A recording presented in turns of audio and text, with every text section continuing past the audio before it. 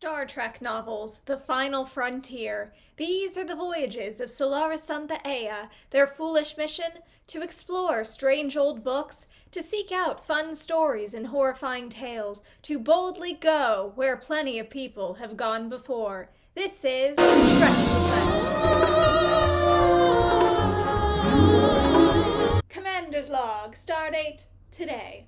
Months have elapsed since my last entry, eventful times in a life future biographers will kill each other for a chance to document. But at last I return to you, my valorous viewers, for another installment of Trek Roulette, the series where I force my worthless human servant to catalogue these artifacts and place them on a tiered list. In my time apart from your eager screens, I have slain many enemies, and by enemies, I mean split ends. Yes, to answer your most pressing concern, I did get a haircut. I sliced away the unworthy excess inches myself with a fine Romulan blade, all so that my head will be freer and lighter when I resume my command. Powerful commanders cannot help but elicit envy from their inferiors, so it is imperative you are able to swivel your head quickly to ensure none of your filthy underlings are trying to stab you in the back. I know you're up to it right now! In fact, I found this haircut so fetching, I had my worthless servant identically groomed in the vain hope they would not be so hideous to look upon. Alas, it did not work. It seems my proud retinas will forever be affronted by their inconceivable, wretched ugliness.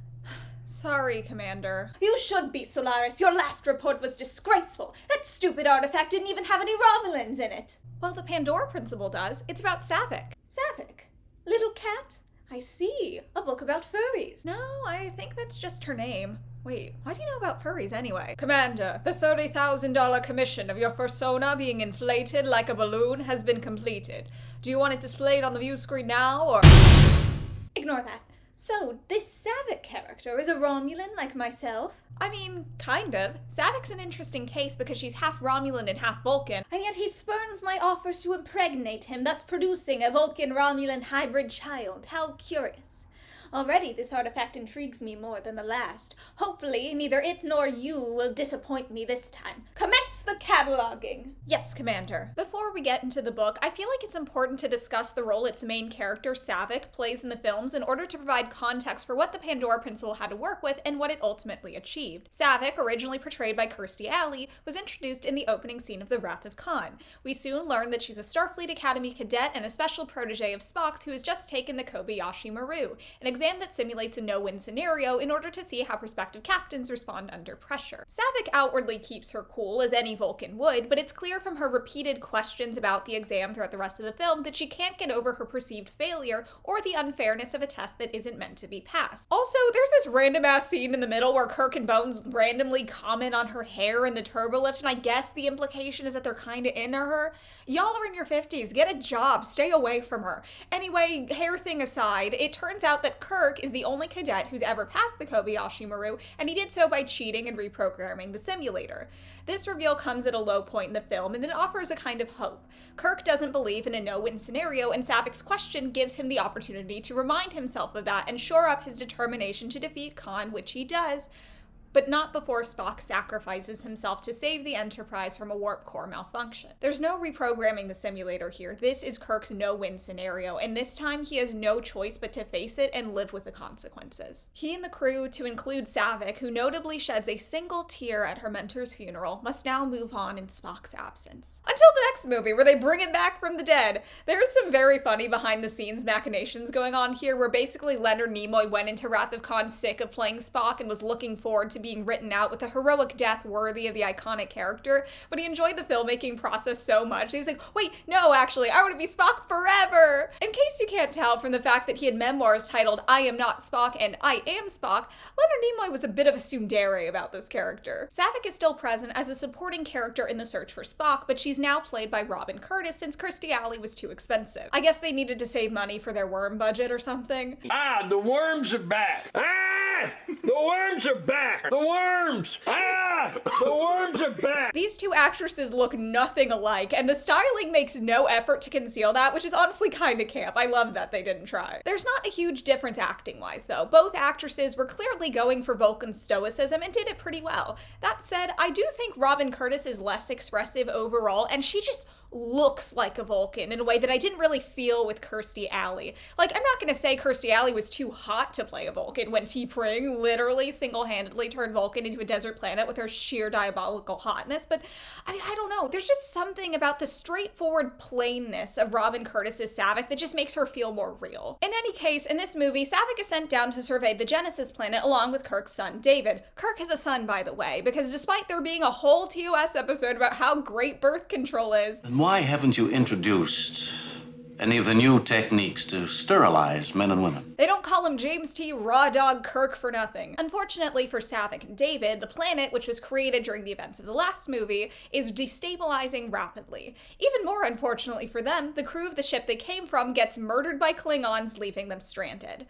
The main thrust of this movie, as you might infer from the title, The Search for Spock, is about getting Spock back. Before dying, Spock was able to put his soul, or Katra, into bones, so he and Kirk realize that if they reunite that Katra with Spock's body, which they left on the Genesis planet, he'll come back to life. However, the Genesis planet has already resurrected Spock's dead body and reverted it into a child's body that ages rapidly as the planet destabilizes, but it's a hollow shell with no real consciousness inside. This is the state Saavik and David find him in, but before long, Spock ages into a teenager, and this happens. It is called Ponfar. Ponfar. Now, a couple notes on this. One, this retroactively makes Spock preferring to literally die rather than explain Ponfar to Kirk even funnier, because Spock's like, we never speak of this to Outworlders. Meanwhile, Saavik's totally chill telling David, who she met like 2 weeks ago. Soon he will feel the burning of his Vulcan blood. I don't understand. Ponfar. Vulcan males must endure it every 7th year of their adult life. It makes the not talking about Ponfar's thing seem less like a cultural taboo than a weirdo Spock hang-up, and I love that for him. The second note, what the fuck? Why? Why are we doing this? We already know from Amok Time that the first time Spock went into heat was when he was 30-fucking-8, so why is he going to Ponfar as a teenager now? This leads to one of the most uncomfortable scenes in, honestly, Star Trek canon as far as I'm concerned, where Saavik helps this mindless teenage shell of Spock through his Ponfar. We just see finger touches, and in the movies we get the sense that Spock and Saavik have a certain rapport, but nothing romantic or even particularly familial, so it's not as bad as it could be, question mark, but it still feels wrong. It felt wrong when I first saw it, and it feels even worse having read the Pandora Principle. But anyway, a little later, Saavik, David, and the unensouled Spock get captured by Klingons. David is killed, but Kirk is able to save Saavik and Spock. Spock gets his Katra back from Bones, happily ever after, next movie. Saavik barely even gets a cameo in this one. As the Enterprise crew is preparing to head back to Earth, she basically just tells Kirk that she's planning to stay on Vulcan for reasons that are never explained. One explanation is that at one point in the writing process, Saavik was going to be pregnant by Spock. By Spock, because of the last movie. And she was going to keep the baby. Couldn't be me. I'm a baby killer makes me horny. Aliens inside me, who gonna squash it like some corny. Get that fetus, kill that fetus, get that fetus, kill that fetus. You're all I wanna. I'm glad this didn't make it to the screen, but oh my god, what a nightmare. And that's the last we see of Saavik, with a couple asterisks. Asterisk 1, the undiscovered country. If you want to avoid undiscovered country spoilers, go to this time skip. I know it's silly to include a spoiler warning for a movie that literally came out before I was born, but I have two very specific friends who know who the fuck they are, who haven't seen this movie yet, and I don't want to spoil it for them the way I spoiled it for myself by going on Wikipedia about an hour through, because there is a twist. Now, Saavik isn't in the movie, but she was supposed to be, and I think it's worth looking into it just to see what this could have added to her character. As for why Saavik isn't here, it seems like they wanted Kirstie Alley back, still couldn't afford her, I guess, and I don't know what the deal was with Robin Curtis, or if they even even tried to get her back, but in any case, Kirstie Alley said no, and rather than recast Saavik a third time, they decided to just reskin her role for a new Vulcan female character. I don't actually remember why she's doing this. I've only seen The Undiscovered Country once, and it was more than a year ago, but what I do remember viscerally is the forced meld between Spock and Valeris to confirm her treachery. Even with a character who'd only been around for this one film, that scene was harrowing to watch. I can only imagine how much darker and violating that would have felt if it was done to Saavik, who'd been with us throughout so much of the series. Having read the Pandora Principle, I am so glad that wasn't Saavik, for reasons you will see. Also, the book came out a year before The Undiscovered Country, so one would assume the author wouldn't have known about any of this. The second asterisk is the short film Unification, and I did just have to pause to Google that title because in my head I call it the Shatner Special because William Shatner was an executive producer. The plot of this film is that Kirk's ghost, I guess, reunites with Spock, who is on his deathbed in New Vulcan in the AOS timeline. Kirk holds Spock's hand and they pass on together. Leonard Nimoy was long dead by this point, which puts a patina of weirdness over the whole thing. And another note of weirdness is that we see Robin Curtis as Saavik with a younger Vulcan at her side, who is said to be her son with Spock. The canonicity of the short film is questionable, but I figured I'd mention it. So that's Saavik, at least in the alpha canon and whatever all the hell unification is. Now, I'm gonna make a confession that is not gonna go over well with certain parts of Tumblr, but I don't like film Saavik. I know, I'm a bad feminist, a bad bisexual, a bad person, but when I say I don't like Saavik, that's exactly what I mean. I don't like her. I don't dislike her either. She's just there, and then she isn't there, and it doesn't matter either way because she's so fucking boring. The movies rarely bother giving her a scrap of personality that can't be explained by the fact that she's a Vulcan who wants to be in Starfleet. If I had to explain her character to someone without using those two attributes, I'd probably describe her as an AP student, derogatory. You know how every AP class has like 1 to 6 students that could literally be told a meteor is hurtling toward the Earth and they'd still keep asking about the fucking AP exams? That's Saavik harping on about the Kobayashi Maru while people are dying. What made her decide to join Starfleet in the first place? Why does she specifically seem to be interested in the command track? We don't know, and it doesn't matter because at the end of the day, neither does Saavik.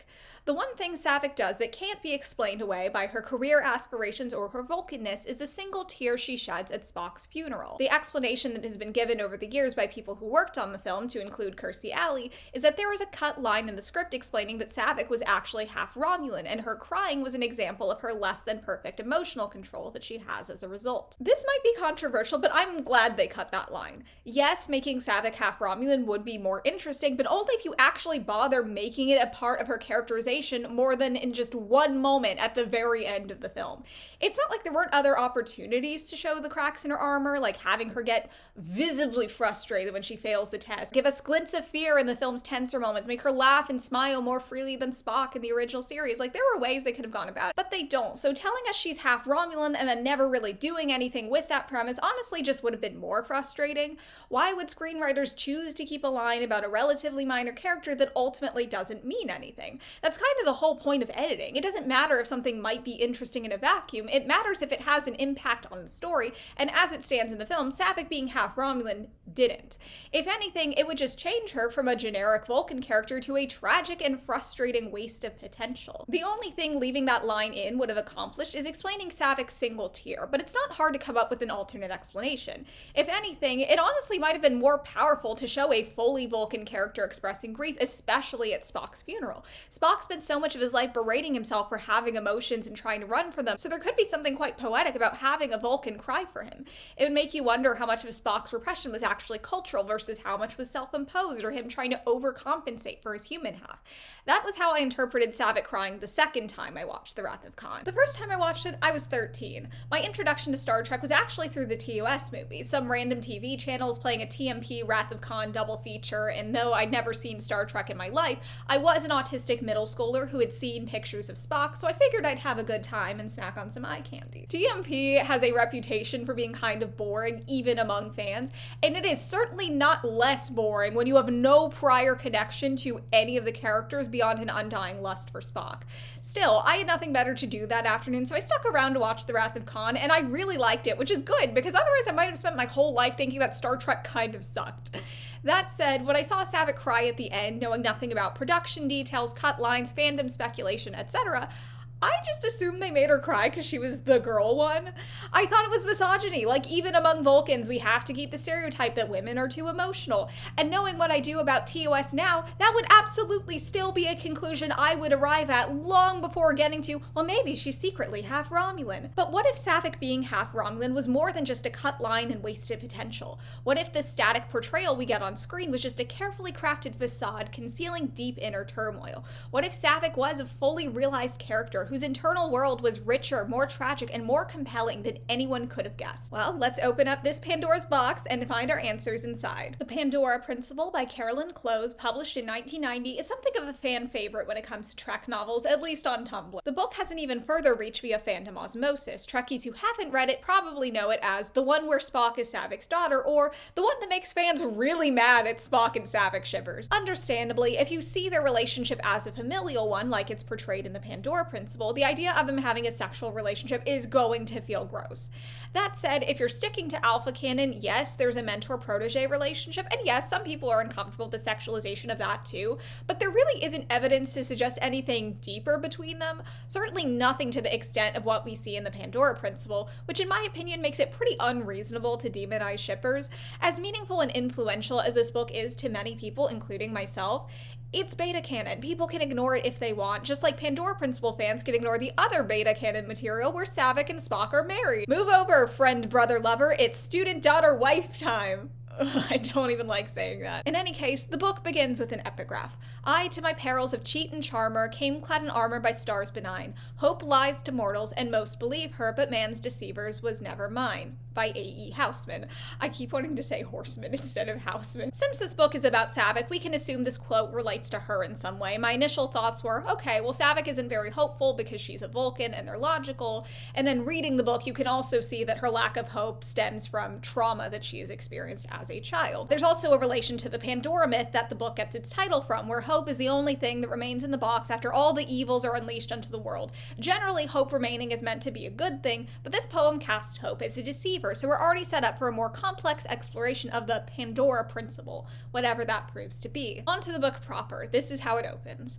Someone was screaming. She hated that sound, hated this trap of strange weaving lights, this place of nowhere to hide. Beyond the light was darkness. No, she couldn't hide there. That was where it waited, where it searched and screamed for her, because of what she'd done. If she could only remember what that was. It is such a fantastic opening. It's purposefully disorienting. The choppiness and relative simplicity of the prose puts us in the mind of a child immediately, and I really like the phrase, this trap of strange weaving lights. It makes us wonder who is trying to trap her and why. The word weaving specifically heightens the sense of being trapped. Literally, it means that the lights are moving back and forth because they're searching for someone, but it also makes you think of a woven snare.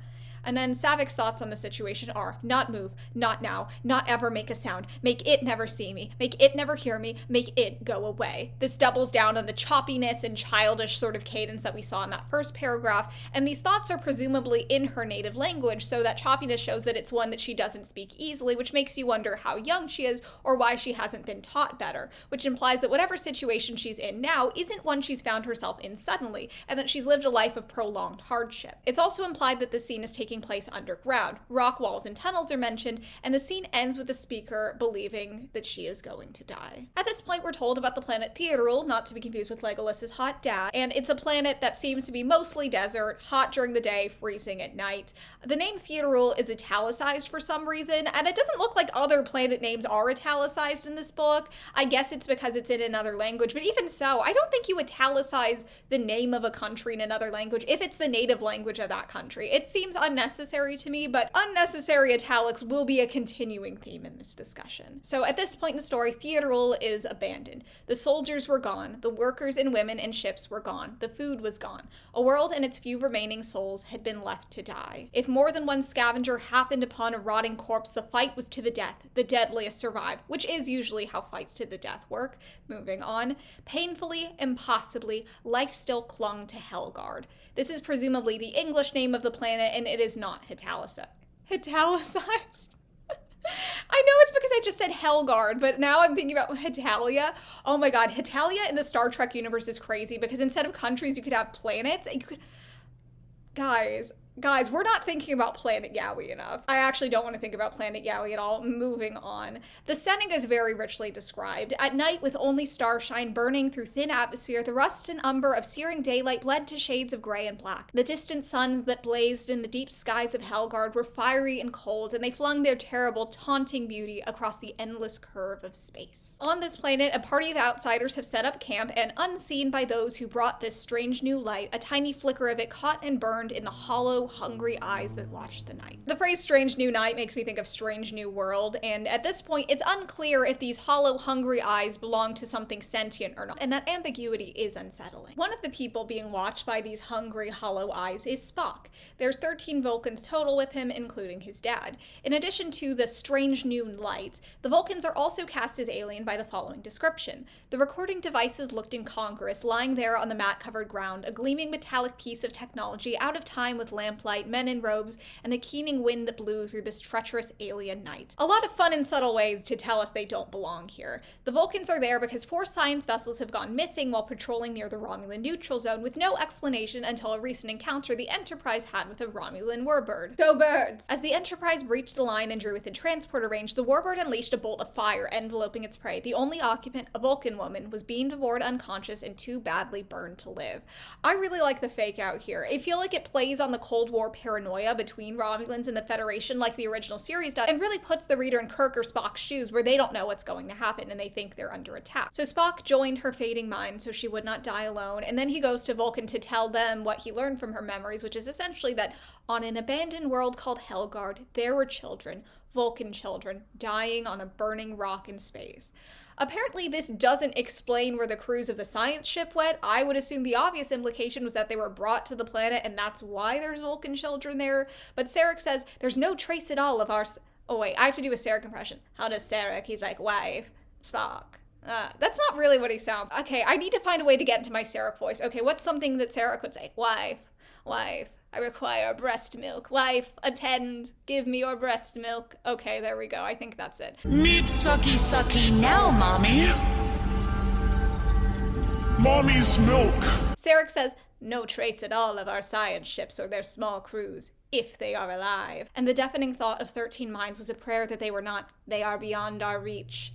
We get a very interesting description of Sarek when he's introduced. The only change in Sarek's composed, expressionless face came when the lamplight caught his eyes. For an instant, they burned like flames. So in this scene, the lamplight has already been put in contrast with the Vulcans' technology, so this is a clever way of hinting at the ancient fire within Vulcans, the seemingly paradoxical burning beneath their logical exterior, and it shows how this planet has a potential to bring out that wildness. This is further emphasized by this harsh description of the Vulcan children stranded on this world, the shattering, irrefutable truth. A band of starving children who should not exist at all, which comes off a little victim blaming, but don't worry, the Vulcans will double down. Hanpar is described here as a season as primitive and unrelenting as their planet's windswept sands. At other times mating, or not, is a matter of personal choice, but every 7th year it becomes a matter of life or death, a matter of being Vulcan. Ponfar, eternal paradox of the Vulcan nature, its private pain, its illogical secret soul. I like the mention of or not here, a little asexual positivity perhaps? Probably not, it's the 90s, but I'm gonna go with it. It's also stated that Vulcans would never choose to mate with Romulans, Spock and the Enterprise incident notwithstanding, I guess. Somehow on this remote, decaying world, internal chemistries had been tampered with. Vulcan minds had been broken. The sacred personal cycles had been disturbed. Vulcans had been raped. This is obviously very heavy subject matter, but I'm glad it's being treated as such here, as opposed to the absolute fuckery of Spock Messiah. So the fire in Sarek's eyes comes back, and the flames in his eyes came not entirely from the lamplight, and its quiet voice filled the tent like a tolling bell, or a peal of distant, dangerous thunder. And we're introduced to another member of the party here, an old and very well-respected healer named Salok, who's especially good with kids, but here were things he did not understand and had never encountered before. And this really makes you realize what a utopia Vulcan is and the downsides of coming from a place like that and being unable to relate to people who are suffering. So, for example, Saavik describes the kids in the following way. Malnutrition is their immediate problem, but not the most serious. That is their minds, their savagery, and ignorance.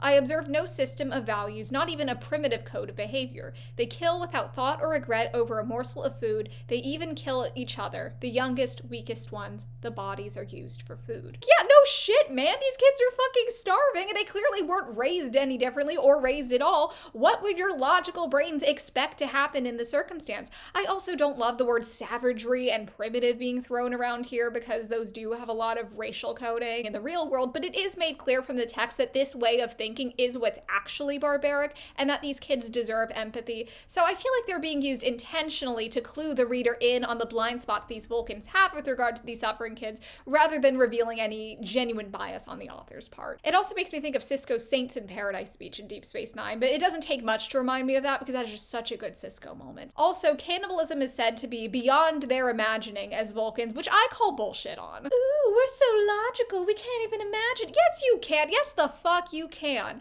Listen, I know cannibalism isn't nice, but if you're a feral child starving to death, it's very logical. If my choices were to eat another child or to eat a rat, the child probably has more meat. That's logic, bitch. And sure, present day Vulcans aren't going around eating each other, but you're telling me there aren't historical accounts of cannibalism anywhere in their long, bloody, warmongery, violent past? I guess we're never explicitly told that pre-Surak Vulcans engage in cannibalism, but like, come on. Even modern-day Spock is at most 3 inconveniences away from completely snapping and devouring bones.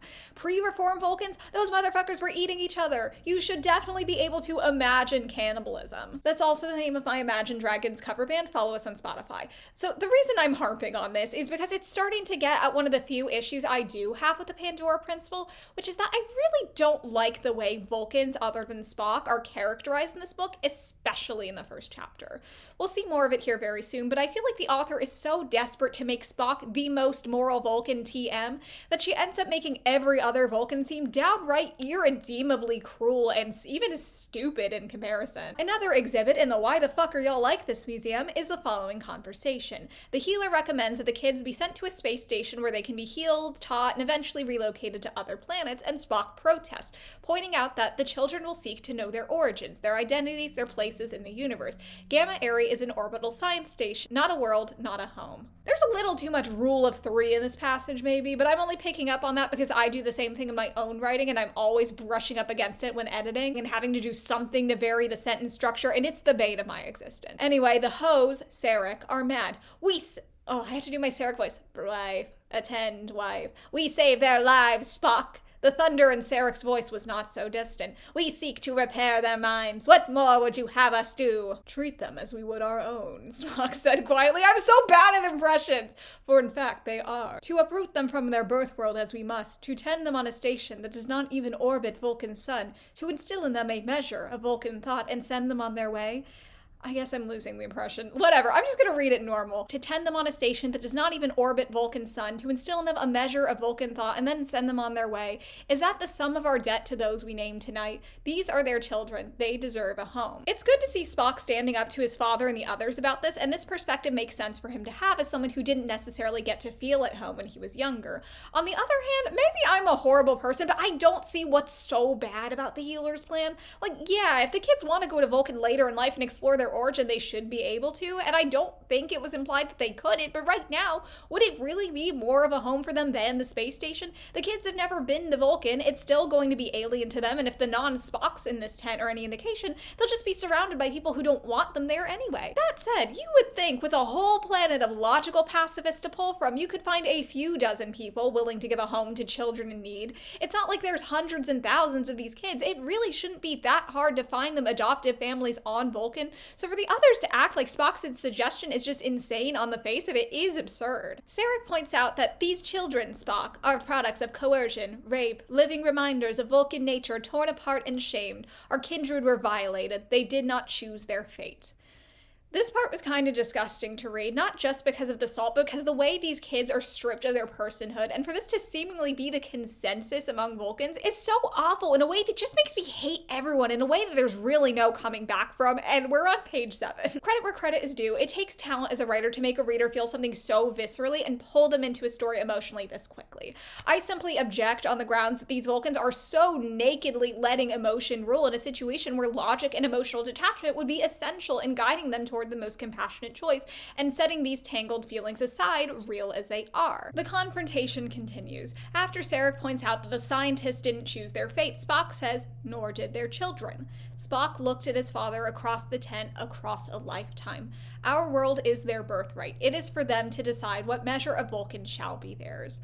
Across the tent, across the lifetime is a banger line, and it really underscores how Spock's perspective is informed by his life as an outsider on Vulcan, something his father can't understand, and he's also speaking about himself here. He claims his Vulcan half, but at this point in his life, post-V'ger, he's also grown past his strict adherence to all things Vulcan and is more willing to forge his own way forward. Again, though, I do think it is for them to decide what measure of Vulcan shall be theirs. Could still be true if they were raised on a space station, but had the option to move later down the line. The healer says, we do not blame them for the poverty of their natures, but we must recognize it. Adapting to life on Vulcan would be painful and difficult for them as well as us. So keeping them separate is for the greater good is his argument, and Spock responds that that equation fails to balance when the greatest good is merely the avoidance of difficulty and when it is purchased at the expense of a helpless few. We say that we value diversity and its infinite combinations. Are we to abandon that principle simply because it becomes inconvenient? Again, I think this is really drawing on Spock's life. He understands the difficulty of being raised on Vulcan as someone who wasn't really seen as one of them and experienced pain because of it, but he would still choose that pain over the alternative, and he wants that option for these kids. At this point, Saavik just fucking snaps at him. Do not presume to speak to us of our principle, Spock! Exclamation point. This decision was never yours to make. Why is Saavik shouting? He's Vulcan! Control yourself, lower your voice, but no. He said, fuck your principles, bitch. Spock points out that the Federation would actually have jurisdiction in a case like this and would require the displaced population to have a homeworld, and this other Vulcan dude we've just now been introduced to, who lost 2 children on those missing science vessels, goes absolutely apeshit. You would speak to outworlders of this? His voice was unsteady with the effort at control. You would threaten disclosure, public humiliation? How dare you? This is not a Federation matter. This is a Vulcan problem. We will care for these half-breeds our own way. This is deranged. He's just screaming shit and being racist. Like, hello? Can we not even have a veneer of logic at this point? Yes, Vulcans are complex people with a lot of deeply rooted contradictions built into their culture, but they take immense care to keep that emperor clothed. Outwardly saying, I am very racist and would rather avoid public humiliation than care for children in a compassionate manner is not a logical statement on any world, but there's no attempt being made to rationalize it here. All the shouting and screaming and italics and exclamation marks. I can buy this being a conversation that Vulcans would have, and these being some of their more deeply rooted concerns, but it feels out of character for those concerns to be voiced this directly and aggressively. As Spock walks away from the tent, he reflects on failing Kolinar and how that made him recognize that he will never find all his answers on Vulcan, and he needs to accept some of his human nature as well, and he thinks about the feral children. Spock had seen their faces, darting, fearful, wasting faces, starving bones and starving minds, dull, empty eyes that held no promise, that watched and waited for the dark, half children and half dead, half animal, and half Vulcan. The half and half here really underscores the fact that he sees himself in their split nature. At this point, Spock gets ambushed by a feral Vulcan boy, but before the kid can kill him, someone in the shadows throws a knife and hits the kid right in the heart, and he dies, which saves Spock, fortunately, and then a starving, filthy Vulcan girl steps out of the shadows and loots the corpse before pulling the knife out and brandishing it at Spock. She peered at him under her dusty snarls of hair with bright, hollow eyes, intelligent, crafty, curious eyes. How old, he wondered, 9? 10? And how often has she killed? She also looks familiar to Spock, though he can't quite place why. The girl makes him give her his tricorder, but gets mad when she doesn't find any food in it and asks in Romulan what it is, and Spock says it tells him things, and she shakes it and demands, "Tells!" When it refused, she bashed it with a bony fist. "Stupid son of bastard," she swore and flung it back to him. "You tells!" Certainly. What do you wish to know? Stars! She says the word stars in Vulcan, which surprises Spock, but he tells her where he's heading and points toward the mountains, which terrifies the girl, though Spock's not sure why, and he's still not sure why he recognizes her, though he knows she can't be the daughter of the woman he melded with because she went missing 6 years ago, and this kid is obviously a bit older. While Spock's mulling that over, the kid kills and eats a lizard, and even offers him a piece, but he turns it down because he can't fucking hang. Her offering a bit of precious food to the stranger shows that she's not just the mindless savage that the healer thinks all these children are. Then the girl looks up at the stars again, her face solemn and expectant. She searched the sky as if she were waiting for something to happen, trying to remember something. And Spock offers to take her into the stars, but she panics and points in the sky and yells, "Run!" And her last word was also in Vulcan, meaning flee, to run for one's life. Spock is upset that he failed to win her trust, and he assumes he'll be able to find her the next day, and when the rest of the party lure the children out with food, laced with sedatives, so it'll be easier to transport, and in the meantime, he builds a little grave for the Vulcan boy that was going to kill him. Spock returns to the tent, and the old healer, who seemed a little more receptive to his words earlier compared to everyone else, though he didn't agree, greets him, and Spock realizes that his confrontation in the tent, his embarrassing words, his abrupt departure from the gathering would be acknowledged in typical Vulcan fashion. They never happened. Again, I call bullshit on this being typical Vulcan fashion. Sarek held a grudge against Spock for 20 years and had no problem acknowledging that he didn't want him in Starfleet and would have preferred him going to the Vulcan Science Academy, but this is so small potatoes compared to everything else that's happened in this goddamn tent earlier that I'm just gonna move on. The healer tells Spock that the Vulcans decided to let the kids be adopted by Vulcan families after all, pretty much exclusively so they won't have to report this to the Federation, and Spock is the one who has to tell the kids this news and essentially babysit them on the trip to Vulcan. We get a good bit of characterization for Spock here. It could not be said that he had an affinity for children. In their behalf, he would risk his life gladly. In their presence, he much preferred to be elsewhere. They have Sarek make an announcement using the translator. He spoke of simple things, food for everyone every day, a place where people didn't hurt or kill and there would be no need for fear, shelter from the heat of the sun, and rooms at night where no harm came and they could sleep. One by one, from rubble and doorways and in between the rocks, children crept out to listen. For some, this would have been their last sunrise. None looked savage now. Finally, we're humanizing, or I guess Vulcanizing, these children as a whole. We're also told that there was truth and goodness in the voice beckoning them. And after everything Sarek has said in this chapter, I will say truth and goodness are not qualities I would ascribe to his voice. And it's certainly not ones that I've been inflecting into my impression of him, but my impression of him isn't good, so we can't hold that against him.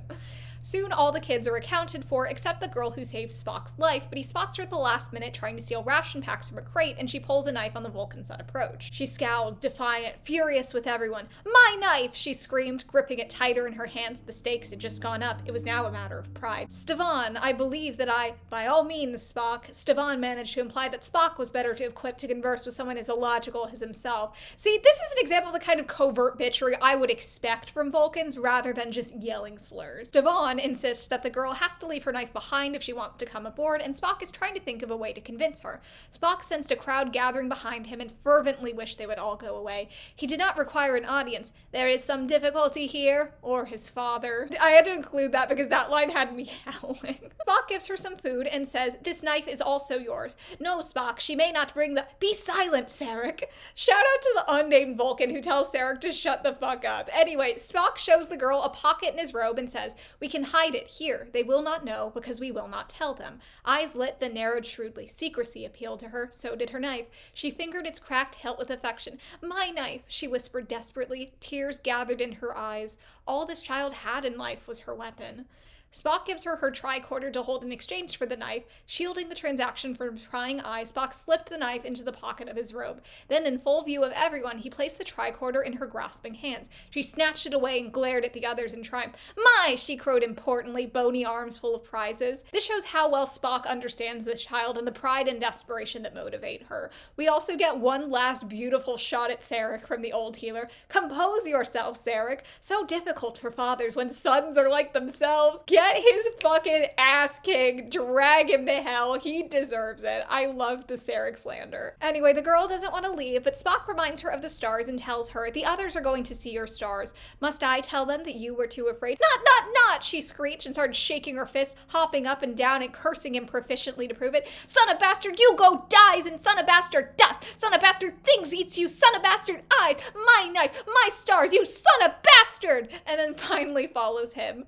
The chapter ends ends on a description of the abandoned planet and the truly haunting line, "And deep inside, Helgard rumbled in its sleep." The next chapter opens with a nightmare sequence that's genuinely so good I'm tempted to read the whole thing, but I'll limit myself to the first few lines because that should be enough to get the point across. Someone was screaming. That was always the same, and she was trapped in the place with the walls of eyes, lights that moved like dust in the suns, with colors that only came in dreams. They grew and changed and fell back inside themselves forever like the sky. They knew all about the screaming and how she hurt inside. They hated her. She hated them. She didn't want to die. Run, run, run. Blood rose and bubbled in her throat. Fear ripped apart her mind. A trap with no way out, nowhere left to hide. There's interesting contrast between the dreamlike fantastical imagery and really visceral physical detail that keeps you grounded even in the midst of a scene that's meant to be disorienting, which is hard to pull off in writing. The first line, "Someone was screaming," is also the first line of the previous chapter, which clues the reader into the fact that the person having this nightmare is almost certainly that same character. Toward the end of the nightmare scene, the person dreaming reaches for a knife and can't find it, which is probably enough to make most readers suspect, correctly, that the dreamer is the feral girl Spock was interacting with on Helgard. The nightmare ends, and Saavik jolted awake, and reality burst into life around her, her uniform, her desk, her equation on her screen, her room, Starfleet Academy. This is the first time we're given her name, and the repeated use of "my" echoes the possessiveness of "my knife" and "my stars, and shows how the nightmare has driven her back into that instinctive grasping place of survival, and even now at Starfleet, those instincts are never far from the surface for Saavik.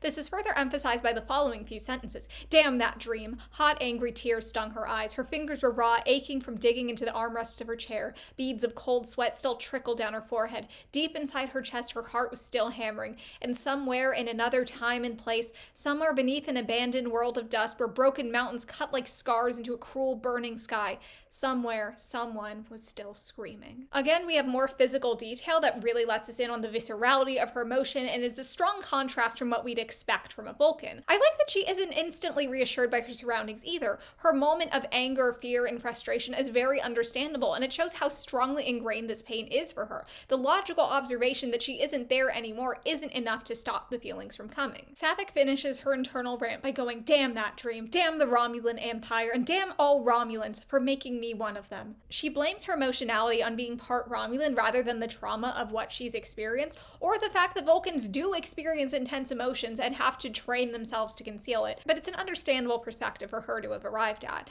After this, Saavik does calm herself down, and she smooths out some wrinkles on her uniform. So easy, so civilized. "I am no more a Vulcan when I'm asleep than when I'm awake," she thought bitterly. Real Vulcans never dream such dreams. Real Vulcans never hate or fear or feel such shame. Real Vulcans never want to kill. All of which is clearly bullshit, and I honestly laughed out loud reading this after chapter 1, where we just had to deal with the most hateful, fearful, shitty Vulcans I've ever seen. But again, this is an understandable perspective for Saavik to have. She's young and idealistic. She buys into the "this is how Vulcans are meant to be" propaganda and blames herself instead of blaming the system. And this puts her in a similar place to Spock in the original series in the motion picture, which is interesting because Spock has gotten to move forward since then, which makes you curious to see how he's going to interact with someone who reflects his own past back at him in such a way, and how her arc is going to differ from his. So it had been about a year since I first read this book, and I didn't actually remember what resolution, if any, it had in regards to Saavik's self-loathing about her Romulan half.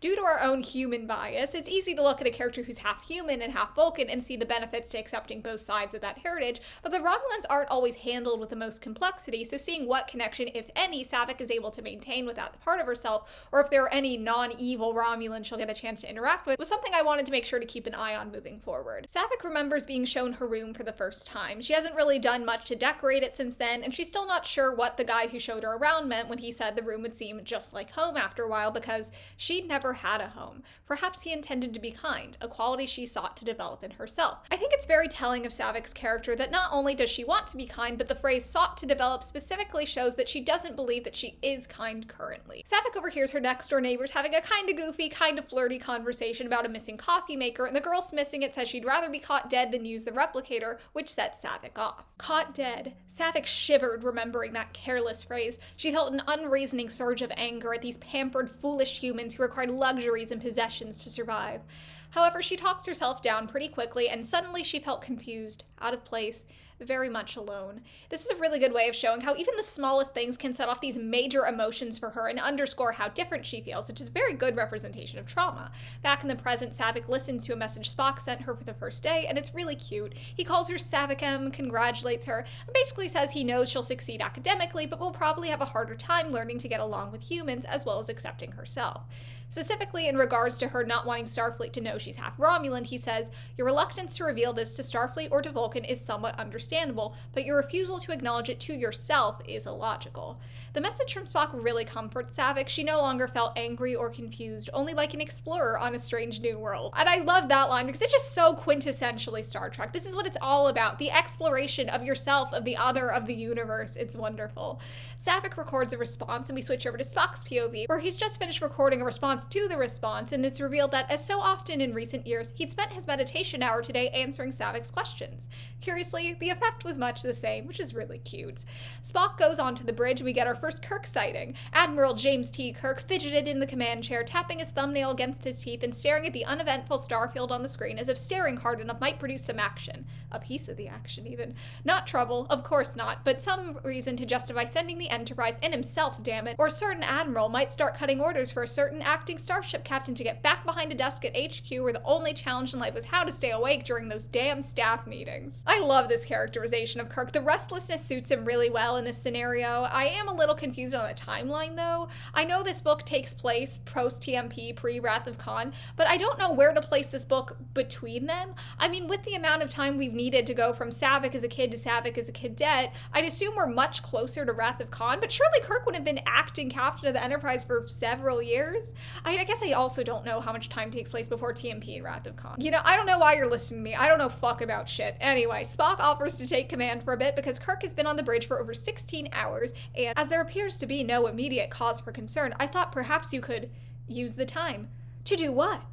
Well, perhaps some fun, Captain. A leisure activity, an intellectual pursuit, an athletic exercise. I'm so mad we don't get to see Kirk respond to Spock telling him to touch grass and chill out, because unfortunately they get contacted by Starfleet. A Commodore tells the Enterprise about an unidentified vessel coming in from the Romulan neutral zone, which perks Kirk right up. Kirk puts the ship in warp 5 and Spock goes, "Having fun, Captain?" "Fun, Spock." Kirk turned, outraged innocence itself. "This could be very dangerous, you know. We're ordered off course and the ship has no business in the zone. Any treaty violations get hung around my neck, and you ask me if I'm having fun?" Kirk leaned back, a slow, satisfied grin spread across his face. "Hell yes, I'm having fun," he said softly. Again, awesome Kirk characterization, A+, no notes. They're unable to hail anyone on the ship, so Kirk has Spock, Bones, and Scotty beam over. All the Romulans on the bridge are dead. Spock points out that they were all fairly low ranking, and they're also revealed to be pretty young. Bones is the first one to notice when he examines one of the bodies and says, "Damn it, Jim, this one's just a kid." I know that Bones is "Damn it, Jim," and "He's dead, Jim" get clowned on to the point where they can come off very cliche or overused in writing, but I will allow it here. I think it strikes the perfect balance of gruffness and compassion that gets to the heart of Bones' character. Spock sees that the ship was heading for Starbase 10, which makes Kirk assume they were planning to attack, but Spock points out that the Romulans probably wouldn't be stupid enough to send one ship to attack a base, and Scotty finds a ruptured cooling line and a bunch of other engineering failures that explain how a gas leak was able to kill everyone, and Kirk orders them to search the ship for any other bodies, survivors, or causes of death. When they get to the turbo lift, they find a really pretty shiny box with multicolored spiral lights inside that surely has not been placed there for any suspicious purposes, just a run-of-the-mill glowing artifact on a ship full of dead people. Spock stared, feeling himself drawn by the vibrant color spectrum and the chains of turning designs within. "Captain, I have never seen anything resembling this. It is beautiful," he thought, but said aloud, "Its purpose is not apparent." "So maybe it's art, Spock. Maybe it doesn't have a purpose." "Doctor, all things have a purpose, particularly art. Your haphazard view of the nature of things is most—" "Gentlemen," the captain's tone was soft and dangerous, "my patience is wearing very thin. I want a search of that ship now. I'm not interested in Romulan art." Triumvirate bickering. I love it here. Spock and Bones follow orders, but Spock can't stop thinking about the artifact, as well as how strange it would be for the ship with no emergency life support functions on the bridge to randomly have this absolutely unprecedented, gorgeous work of art for no reason. They find 3 more of these Romulan lava lamps, Romulava lamps if you will, to include one in the commander's quarters, although there's no sign of a commander or anyone of a higher rank on the whole ship. Kirk is really sick about hearing about these fucking lava lamps, so when Scotty says he found another on the 4th floor as well as some gadget, Kirk fully snaps at him. Damn it, what gadget, Scotty? What do you think you've got? This was ridiculous. No one was telling him anything. Then Spock goes down. Spock sounded as calm as ever, but the silence seemed to go on interminably. Ah, yes, he finally said. Yes, I see. Well, I don't see, gentlemen, snapped Kirk. So will one of you kindly tell me what the hell is going on here? I love it when Kirk gets to be a bitch. Someone give the captain a Snickers bar, okay? He really needs one right now. This was ridiculous aside especially is so easy to hear at a Shatner cadence inside my head. And putting the reader in Kirk's shoes here is a great way to build anticipation and make us just as lost as he is. So Spock and Scotty don't want to say what they found over a communication link that could be traced, so Kirk orders them to beam whatever they found aboard, and it turns out to be a cloaking screen with unlimited range in warp drive. They give us some technobabble to explain how it works. I don't care, read the book if you do, but this is obviously very bad news for the Federation, so Kirk orders Uhura to send an encrypted message to Starbase 10 using a new type of code, which Kirk explains is called the Rose Crypt. By any other name, get it? Someone has a sense of humor, and encodes and decodes an individual ship and destination ops manuals, and then gets cross-ciphered by Starfleet calendar dates. But that's as far as I get. Uhura must know what she's doing. No doubt she does, said Spock, since it was she who invented it.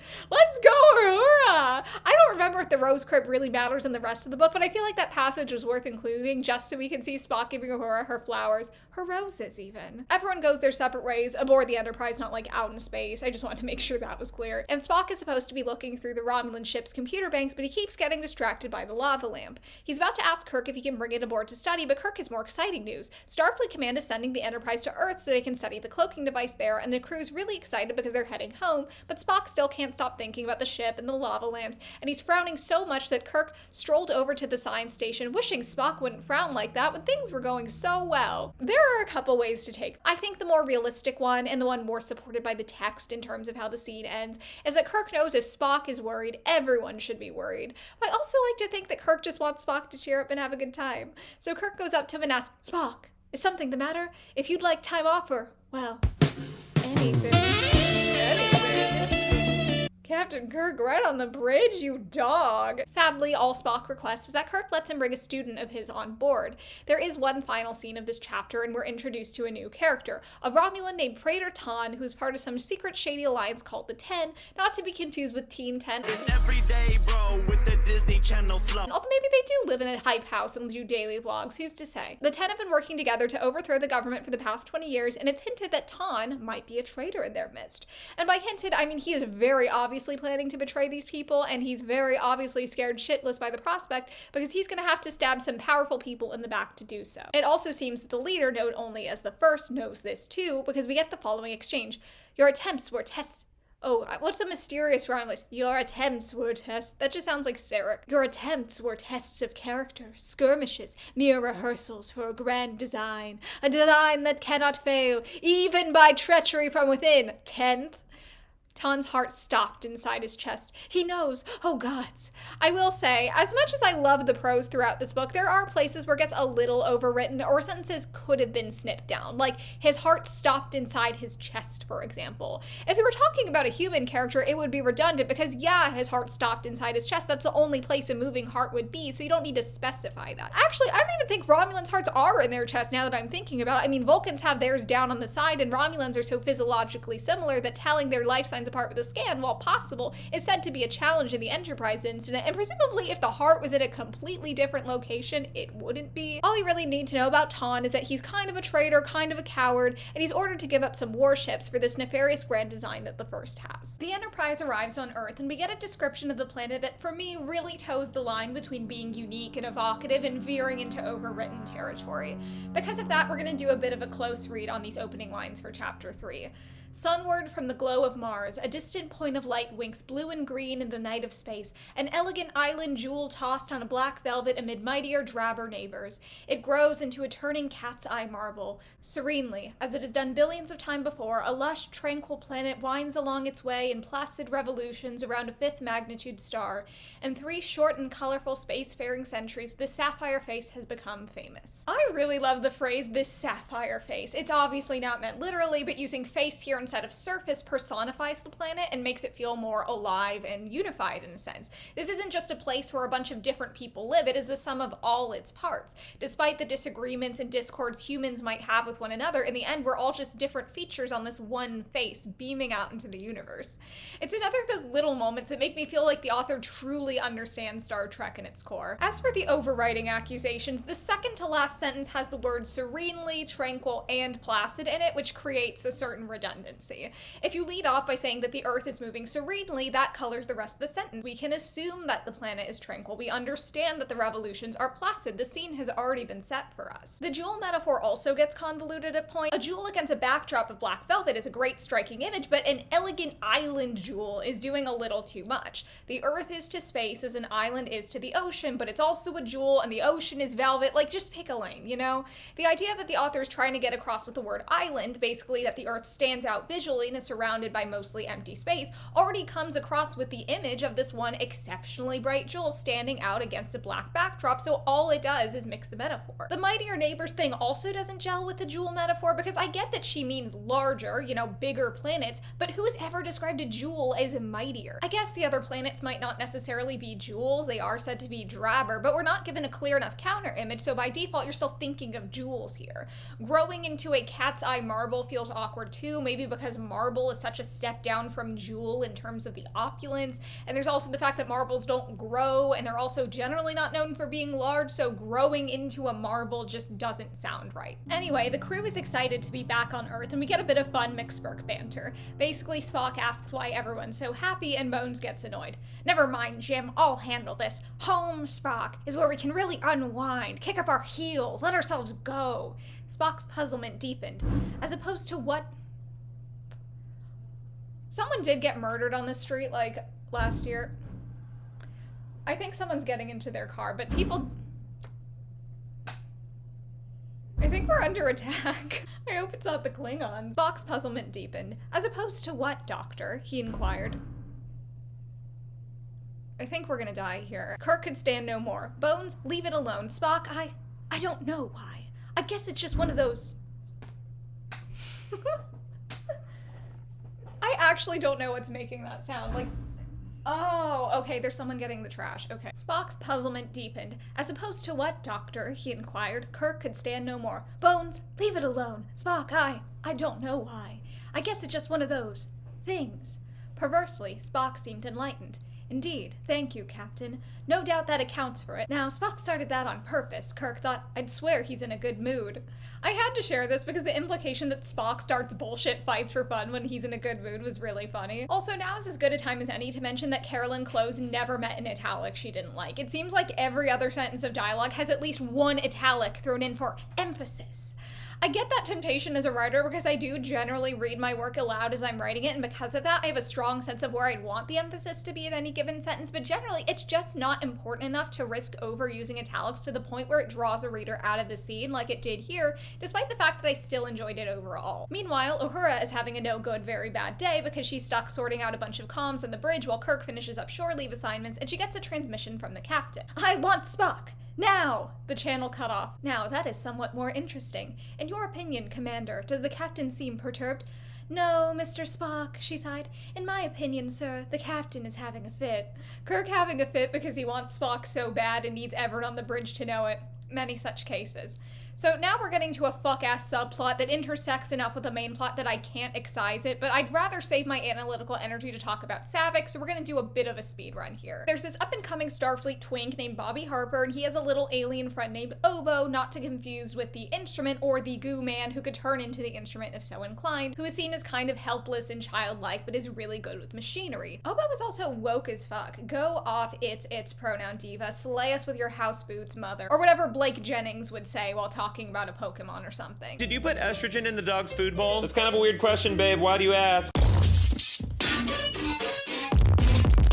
Harper wants to help Obo get into Starfleet, and he even turned down a position on the Enterprise to stay working on a dock with Obo. Another important detail about Harper is that he's from a place on Earth called Life City, as opposed to every other city, dead bitches only in those cities, which basically exists to house a bunch of exhibits based around different planets to show off their geology and culture, which is a really cool concept, but sadly we mostly just hear about it secondhand and don't actually get to go there during the events of the novel. Before we move on, here are some important facts about Obo. It's small, has cartilage instead of bones, its skin changes color to express emotions, and it has a typing quirk that would put any homestucker to shame. The first letter and letter R's and just about every other vowel in every other word that it says are written out 3 times each. Here's an example of the compelling dialogue you can come to expect from Obo. Harper asks, "People getting their drinks okay now?" Obo nodded vigorously. "Easy fix, very quick, good, Obo." I don't know if it's supposed to sound like Obo's climaxing at the end while saying its own name, but how else am I supposed to read that? I am not fond of this creature, in case it's not clear. I never found you funny. I never found you entertaining. I never found you smart. I just found you annoying. I didn't like it when I first read the book, and now I especially don't like it because its name is so similar to Odo's that it just makes me wish I was watching Deep Space Nine instead. However, it does wear tiny little overalls, and even a heartless cunt like me can admit that that's pretty cute. I know I said I wasn't going to talk about the subplot too much, but I need to mention that despite being smart and hot and strong, Harper is terminally bitchless because he always has Obo hanging out within scaring the maidens radius. One of Harper's friends says this directly: "You can't even keep a girlfriend with the kid tagging along." But Harper later thinks about how unfair it is that no one takes Obo seriously but him, and thinks that if a girl didn't like Obo tagging along, then she was the wrong girl for Bobby Harper. Harper really said bros before hoes. He said, "My queer platonic alien bestie is going to be in the cock chair with binoculars, and if you don't like it, you can leave." Oh, Obo gets to watch. Obo likes to watch. Good, Obo. I actually can't bring myself to fully skip over the yowie-licious undertones in some of these scenes. We're gonna go back to Kirk and Spock soon, but I'll leave you with this last tantalizing glimpse at Harper and Obo. "Okay, Obo, now you be good tonight.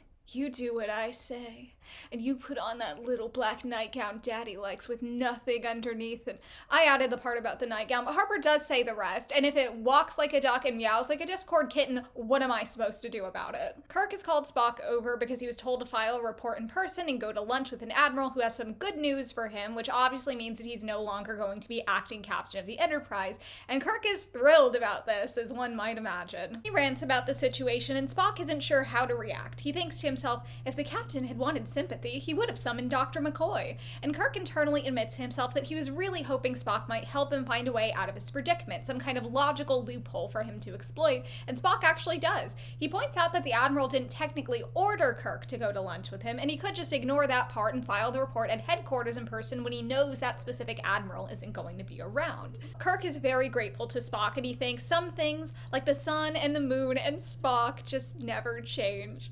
This is really sweet, and it also makes me think of when Spock compared Kirk's moral goodness to the force of gravity. We also get another little scene where Spock tells Uhura to reserve a shuttle for Kirk. The only one that's going to be ready in time was already reserved for Bones, and when Uhura asks what she should tell Bones, Spock replies, "You may tell him, Commander, that he is..." The pause filled with possibilities. Outranked. Spock out. Fortunately, he never heard the doctor's response. Spock being a petty bitch and causing problems on purpose, going out of his way to find the explanation that would annoy Bones the most, is iconic. I'm looking at my notes right now. I saw that the next scene was back in Harper's perspective and yelled "no" out loud. I'm glad I documented this for future me because it's only been 2 weeks and I've already forgotten. Any case, Harper and his friend, his human Starfleet friend, not the pet freak, are packaging up the artifact Spock and co found on the Romulan ship, and Harper gets permission to send one to Life City so his mom can examine it since she's, to quote Harper, a specialist. Presumably an alien artifact, so that's still a broad-ass specialty, so I don't really know. Harper meets an ensign named Jesse Corbett and instantly falls in love. And while he's mooning over her and planning a happily ever after where he and Ensign Corbett are both pregnant with Obo's boneless babies or whatever, he realizes he doesn't know where Obo is and freaks out. But Obo comes in running, scared for its life, and Bobby calms it down, though he's not sure why Obo is acting like this. Now back to the story that matters. Spock is waiting to meet Saavik and thinking back to the early months he spent trying to get her acclimatized to life off of Helgard, specifically a time he tried to teach her how to write her name. The pencil snapped. Papers tore, Spock's parentage was maligned, as it should be, and the gods were invoked with increasing venom. Unaware that these were merely storm warnings, he met each outburst serenely with an implacable encouragement. I like the phrase implacable encouragement here. It's easy for us to think of the ways Vulcans wouldn't make good parents, since our main example of a Vulcan parent is Saavik, but the word implacable shows how the trait of Vulcan stoicism and not responding from emotion can actually be useful when responding to a child, especially if you pair it with more gentleness and emotional intelligence, the way Spock is able to because he's more in tune with his human side at this point in his journey. Saavik yells at Spock that she hates him, tells him to go away, throws pencils at him, and Spock decides to end the lesson and put her to sleep, but her eyes went wild with fear. "You go, stupid sleeps! You go rights, you stupid self! You go away, Spock! Go away!" Without even telling us directly, it's so clear that the split-second moment of fear is because of Saavik's nightmares. It's a great bit of subtle storytelling that shows how well Clowes has established this character. Despite all this, and despite Saavik wreaking even more havoc, Saavik, her cool sunglasses wearing alter ego, Spock finds Saavik the next day holding a note that says, "Spock not go, my name is Saavik." Basically, because Saavik was so dangerous and only tolerated being around Spock, he ended up becoming her guardian, taking a year of leave off of Starfleet to try and get her more stable, and move them to a house in the woods on some out-of-the-way random little planet. After the fuss he kicked about not raising the children in Vulcan's orbit, that actually does annoy me a little bit that they're just on some random planet. Like, you couldn't have found a house in the middle of nowhere on Vulcan? We get a line I really like about Spock. Spock knew nothing of children, except that he had once been one, and had managed to get over it, and saw no need to dwell upon things that could not be helped. We're approaching "don't put it in the papers that I was mad" levels of definitely not over, but whatever you say, Spock. Gradually, as Saavik gets used to life with Spock and being treated kindly, she starts to calm down. She has a lot of questions that Spock is willing to answer, and when she understands why he wants her to do certain things, she's generally willing to do them, and she stops killing. That said, she does still like to capture creatures and bring them home as a sort of use of her hunting instinct, and at one point she kidnaps a child and ties it to a tree and tries to give it an etiquette lesson. "And now I tells you how to be a Vulcan! Not kills anyone's anymores, not eats little animals, stop your cursings, wears you shoes, try not interrupt, be logical like Spock, not, you stupid, not eats own fingers, not logical, you eat someone else's." I think this is the moment when I first read this book that I decided it was the best Trek book I'd ever read. It's so funny, and it's also sweet in a twisted way to see that Saavik has really taken Spock's lessons to heart. The scene continues. "Where did you get this, Saavik?" "Finds it broken," she complained, as would any aggrieved customer who had acquired a faulty product, "and stupid, eats on own fingers." From there, Spock and Saavik untie the baby, and soon after the mom finds them, and she thinks Saavik just found her baby and thinks she's so sweet and helpful. Saavik soaks in the praise, Spock is seething, and at last they, the family, departed, holding, hugging, and kissing baby, whose gender was never alluded to. 1990, the year Star Trek went woke. They're trying to trans your kids and non-binary your babies. Parents beware! Right after this, we learn that Saavik is determined to join Starfleet, so Spock uses the kidnapping situation as an excuse to teach her about the Prime Directive. From there, we get a very sweet passage that's basically just Spock learning to love parenting. He found he enjoyed her company. He hadn't expected that. Or to begin telling tales of his captain and his ship and all the worlds and peoples he had seen night after night as they watched the stars. To teach her, he told himself. And had he admitted to see just once if she would smile. But Saavik never smiled, and if she cried, he never saw it. And Spock found something else, which he didn't examine too closely. The respect and trust of someone who needed him, who needed precisely what he had to offer, who never asked for what he could not give. I like how much of this is couched in distance and denial, things Spock won't admit to himself or examine too closely, because it makes sense for his character to not fully accept feeling any emotions, let alone positive ones like the love he's starting to have for Saavik, or what it means to feel needed and accepted by her and being able to accept her and to give her what she needs. Specifically, Spock feels accepted by Saavik because he never has to feel like he's not Vulcan enough for her. He's the only Vulcan she really knows, so he wins by default. He can be himself and never worry that it's not good enough. Also, obligatory his captain mention. It's so cute to think of him telling her stories about Kirk, and I wish we got to see Kirk and younger Saavik interacting. Honestly, she should have been raised by the whole polycule. Let the feral child run around on the Enterprise. It's just another Tuesday for y'all anyway. You've been through worse. We get a much less wholesome scene after this where Spock and Saavik see some rabbits fucking. Which, that's not the unwholesome part. Rabbits fuck, it's natural. But this leads to Spock doing the absolute worst anyone has ever done it, trying to give her the pun far talk. And after some vague back and forth, Saavik says, "I want to know about making Vulcans and what you did with yours." Fittingly enough, this conversation takes place on page 69. Nice. Spock initially snaps at Saavik, but he realizes he's being unfair when she asks, why is that a bad question? And he responds, there are no bad questions, Saavikham, only complicated ones. And personal ones. Spock also thinks back to getting the talk from Sarek, which understandably seems to have had quite the impact on him. And then it all came back to him. Another afternoon seen through 7-year-old eyes, hot Vulcan sun streaming in the window, sand shimmering in the heat, the strangeness of his father's voice. The sand outside still shimmered in the heat, but it would never be the same. The sand, the sun, his father. After that day, nothing was the same. This is genuinely haunting, and the implication that this talk was the beginning of the end for Spock and Sarek's relationship is fascinating, and also very relatable to anyone who's ever gone through puberty. I also like the entwining of the natural world and what's happening between these characters. They're talking about a natural phenomenon, and just in the way that, you know, the revelation of Ponfar shouldn't change their relationship, it shouldn't change how Spock sees the whole world around him either, because it's a part of that world. But of course, with the stigma that societies like the Vulcans and like our own put on sex, it becomes this perverse thing. So Spock actually does tell her about his first Ponfar, which is diabolical work. And Saavik says, I am glad you did not die, Spock. You or your captain. She was a bitch. Now, young Saavik curses a lot, but this is the first time we've heard her use the word bitch, and it is in a deliberately misogynistic context. If you think I'm putting too fine a point on it, Spock tries to correct her here, and she doubles down. You say it is bad to hurt people, but she made people hurt each other. That is much badder. She was a bitch. Spock didn't trust himself to comment. He came perilously close to agreeing with her. Spock's almost agreement here is what I think is really telling, and to me implies that we're also supposed to agree, and fuck that. Y'all will never get me to hate T'Pring instead of the fuck-ass system that treated her like literal property and forced her hand. If Vulcan had no fault to force, this never would have happened, but are we gonna blame the patriarchy? No, we're gonna blame the women trapped under it for playing by the rules they didn't write. Bullshit. Also, it's good to know that even the feral child of a completely different species than our own, raised on a remote planet, can still learn to hate women. It's like the spirit of Spock Messiah is still with us. God, even with how much I hate those lines, I still feel the need to apologize to the Pandora Principle. At least this is just one scene of shitty misogyny instead of 182 pages, and however goddamn many sticky notes I had to put in that thing. The next chapter opens with Saavik on the Enterprise. She's super excited, but makes sure to keep that to herself so as not to embarrass herself or Spock, but it's really cute, especially because her internal monologue goes over a bunch of actual TOS episode plots. For example, the Tholian Web and Khan are both referenced directly, actually.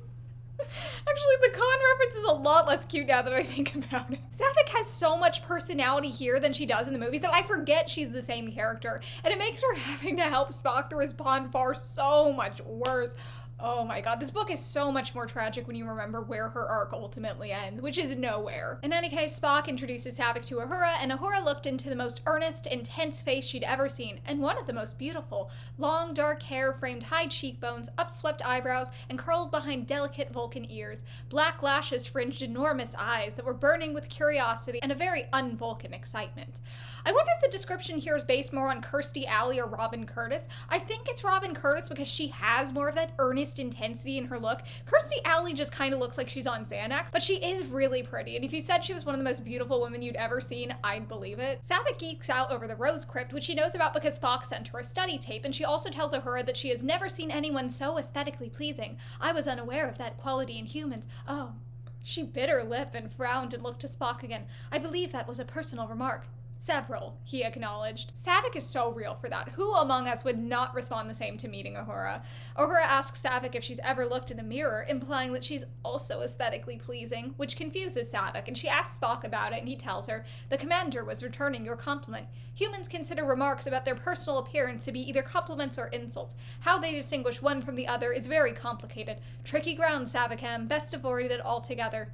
Oh, I am relieved I gave no offense, but I intended no compliment, Mr. Spock. I believe I was being entirely objective. She is objectively correct. Uhura is the most beautiful woman in the universe. Let Saavik cook. Meanwhile, Kirk has been on Earth for all of 5 minutes before he starts getting restless. Earth in spring, nowhere quite like it.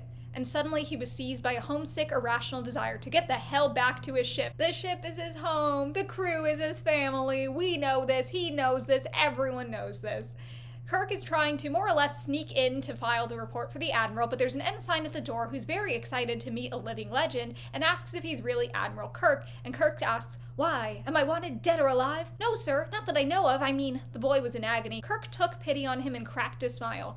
"I mean, I read about you in history class, sir. Never thought I'd get to meet you." "History? Much worse than being wanted dead or alive. Ancient or modern?" Kirk asked a bit sharply. The ensign wasn't sure. He may be old, but jokes where he gets dragged for his age never will be. This is just like the scene in Cars 3 where Cruz meets Lightning and she's like, "I grew up watching you race," and a piece of Lightning McQueen's soul dies in real time. Person who has only watched Star Trek and the Cars movies, this Star Trek book reminds me a lot of the Cars movies. Kirk sees that the ensign is reading on duty and teases him a bit, but he softens when he sees that it's Treasure Island, one of his favorite childhood books, and the ensign explains that he got it as a gift for his younger brother. The ensign wants to announce Kirk's entrance, but of course Kirk's trying not to get caught, so he says, "What's your name, ensign?" "Richard, sir." "You putting in for a starship assignment, Richards?" "Yes, sir. Fine.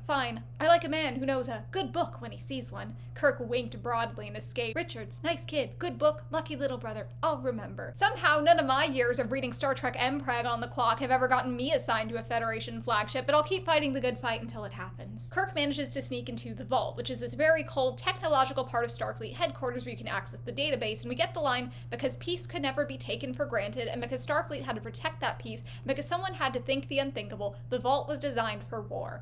Kirk hated the place. This passage really cuts to the core of the inherent contradictions of Starfleet. Is it military? Is it not? The world may never know. Once in the Vault, Kirk's able to see that the Admiral he's avoiding did officially promote him, and he's furious. He orders the computer to stick that back up the Admiral's database. But he seems to have a plan. The last we see of him in the scene is him erasing his request from the information from the database and making an incident report. We get introduced to a couple of minor characters mid-boning session, I'm not kidding.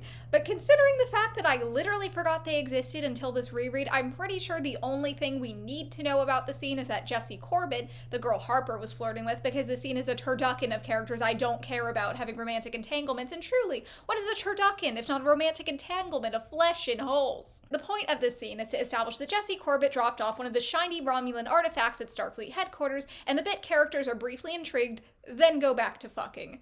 We also get a bit of internal monologue from Jessie Corbett letting us know that she likes Bobby Harper too. Maybe they'll see each other at the next sock hop and start going steady.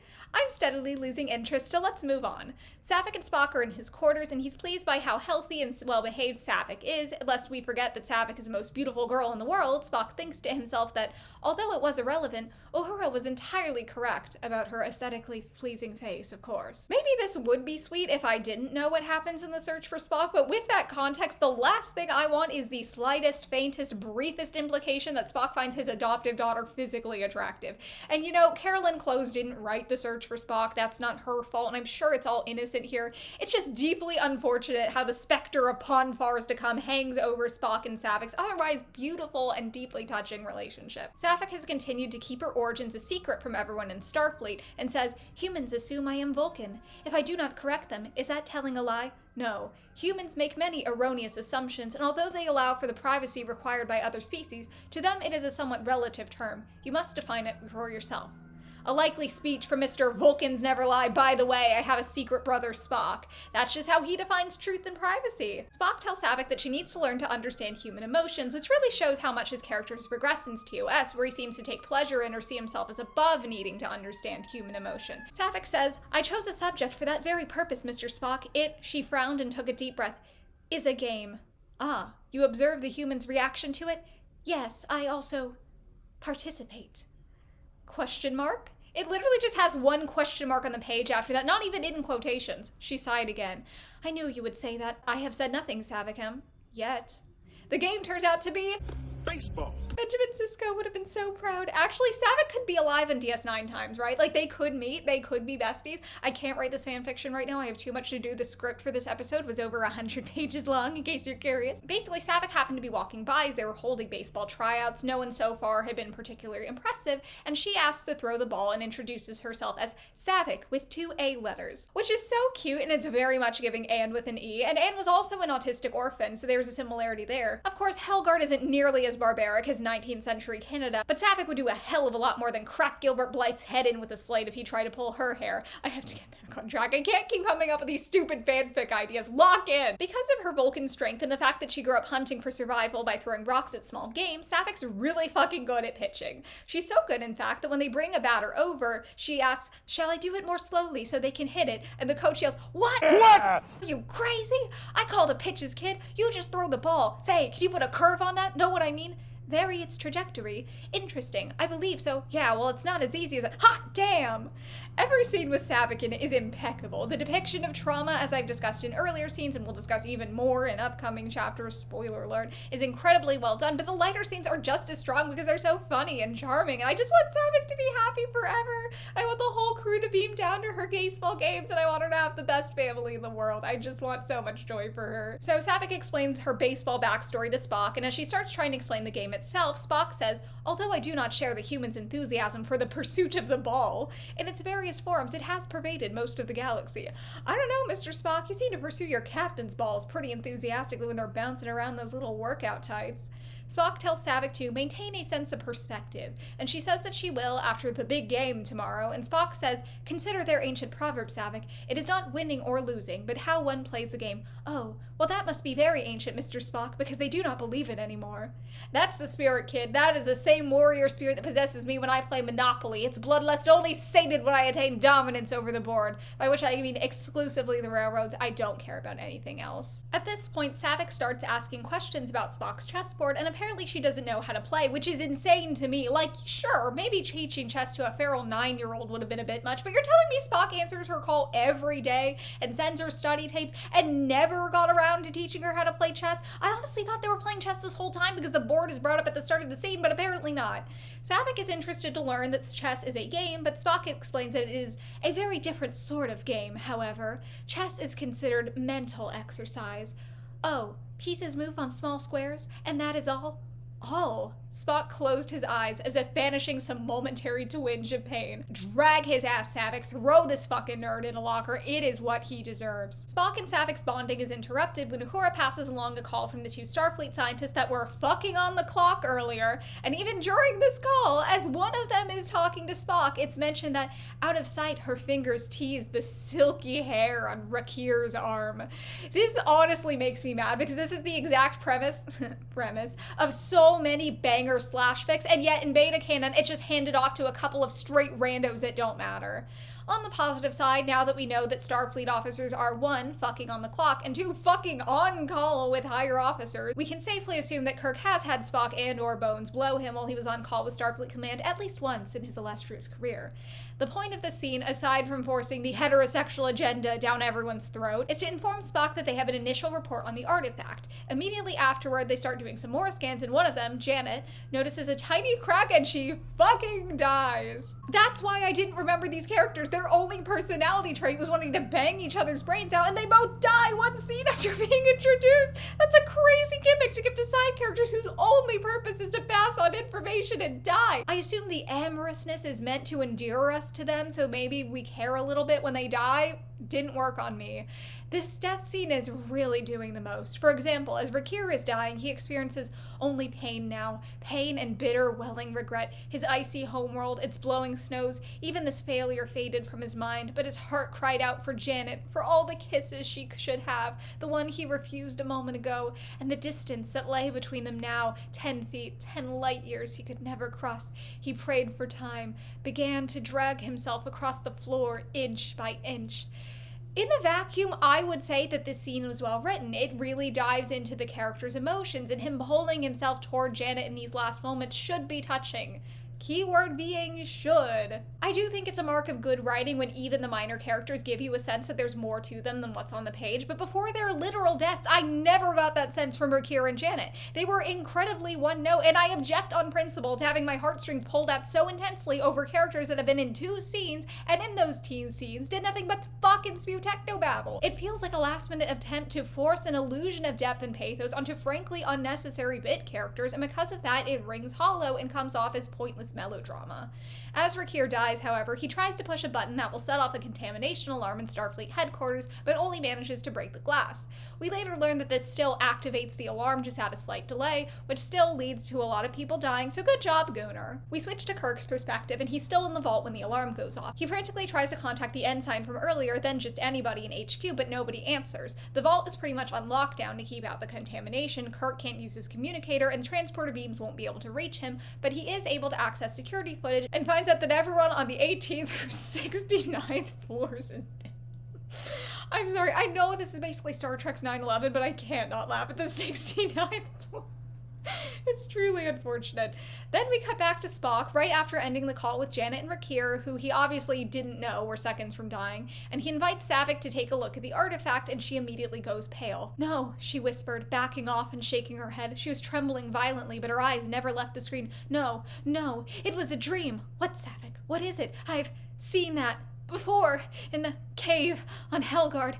There were thousands of them, and we're back like we never left. They tried to wash my goat, but she's back in the mud, bitch. Let's fucking go." The quality of this book drops pretty steeply anytime Spock, Saavik, or Kirk isn't on the page, but when it's good, it's great. This is such a banger way to end the chapter. Absolute 10 out of 10 cliffhanger. Spock tries contacting Kirk and isn't able to because he's stuck in the vault, which leads him to deduce that something is going down in Starfleet HQ, and he orders a shutdown of the dock. The bridge contacts Scotty, who is still examining the Romulan ship, to tell him about the dock shutting down and orders him to evacuate. While he was on the ship, he found decisive evidence showing that the coolant leak was caused by sabotage. Also, one of his coworkers asks how he's supposed to explain the dock shutdown in his report when Spock won't explain why he's ordering it, and Scotty tells him, "You've just heard a rare thing, Malcolm." Oh god, that was so bad! What does a Scottish accent sound like? Oh, laddie, I'm Scotty, laddie." That's even worse. Oh no, "You've just heard a rare thing, Malcolm." Why can't I sound Scottish? "You just heard a rare thing, Malcolm. The sound of a Vulcan playing a hunch."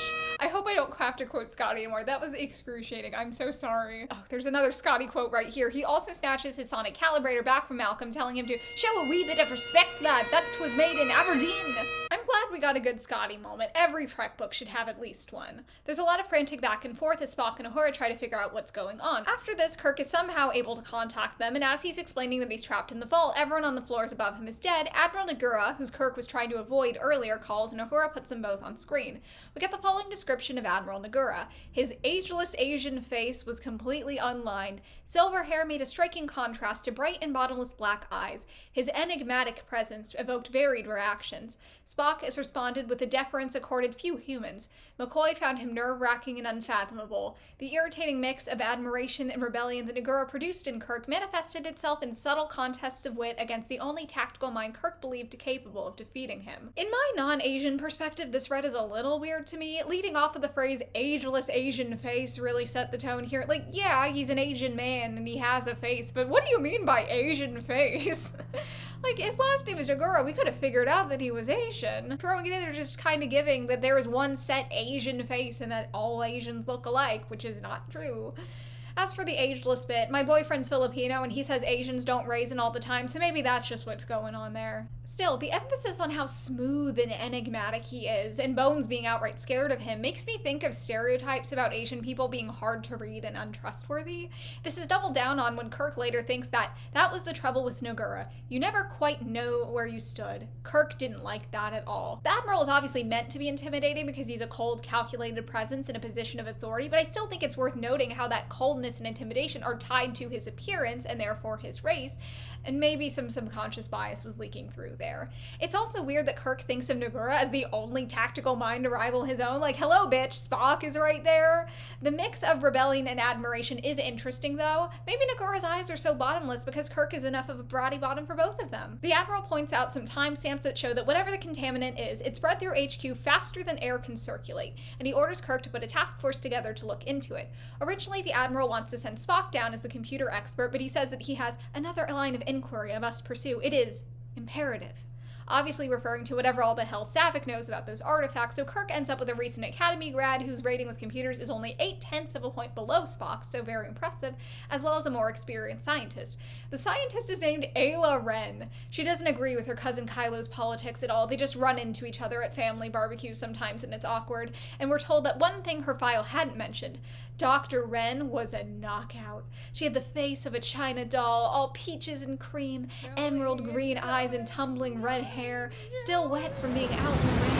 The sight of her lifted Kirk's spirits. Just lifting your spirits, huh, Jim? These task force guys are yet more side characters I completely forgot about, but for God's sake, can we get at least one female character in here who's a solid 4? Maybe even an Uggo for the sake of variety? Between Uhura and Saavik tied in first place as the most aesthetically pleasing beings in the galaxy, and Jesse Corbett being hot enough to make Bobby Harper fall in love at first sight, Janet's ambrosial pussy damn near driving a man to madness in his last conscious moments in this universe, and Dr. Wren being an absolute smoke show. It's just like, are normal women not allowed in Starfleet? Does the Academy application have a swimsuit portion? The emphasis on how beautiful every single female character is, while it's not done in a creepy or over-sexualized way, is so over the top and irrelevant that it's just silly to me. We go to Saavik's perspective. She's really ashamed of how she reacted when she saw the artifact, but she can't get past the fear that came over her, and when Spock comes to the door, she felt a rush of panic, which she hated, an absurd impulse to run away and hide, but there was nowhere to go. The past had found her even here.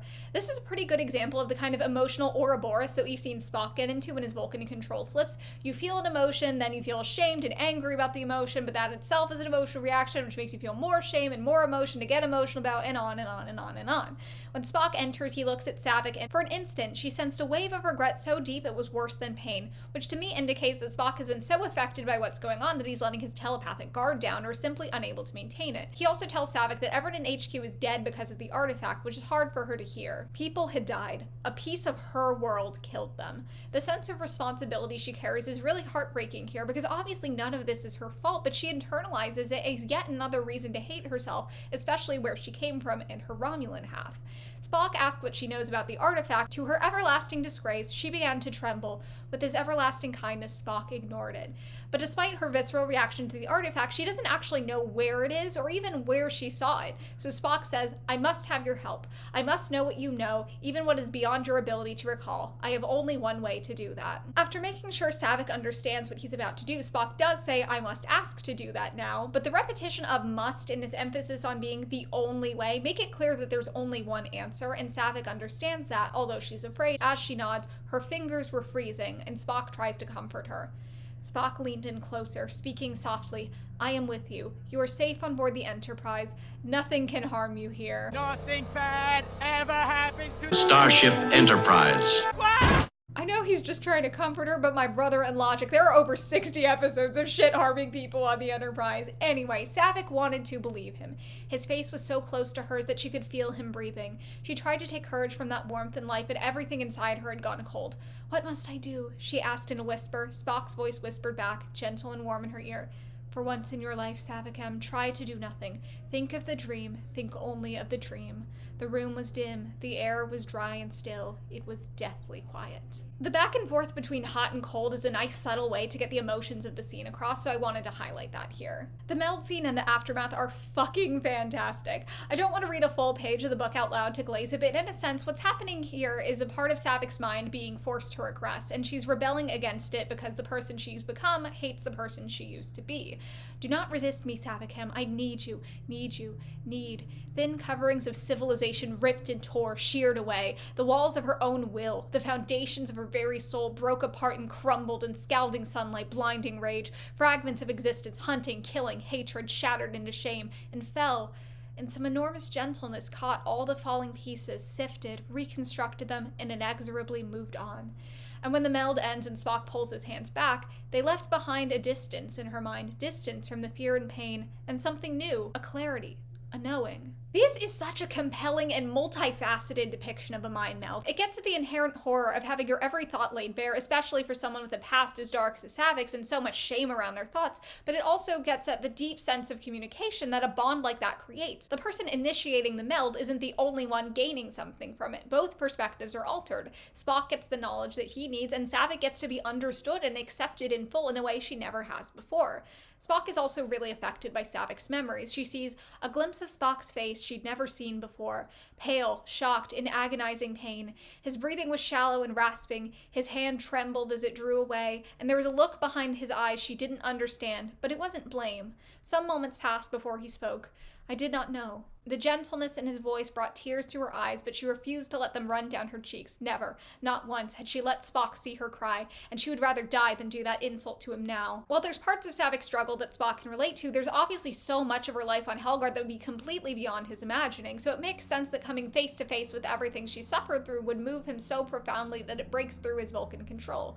By contrast, Saavik starts putting those walls back up immediately after the meld. Even after having Spock's gentle, accepting presence in her mind, she still feels the need to perform her Vulcanness to feel like she's earned his approval.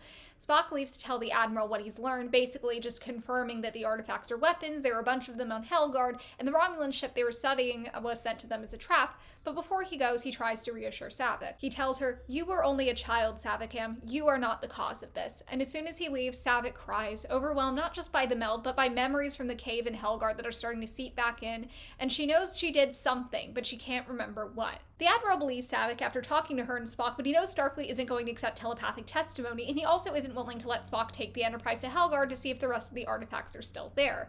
The chapter ends back with Kirk and the task force, who have just discovered that the people in HQ died because all the oxygen was sucked out of the air. That's also what happens to the plot of this book when Harper and Obo show up. The task force is able to rule out microorganisms and radiation as a cause for the lack of oxygen, and they're able to detect that it's been replaced with something else, but they're not sure what. The computer nerd on the task force, Kinski, who I keep calling Kaczynski in my head for some reason, which then morphs into Kowalski because of Penguins of Madagascar, tends to be pretty nervous and diffident because he's not very experienced, and he keeps trying to speak up, but Spock and Dr. Emerald Green Eyes and Rain Glistening Hair, I forget her name, talk over him until Kirk interjects. "Spock, Doctor, Mr. Kinski would like to make a suggestion. I think we can hear him out." Spock acquiesced with infinite patience, Ren with somewhat less. "Oh, for pity's sake, what?" "Well, now that Kinski had their attention, he didn't know what to do with it. There's no oxygen in here, right?" Spock closed his eyes. Ren wound her fingers in her hair. "And we want to find out why, but they make it, don't they? For hospitals and life support packs? Well, maybe we could just beam in some and put that back in the air." The Spock glazing is unreal in this book. Infinite patience, my infinite ass. More importantly, though, Spock and Kylo Ren agree that Kinski's suggestion is worth a shot. Spock is distracted during this conversation, thinking about what he's learned from Saavik. He knows if Starfleet is unable to neutralize these weapons, they'll basically have no choice but to go to war with the Romulan Empire. If Romulans were willing to take a huge risk like this by striking directly at Starfleet HQ, and if they have a whole arsenal of these things at Helgard, they'll be much better prepared for it than the Federation. Dr. Jeremy Renner, who does not have Spock's infinite patience and compassion and gentleness and warmth and supple hands and sexy ears and delectable tight little ass, demands to know when they're going to start telling other people in Starfleet about what happened in headquarters, and she points out, "We have guards sitting out there with no idea they're standing on a contaminated building. With all due respect, sirs, this procedure really stinks." Doctors, Spock decided, must all take lessons from Dr. McCoy. I get the sentiment here, but was "this really stinks" the best way to put it? It's so childish and petulant, it just sounds ridiculous. I picture this woman stomping around and then turning away and trying to hold her breath until Mommy Spocky buys her a candy bar. But it is very funny that no matter how life or death the situation is, Spock will always find a way to throw shade at Bones, even if he isn't there. Anyway, Spock tells Dr. Ren and Stimpy that they can't inform anyone of anything until the chain of command is fully apprised of the situation, so there's nothing they can do but await further orders. After that, it's just Spock and Kirk on the call. For the first time since the night's terrible events began, they were alone. "Jim, are you all right?" He calls him Jim. He's so worried. "Are you all right?" is such a simple human question, too. It's not precise. It's not logical. The only correct answer is no, bitch. Everyone's dead. So all asking it does is show how much Spock cares about Kirk, and that's very sweet. Spock isn't prepared to tell Kirk everything he's learned from Saavik or the mission he wants to go on, especially since he knows Kirk won't be able to command it while he's stuck in the vault. So instead, he just tells Kirk he's going to confer with the Admiral to make sure local authorities know what happened at HQ. Saavik tells Spock about her conversation with the Admiral, too. Basically, she told him everything she knew and admitted to being from Helgard and being part Romulan, and Spock is relieved because now he doesn't have to worry about being made to divulge any of that or to go against the secrecy he promised the other Vulcans back when they first went to Helgard. Saavik noted that the Admiral didn't seem to know much about the Helgard mission and suggested that he confer with T'Pau, but he seemed disinclined to do so. "No doubt," Spock murmured. "T'Pau is perhaps the one being in the galaxy that Nagura went out of his way to avoid." I assume this is just meant to remind us that T'Pau is a big fucking deal, and even the Federation Federation is kind of scared of her, but I choose to believe they're bitter exes, and the reason Spock affords Nagura more consideration than most humans is because he was almost his grandpa. Actually, I have no idea if T'Pau was actually Spock's grandma, or if that's just something that gets thrown around in the fandom. This is also something I'll choose to believe because I think it's funny, especially when you consider how eager to impress her Kirk was in Amok Time. Imagine going into heat and your grandma's there. Name something you don't want to see when you're going into Pon Farr. Naked grandma! Naked huh? Spock has a brief conversation with the engineer that was examining the Romulan ship with Scotty, and he keeps demanding to know more about the contamination situation, specifically why he and Scotty were forced to leave the Romulan ship. Eventually, Spock breaches orders to explain that the source of the contamination was one of the artifacts found on board. Then we get a scene from Bobby Harper's perspective, and as he's being hailed, he says, "Oh, not now," which is also what I say every time I see his name on the page. Harper is worried because he doesn't know where Obo is, and he ignores the summons and runs off to look for his little friend, and out the window he happens to see the Enterprise floating in opposing gravity fields like a white iridium queen. It's a privilege, a real privilege, just looking at her, and a small empty feeling tugged at him, a quick disloyal thought.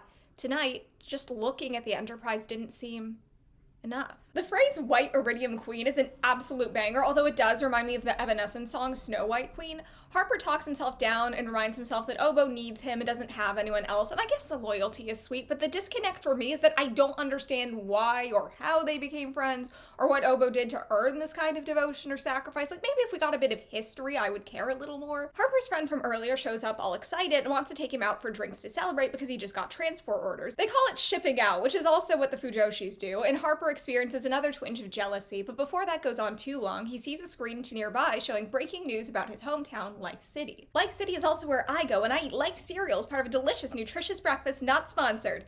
Anyway, everyone's dead. The footage shows scenes of walkways and trees, shops and planted parks and bodies lying everywhere. In mid-stride, in mid-moment, everything had stopped. The tape froze on a last image, startlingly close, painfully clear.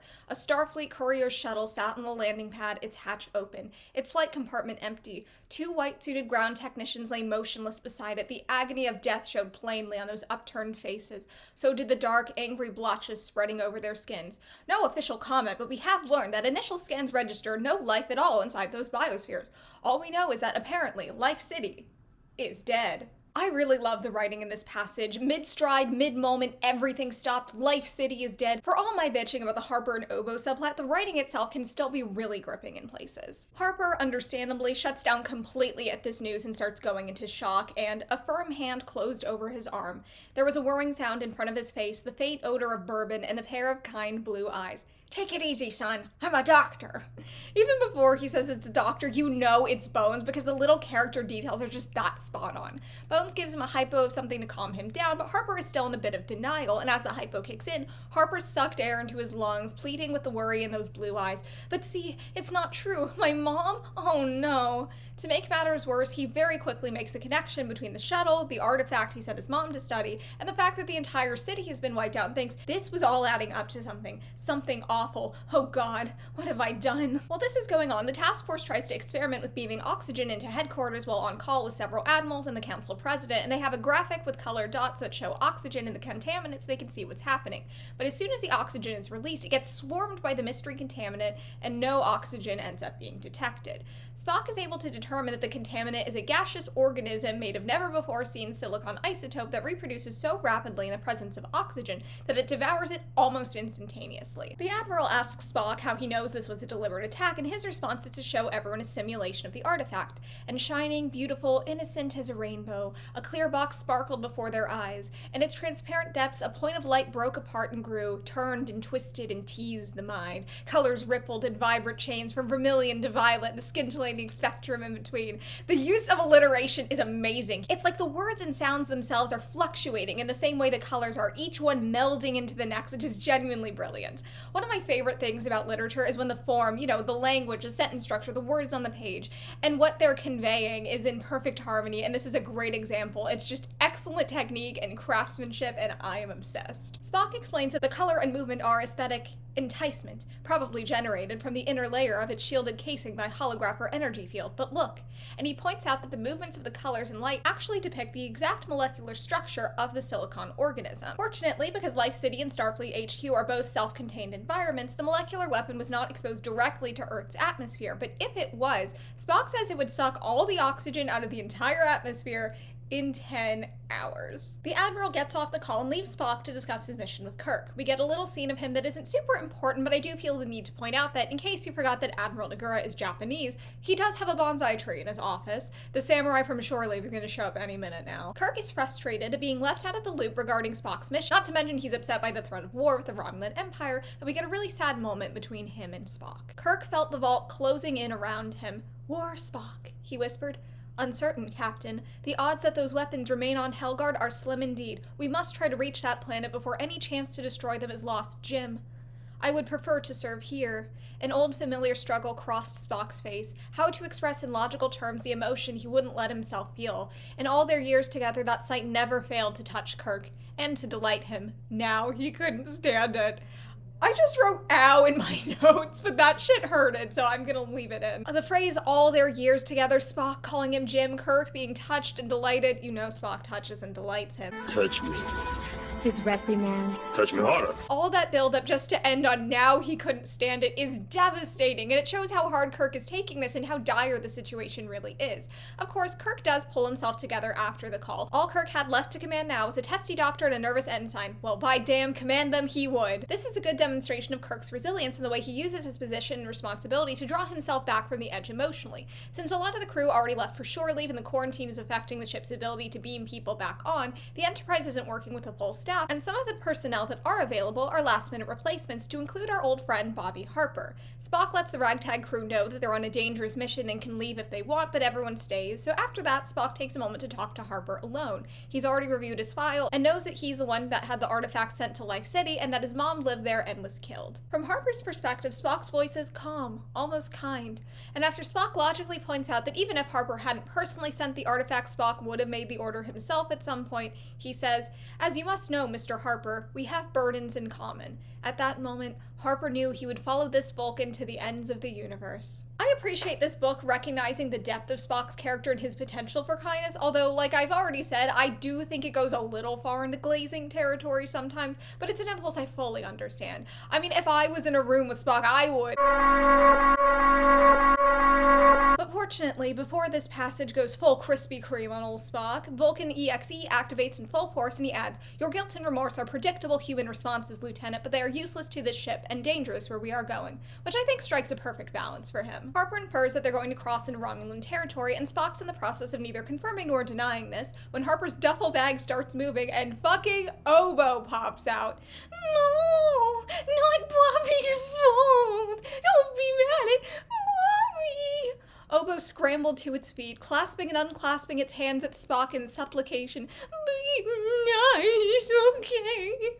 Spock regarded them both with disfavor. "You are acquainted with this individual, Lieutenant?"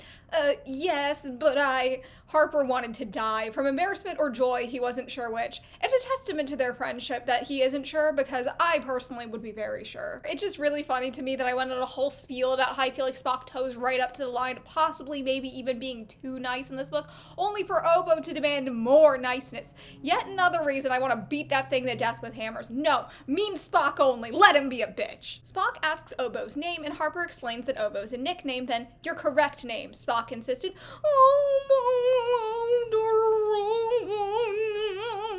"Very well, Mr. Obo." This makes me think of the one AI Family Guy livestream someone ruined by requesting that Brian Griffin just start saying the name of, like, every bacteria. "Everybody gather round. I'm gonna list the top 50 bacterial infections."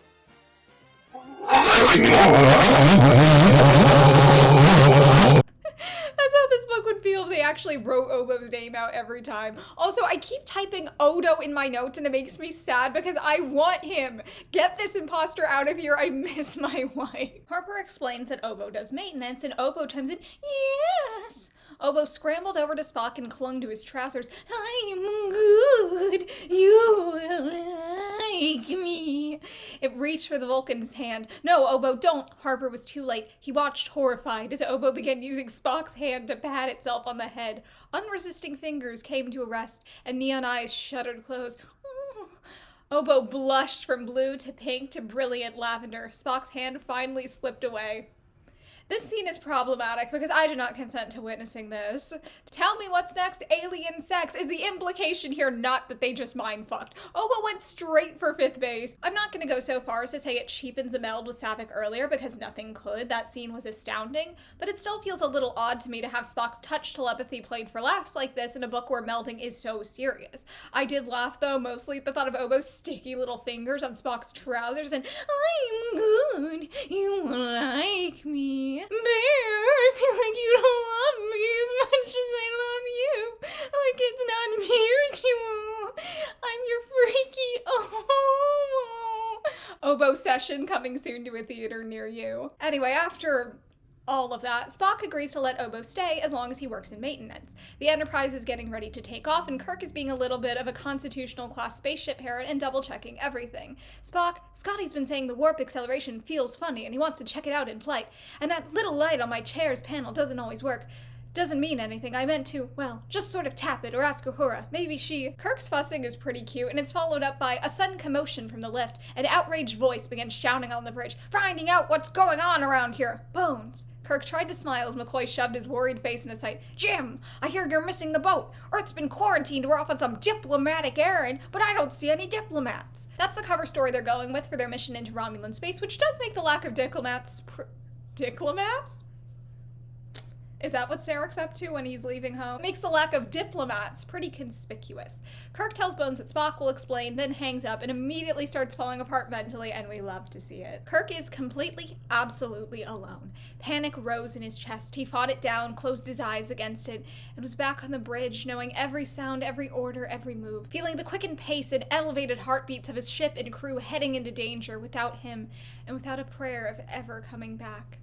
I love that it takes approximately 0.001 seconds for Kirk to lose his mind when he's not in communication with the Enterprise because of how deeply entwined it is with the sense of self. And again, this author is really good at grounding emotions with physical details. The quickened pace and elevated heartbeat bit makes it feel like the Enterprise isn't just a part of Kirk's soul, but a part of his body, almost like a phantom limb, which underscores the depth of that connection. Also, because of how fast-paced everything is, this really is our first glimpse of how Kirk feels about the mission itself, not just the fact that he isn't going to be in command of it, and it's made clear that he understands this is a suicide mission, and that sentiment is very much echoed in the following scene. Saavik and Uhura are together as the ship is getting ready to depart, and Saavik reflects on how beautiful the Earth is and how she isn't likely to see it again. Uhura tears up and says, "You know, a lot of us have never even been here, and some of us don't get back much anymore, but this is where we came from once. It's home." That word again. "I used to believe," Saavik whispered, "that on a ship it mattered more where I was going than where I came from. Well, you go right on believing it." A tear escaped, streaking down Uhura's face. She never took her eyes from the view. The planet hung below them, a fragile, watery crescent. "We're always on a ship, Saavik, whether we know it or not." I'm applauding in the theater. I'm clapping when the plane lands. Call me a total stranger in The Fault in Our Stars watching Hazel Grace and Augustus Waters swap spit in the Anne Frank house the way I'm just...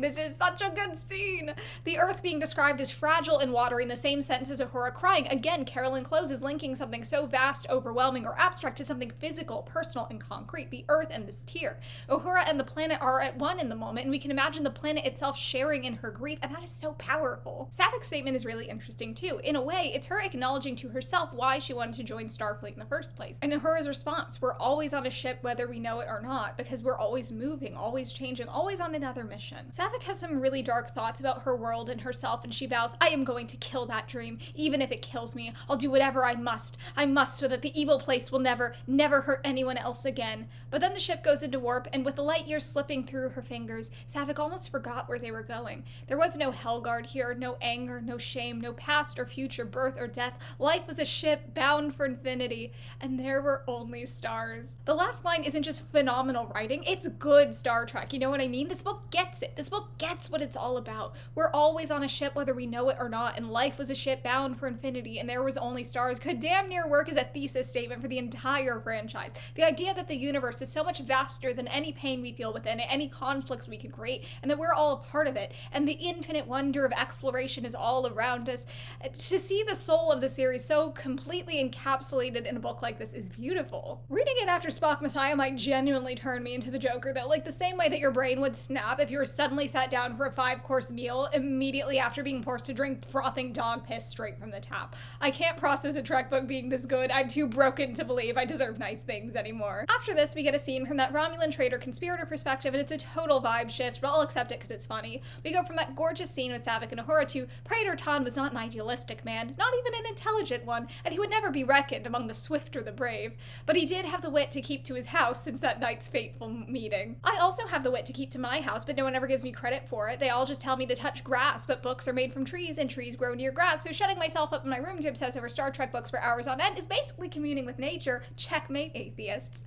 Anyway, the Praetor has been embezzling funds for an escape for decades, but as soon as he gets home from the meeting, he runs to his treasury and realizes that all the gold has been taken. I imagine him taking off his baseball cap and stomping it to the ground, like when you see that the banana horde has been depleted in Donkey Kong.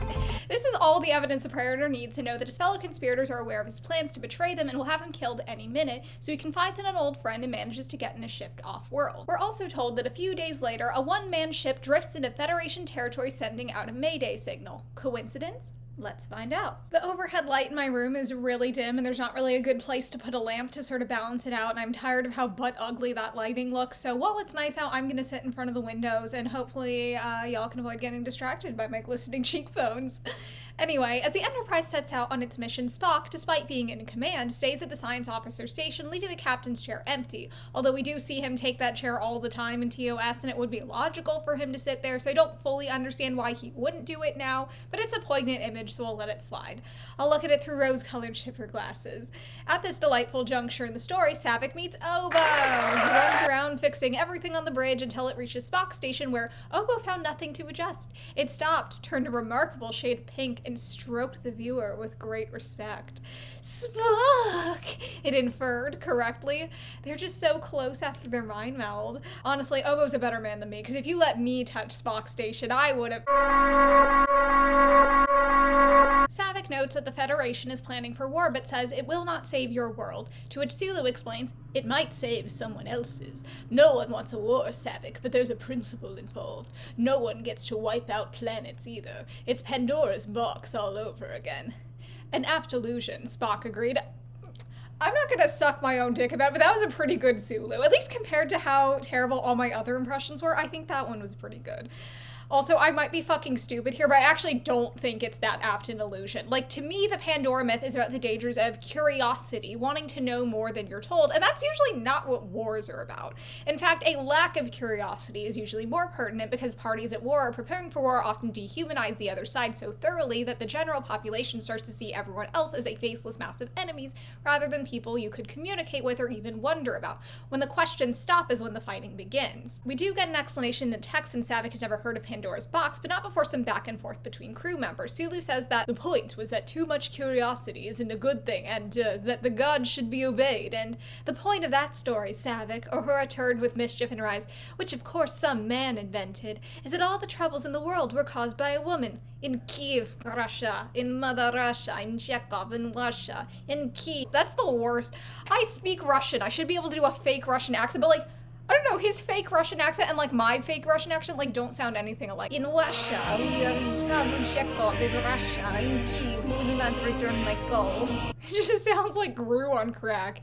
Anyway, Saavik insists on knowing why curiosity, which is a proper function of the intellect, is not considered a good thing, which is a very Vulcan way of approaching the story and a good question, and she gets increasingly frustrated by all the talk of gods and hope and says, when evil comes in boxes, people put it there. Perhaps Pandora only wished to learn. Why does legend blame her were when it was your gods who were so treacherous. In isolation, this is a fun scene, and it's clear that Saavik sees herself and her own ravenous curiosity in the figure of Pandora, and because of that responds very strongly and emotionally to her punishment, even as she tries to clothe her discomfort with the myth of logic, which is an interesting character beat for her, but I can't help but be annoyed by the fact that none of this actually explains how or why the Pandora myth maps onto what Sulu was saying about war. Like, yes, curiosity is the problem here, and that if Starfleet wasn't curious about the artifact, it would have been brought to Earth for examination, and because of that, we can understand the artifact as a sort of Pandora's box, but that's not the comparison that was drawn. The principle Sulu brought up was that no one wants war, but no one gets to wipe out planets either. It's Pandora's box all over again. But this principle does have an aim, and it's mutually assured destruction. I guess the Pandora of it all is the idea that if you open the box even a crack and allow a little tiny bit of violence, all the evils of the world, in this case full-scale interplanetary war, comes rushing out. But I still don't think the metaphor tracks, because the evils in Pandora's box were technically not supposed to be released, and the evils of the Romulan artifact absolutely were. Their Pandora's box wasn't a test, it was a trap. Curiosity is just the step that trips the snare. In the grand scheme of things, the Romulans could give less of a fuck about the Federation being too curious. There is an ideological conflict at play, but that's more about the Romulans wanting the Federation out of the way so they're free to expand their empire. Curiosity is not what's being punished with violence, anti-imperialism is. I know I'm harping on this, but the title of the book is The Pandora Principle, and I don't think the Pandora Principle makes sense. The conversation is cut short by Bones calling from sickbay, letting everyone know that Obo passed out after Scotty yelled at it. Scotty is frustrated but apologetic, stating, "Didn't mean the beastie any harm. 'Twas having its wee fingers in me engines. That's so bad." Why can't I be good at any of them as I am with Sulu? First Spock's trousers, now Scotty's engines. Where won't that thing put its fingers? Harper has seen Obo get like this before and starts explaining that, see, well, Obo is kinda different. You don't say. McCoy was examining its fingers. What's wrong with it? Harper really said bros built different. Basically, Obo is very sensitive, and Harper says that Obo tries to be good, doctor, honest, but when people yell, hurt feelings, sadness, man. I just wrote in my notes, that's my internal monologue when, brackets, funny thing. I never went back and thought of a funny thing, and you know what, at this point, I'm just leaving it. Obo starts fiddling with a broken scope that has Bones lying around and is able to fix it, and Bones is so impressed that he calls Scotty to let him know. At the same time, Scotty's informed that the engine's efficiency rating has gone up significantly since Ober's hampered around inside it. "Mr. Obo," he said gently, "can we start over? I don't know how ye do it, but you're feeling..." "Oh, no you don't." McCoy scooped his patient up possessively. "This one's mine, and you already scared the living daylights." "Oh, finish." Obo gurgled ecstatically. "Aye, laddie," Scotty beamed. "Will ye come with me?" "Ooh, yes." Obo turned to McCoy, eyes bulging. "Please? Oh, well, no." "Yeah, I guess so," McCoy said reluctantly. The contrast of how normal Bones is and how weird I make Obo just got me for a second. Okay. Yeah, I guess so," McCoy said reluctantly. He watched the two of them walk off down the corridor together, clearly the best of friends. You know what? If we get a scene of Obo and Scotty helping each other finish, I'll take back everything I said about the little freak. I'm here for some engineering owie. Meanwhile, the ship is approaching Helgard, and Saavik looks down at the planet thinking that she never wanted to remember this vile place or the savage, ignorant creature she used to be. Desiccated land unrolled before her, a world already dead where suns burned cruel and dust swirled thick, blotting out her new life, mocking everything she wanted to become. Again, the settings are always described so vividly and emotionally. It's very real for reminders of trauma, not only to take someone back in the moment, but to make them feel like they're going to lose everything. Like all the work they've done to move past it was pointless, and everything they've gained will be snatched away in an instant, and they'll revert back to whoever they were when they first experienced that trauma. It isn't true, but it feels true in the moment. The scene lightens up a fair amount from there, though, when Saavik is introduced to Bones, who banters with Spock and Obo for a bit before saying, "Some Academy cadet named Saavik hasn't seen fit to report for his physical yet." "Saavik," said Saavik, whirling in her chair, a green flush spreading over her cheeks. She stared at the human, whose demeanor conveyed a profound disrespect for Mr. Spock. "Oh my god," breathed McCoy. "Another one." I love that Saavik is so affronted on Spock's behalf, hating Bones instantly for disrespecting his honor like a kid who just on sight wants her mom's new boyfriend dead. I also feel the need to point out that when Bones says, "oh my god," it's very specifically one word, like the teen girl in 2000's variant spelling. Saavik says she doesn't need a medical exam because she's never sick. Bones insists that it's a medical order, and Saavik studied McCoy dubiously, as if she would some unlabeled specimen in a laboratory jar.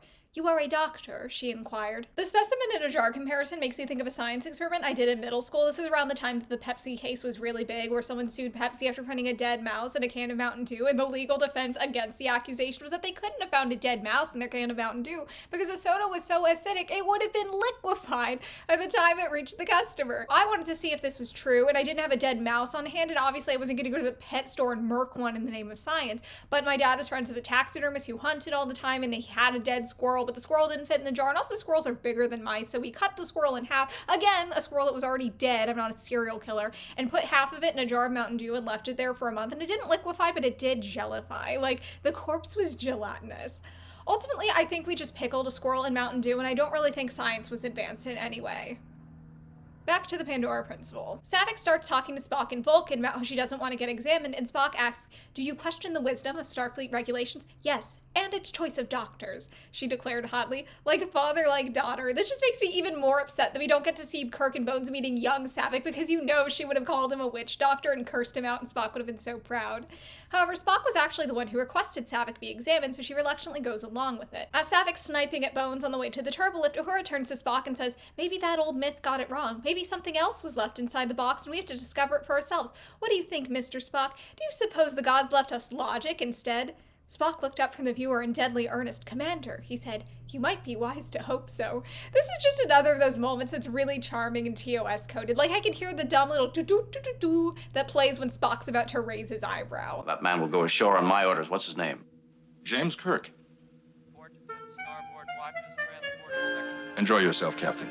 Saavik is hating every second of the exam, the physical side, being poked and prodded, and especially being asked questions about herself, her past, and her relationship with Spock. At one point, the doctor's mouth stretched into a silly smile. "I've known Spock a long time, too. I'll bet he's a real good teacher, isn't he? Knows all the answers? Of course, or he will find them out. And he always expects the very best from you, doesn't he? Certainly. And I'm sure it's important for you to live up to what he expects, isn't it?" the doctor asked. Suddenly, Saavik was sure she'd fallen into some trap, and that any answer she could give him would condemn her, or Spock. She wanted to get out of this cold, nasty room, away from this human with his clammy hands and smiling face and fuzzy mind. He made her furious. You and Spock both, Saavik. The point of the scene is that Bones is concerned about the effect Spock's perfectionism might have on Saavik's mental health, and rightfully so. It's very clear that she idolizes Spock, and part of that idealization manifests as her tearing herself down for failing to live up to that ideal, not even realizing all the way that Spock himself falls short. And of course, someone like Bones, who's not just a doctor, not just emotionally intelligent, but someone who knows Spock intimately, would pick up on something like that right away. After the physical, Saavik runs into Harper in the hallway as Spock is approaching, and Harper is very excited to meet her because, "You're the photon torpedo! Listen, I watched all your practice games back home. Talk about smoke!" No escape. Spock was still coming, hearing every word. "Talk about what, Lieutenant Harper?" Spock makes Harper explain that Saavik is very well known for her baseball skills. Then he runs off, leaving Saavik behind. Saavik glared at him and simmered under Spock's stony gaze. "It was either that or the Vulcan vector, Mr. Spock," she burst out. "The photon torpedo. Really, Saavik?" This scene does not matter to the plot, but it matters so much to me. I need a t-shirt that says "I heart filler," and I'll wear it in all of these episodes.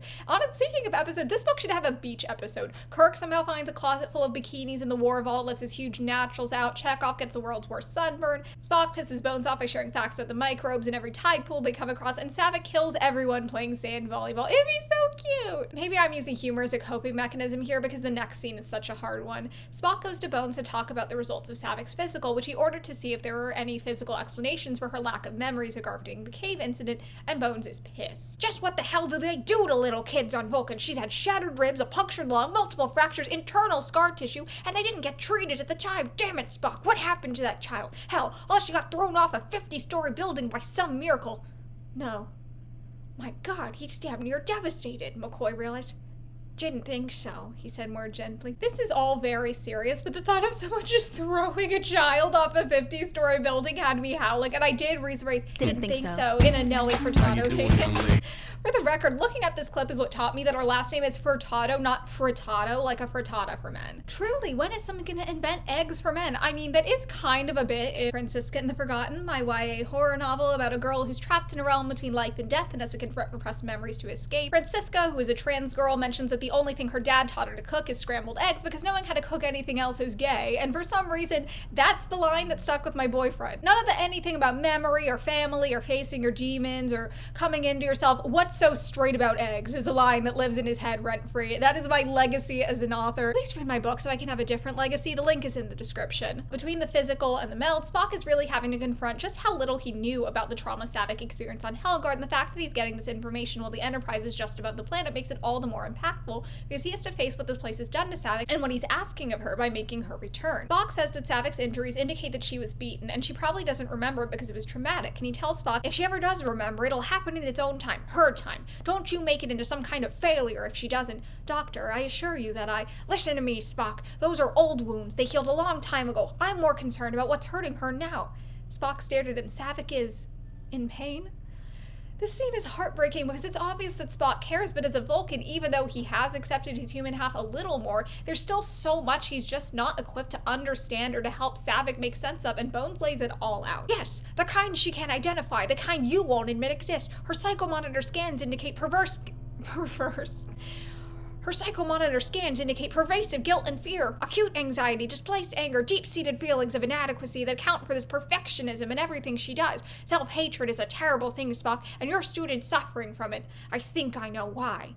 Spock nodded. This mission is stressful. I'm talking about you, Spock. That child worships you. She's knocking herself out to live up to your impossible standards, which even you can't do. Spock doesn't necessarily defend himself here, but he does defend Saavik in a way. When Bones tells Spock to be gentle with her and lend a hand when she stumbles, Spock responds, You, Doctor, consistently fail to look beyond the value judgment of your own species. To the best of my knowledge, Saavik has never stumbled in her life. She would not appreciate the suggestion. I fear your sympathy is wasted on her, and I believe you know already that it is on me. Good day, Doctor. Saavik has never stumbled in her life is a crazy thing to say when she did kidnap a child one time. Like, she's come a long way, but obviously she's made mistakes and required patience and kindness to get where she is now, which Spock provided. Maybe it's just a matter of Vulcan pride, both Spock's own and Saavik's, not wanting to admit that in front of Bones. Now, I almost let the sassy little good day, Doctor out of that quotation just because I'm lazy and want to type as few words as possible, but that would have been a mistake. Not just because you would have missed out on Spock's bitchiness, but because in the following scene, Saavik rants about her frustration with humans and at one point says, When Vulcans wish another live long and prosper, the humans say, have a nice day. Spock having said good day to Bones just one scene ago underscores the fact that he is human too, even if the main way he acknowledges it is through pettiness, as well as the fact that Saavik doesn't see that part of him. To her, he's the ideal Vulcan she can never be. Meanwhile, Spock sees himself in her precisely because of how hard they both have to fight their own natures to achieve that ideal.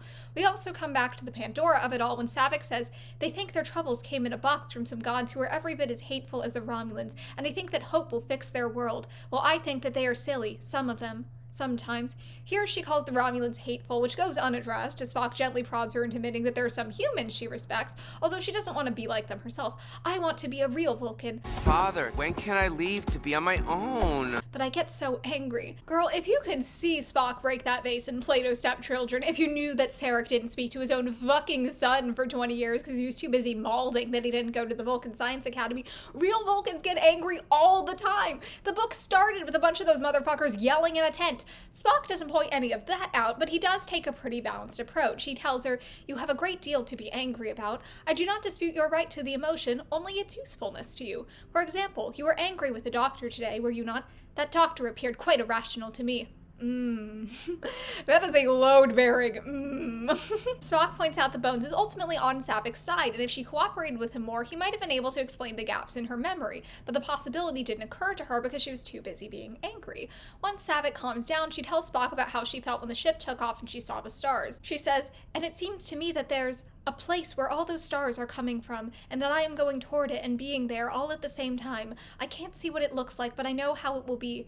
There's no anger there, Mr. Spock, only stars, and I know them. I belong. Now, I originally interpreted this as just her emotional response to experiencing Starflight, but Spock says that place you speak of is not in the stars. It is in you, in me, in all of us, and you must keep it always. You experienced a glimpse, a brief awareness, which is not uncommon. There is much, much more. The fusion of intellect and spirit, the peace of pure logic, is a state of mind we call the time of truth, Kolinar. Saavik is really excited by the concept and wants to know if it's possible for her to achieve it even though she's only half Vulcan, and Spock reflects on his own experience. Your answer lies elsewhere, Spock. And Vulcan's sun burned bitter that day on the ancient stones of gold. It still did. Clearly, the sun is not the only thing still bitter, Mr. Spock. Honestly, though, those are fantastic lines, a very clever way of using the setting to express emotions that our narrator will not confess to. Spock tells Saavik that if it is the path you choose on Vulcan with the Masters, it may be possible for you, but not me. I tried. I failed. I don't think Spock is confessing this to Saavik because of the conversation with Bones about his perfectionism, but with that conversation in mind, it's obviously a very significant moment for them both. I don't get the sense that Spock ever tried to put himself on a pedestal, more that Saavik was a child, and Spock was the first person to be kind to her, and of course she's always going to admire him for that. But at the same time, Spock isn't exactly open about his weaknesses, so him admitting to failing Kolinahr is something that can help Saavik understand him, and therefore herself, with a little more perspective. That said, Saavik resists this and points out that she's never seen Spock angry, to which he replies, "My failing was not anger." Then what? She frowned at him, troubled. Spock waited for the inevitable question, knowing he must answer, wondering how, but the question never came. His failing wasn't anger, it was love. He doesn't say that, but we know it. We all know it. You are thinking about your captain, Mr. Spock. You like him. You like him. This simple feeling, and that feeling was gay. Saavik still refuses to accept that Spock failed and seems a little scared by the prospect and tries to justify it by saying maybe it just takes half Vulcans longer to achieve Kolinahr, and Spock thinks to himself that he could not have said why failure could grow easier in the telling, but he was grateful all the same. He had never known her to deny herself a question. Saavik was becoming kind. This is another excellent example of that parent-child dynamic I was talking about earlier, where obviously Saavik learns a lot from Spock and grows under his guidance, and Spock gets to experience a kind of all-encompassing acceptance he's never had before. Saavik's denying herself a question being framed as kindness can also tie back to the Pandora story. Child Saavik was absolutely tearing the lid off that box in curiosity, and we can see that urge in current-day Saavik too, but she's able to hold back when she sees that Spock's uncomfortable. At this point, the Enterprise picks up the distress signal from the Romulan ship that was teased at the end of the previous chapter.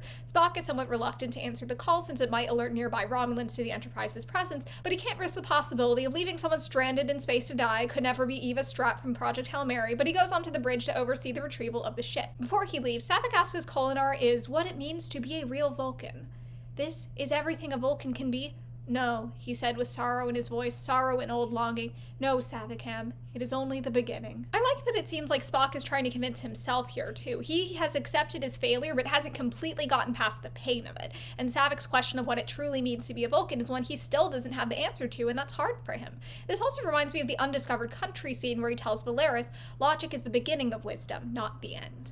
After this, we return to Kirk in the vault and get to see more delicious spiraling. He grew tired, so tired that the shadows turned to people at the edges of his vision, so tired they sometimes spoke in clear, familiar voices, so tired the vault became the Enterprise's bridge from one blinking of an eye to the next, and he ached to surrender to the illusion, but that way lay madness. So he plotted his ship's course every hour, exercised until he sweat, explored passages and living spaces, switching on monitors as he went to banish empty silence with the sounds of life. I'm honestly so easy. Just make this white boy suffer and I'm here for it. Seriously though, Kirk is so palpably unwell mentally in the original series, dealing with PTSD after what happened on Tarsus 4 and the Farragut, and in the movies you can see the deep depression he experiences when he's kept away from the ship and people and purpose that he loves, and I love it when Star Trek novels explore that aspect of his character in more depth. Kirk full-on hallucinating the Enterprise is so compelling, makes so much sense for his character. I want a million fanfics about this on my desk by Friday.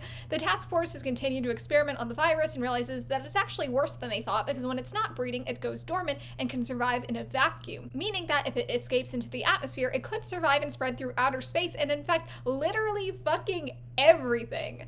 Admiral Dagura calls Kirk for an update and lets him know that things are getting heated on the Federation Council, and some people are saying the Federation should weaponize the virus too, and Kirk asks why Dagura isn't in the council arguing for peace, and Dagura lets him have it. Who the hell are you to tell me that? The anger Dagura had held in check for days came boiling to the surface. You play your career like a game. You think Enterprise is your personal property and you want me to make the clock stand still. Send me your best minds, our president said, and mine stuck 400 feet down because of some schoolboy prank. Kirk snaps back that I'm just not your man. Sooner or later, I'd punch someone out.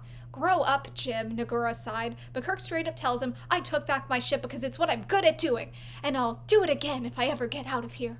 I'll fucking do it again. Okay. Points for honesty, I guess. And this is pre-search for Spock. Admiral Nagura, if you think he's treating the Enterprise like his personal property now, just you fucking wait. Back on the Enterprise, Spock is having the ship that sent out a distress signal brought on board, and from the scanner data, they're able to tell that the ship has a suspicious amount of weaponry for its size, and its distress signal shouldn't have even been strong enough to reach the Enterprise, which makes the bridge crew assume that it's a smuggler ship. There's only one person aboard the ship, and it's an older man with a black cloak who immediately passes out. His face looked sinister even in repose, and Bones' scans reveal that he's Romulan, which understandably puts everyone on edge, and when he comes to, he introduces himself as Atronar. I think the assumption we're supposed to make as readers here is that this is that shady Romulan defector guy who's a part of the conspiracy, but he seems calm and self-possessed in a way that the other guy is never shown to be, so I wasn't sure the first time around. This guy has a kind of oily charm about him, and he's able to stay cool under pressure while being questioned by the bridge crew, who are even more convinced he's a smuggler after they find a bunch of illegal loot hidden away on his ship. Said loot includes a lot of Romulan ale, and McCoy goggled at the ale, and as Scotty tendered his report, his gaze kept swerving to several old dusty bottles of something labeled Glenlivet. And later on, when Spock tells Scotty to impound the cargo to use as evidence, we get this response: "Aye," Scotty sighed, "that'd be all of it then?" "Yes, Mr. Scott. All of it." It's good to know there's no mission too serious to put Scotty and Bones off their drinking. Scotty also gets permission to repair the ship, not so they can give it back to the smuggler, but because it's Romulan technology and clearly a high-quality custom job and he wants to study it, especially the engines. Spock talks to the smuggler and accuses him of working for the Empire. At that, Atronar threw back his head and laughed. "No, friend Spock, I am not. I was only born a Romulan. To what world do you owe your allegiance?" "My world is my ship. My allegiance," the word amused him, "is to a principle far more enduring than permits or empires." And he clarifies that said principle is the idea that everyone has a price. He also tells Spock that he's information about a plot against the Federation, which Spock doesn't really respond to. And the smuggler admits that, "Yes, plots are common in the Empire, as common as cloaks, but I rather think you should hear about this one."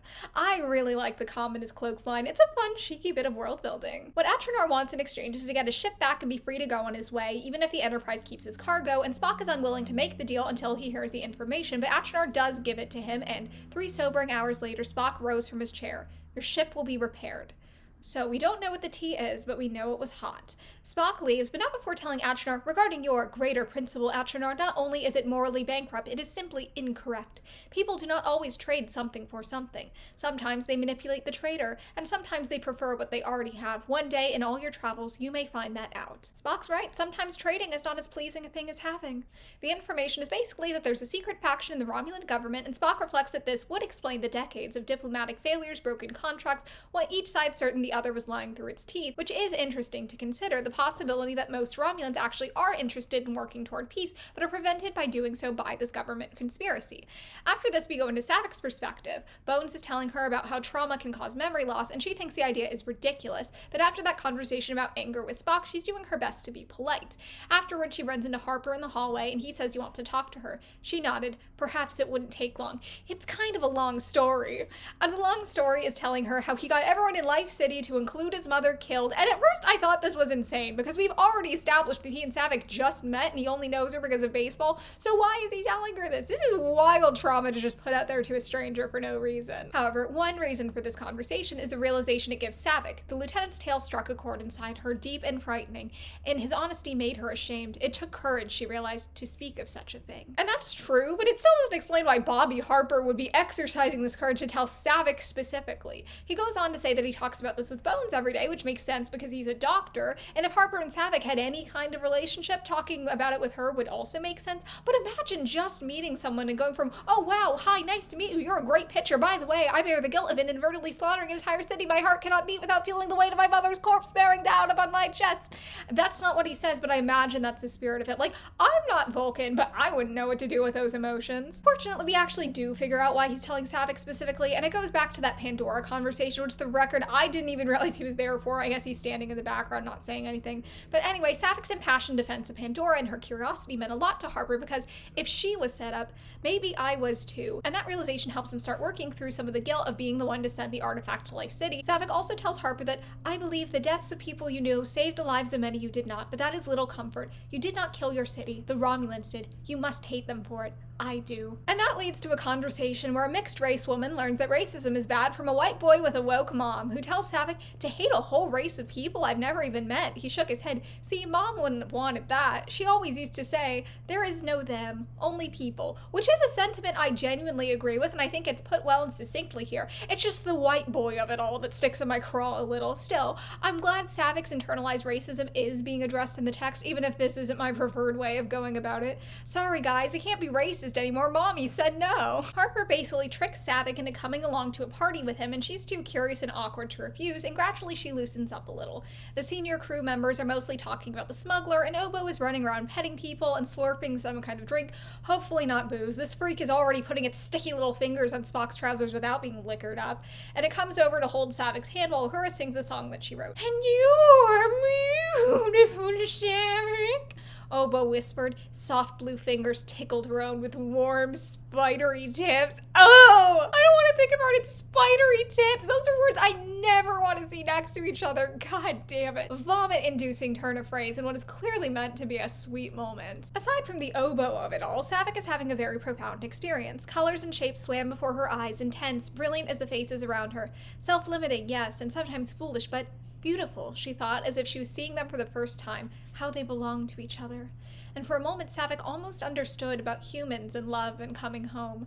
I'm glad Saavik gets to have this moment, but of course she can't have it for long because the smuggler shows up. The strange, shady Romulan immediately puts her on high alert. Sulu and Uhura are introducing the smuggler to everyone, and when he hears Saavik's name, he calls her Little Cat. A wave of killing instinct swept over Saavik, dizziness and raw fear. Her fingers dug into the table beside her chair, inches from an unused knife on a tray. Someone asked him something, and he glanced away from her for a moment. When he looked back, the knife rested hard and cold in her sleeve. No one saw. No one heard the pounding of her heart. Her taking the knife is such a clear sign of her instinctively reverting to her childhood self, and Saavik understands that and hates herself for it. She goes back to her quarters, and as she looks at the knife, revulsion and shame swept over her. In one blind moment of instinct, she had betrayed years of Spock's teaching and trust. She had betrayed herself. At the end of the day, though, Saavik didn't do anything with the knife. She didn't hurt anyone, and no one even noticed her taking it and felt threatened, which makes it all the more heartbreaking how hard on herself she is for essentially having a split-second traumatic reaction. Saavik goes to Spock and demands he locks up the Romulan, but he refuses, saying that he is under guard and you are overwrought. For the moment, I shall ignore your impertinence. Do you imagine that we take no precautions? Do you advocate incarceration for anyone aboard whose blood components? Then lock me up as well. He is dangerous, Spock. Do not trust him. He will harm us if he can. Spock watched her closely. Her eyes glittered, feverish spots of color burned on her cheeks, and the look on her face was deadly.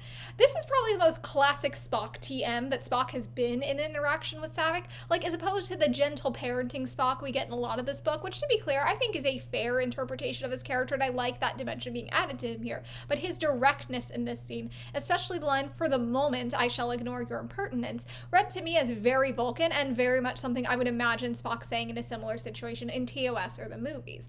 Also, props to Saavik for being like, yes, I'm exactly that racist, lock me up too. You can't trust me. I don't even trust myself. Yes, Saavik is working through some internalized racism, but at least she's not a hypocrite about it. On a more serious note, Saavik clearly doesn't distinguish between the Romulans that have done bad things to her or bad things on a galactic scale and just any Romulan that happens to exist, and she doesn't see a difference between those Romulans and herself. So her insistence on being as Vulcan as possible isn't strictly due to respecting that way of life or admiring Spock so much as a desperate attempt to distinguish herself from the people she hates so she can hate herself a little less.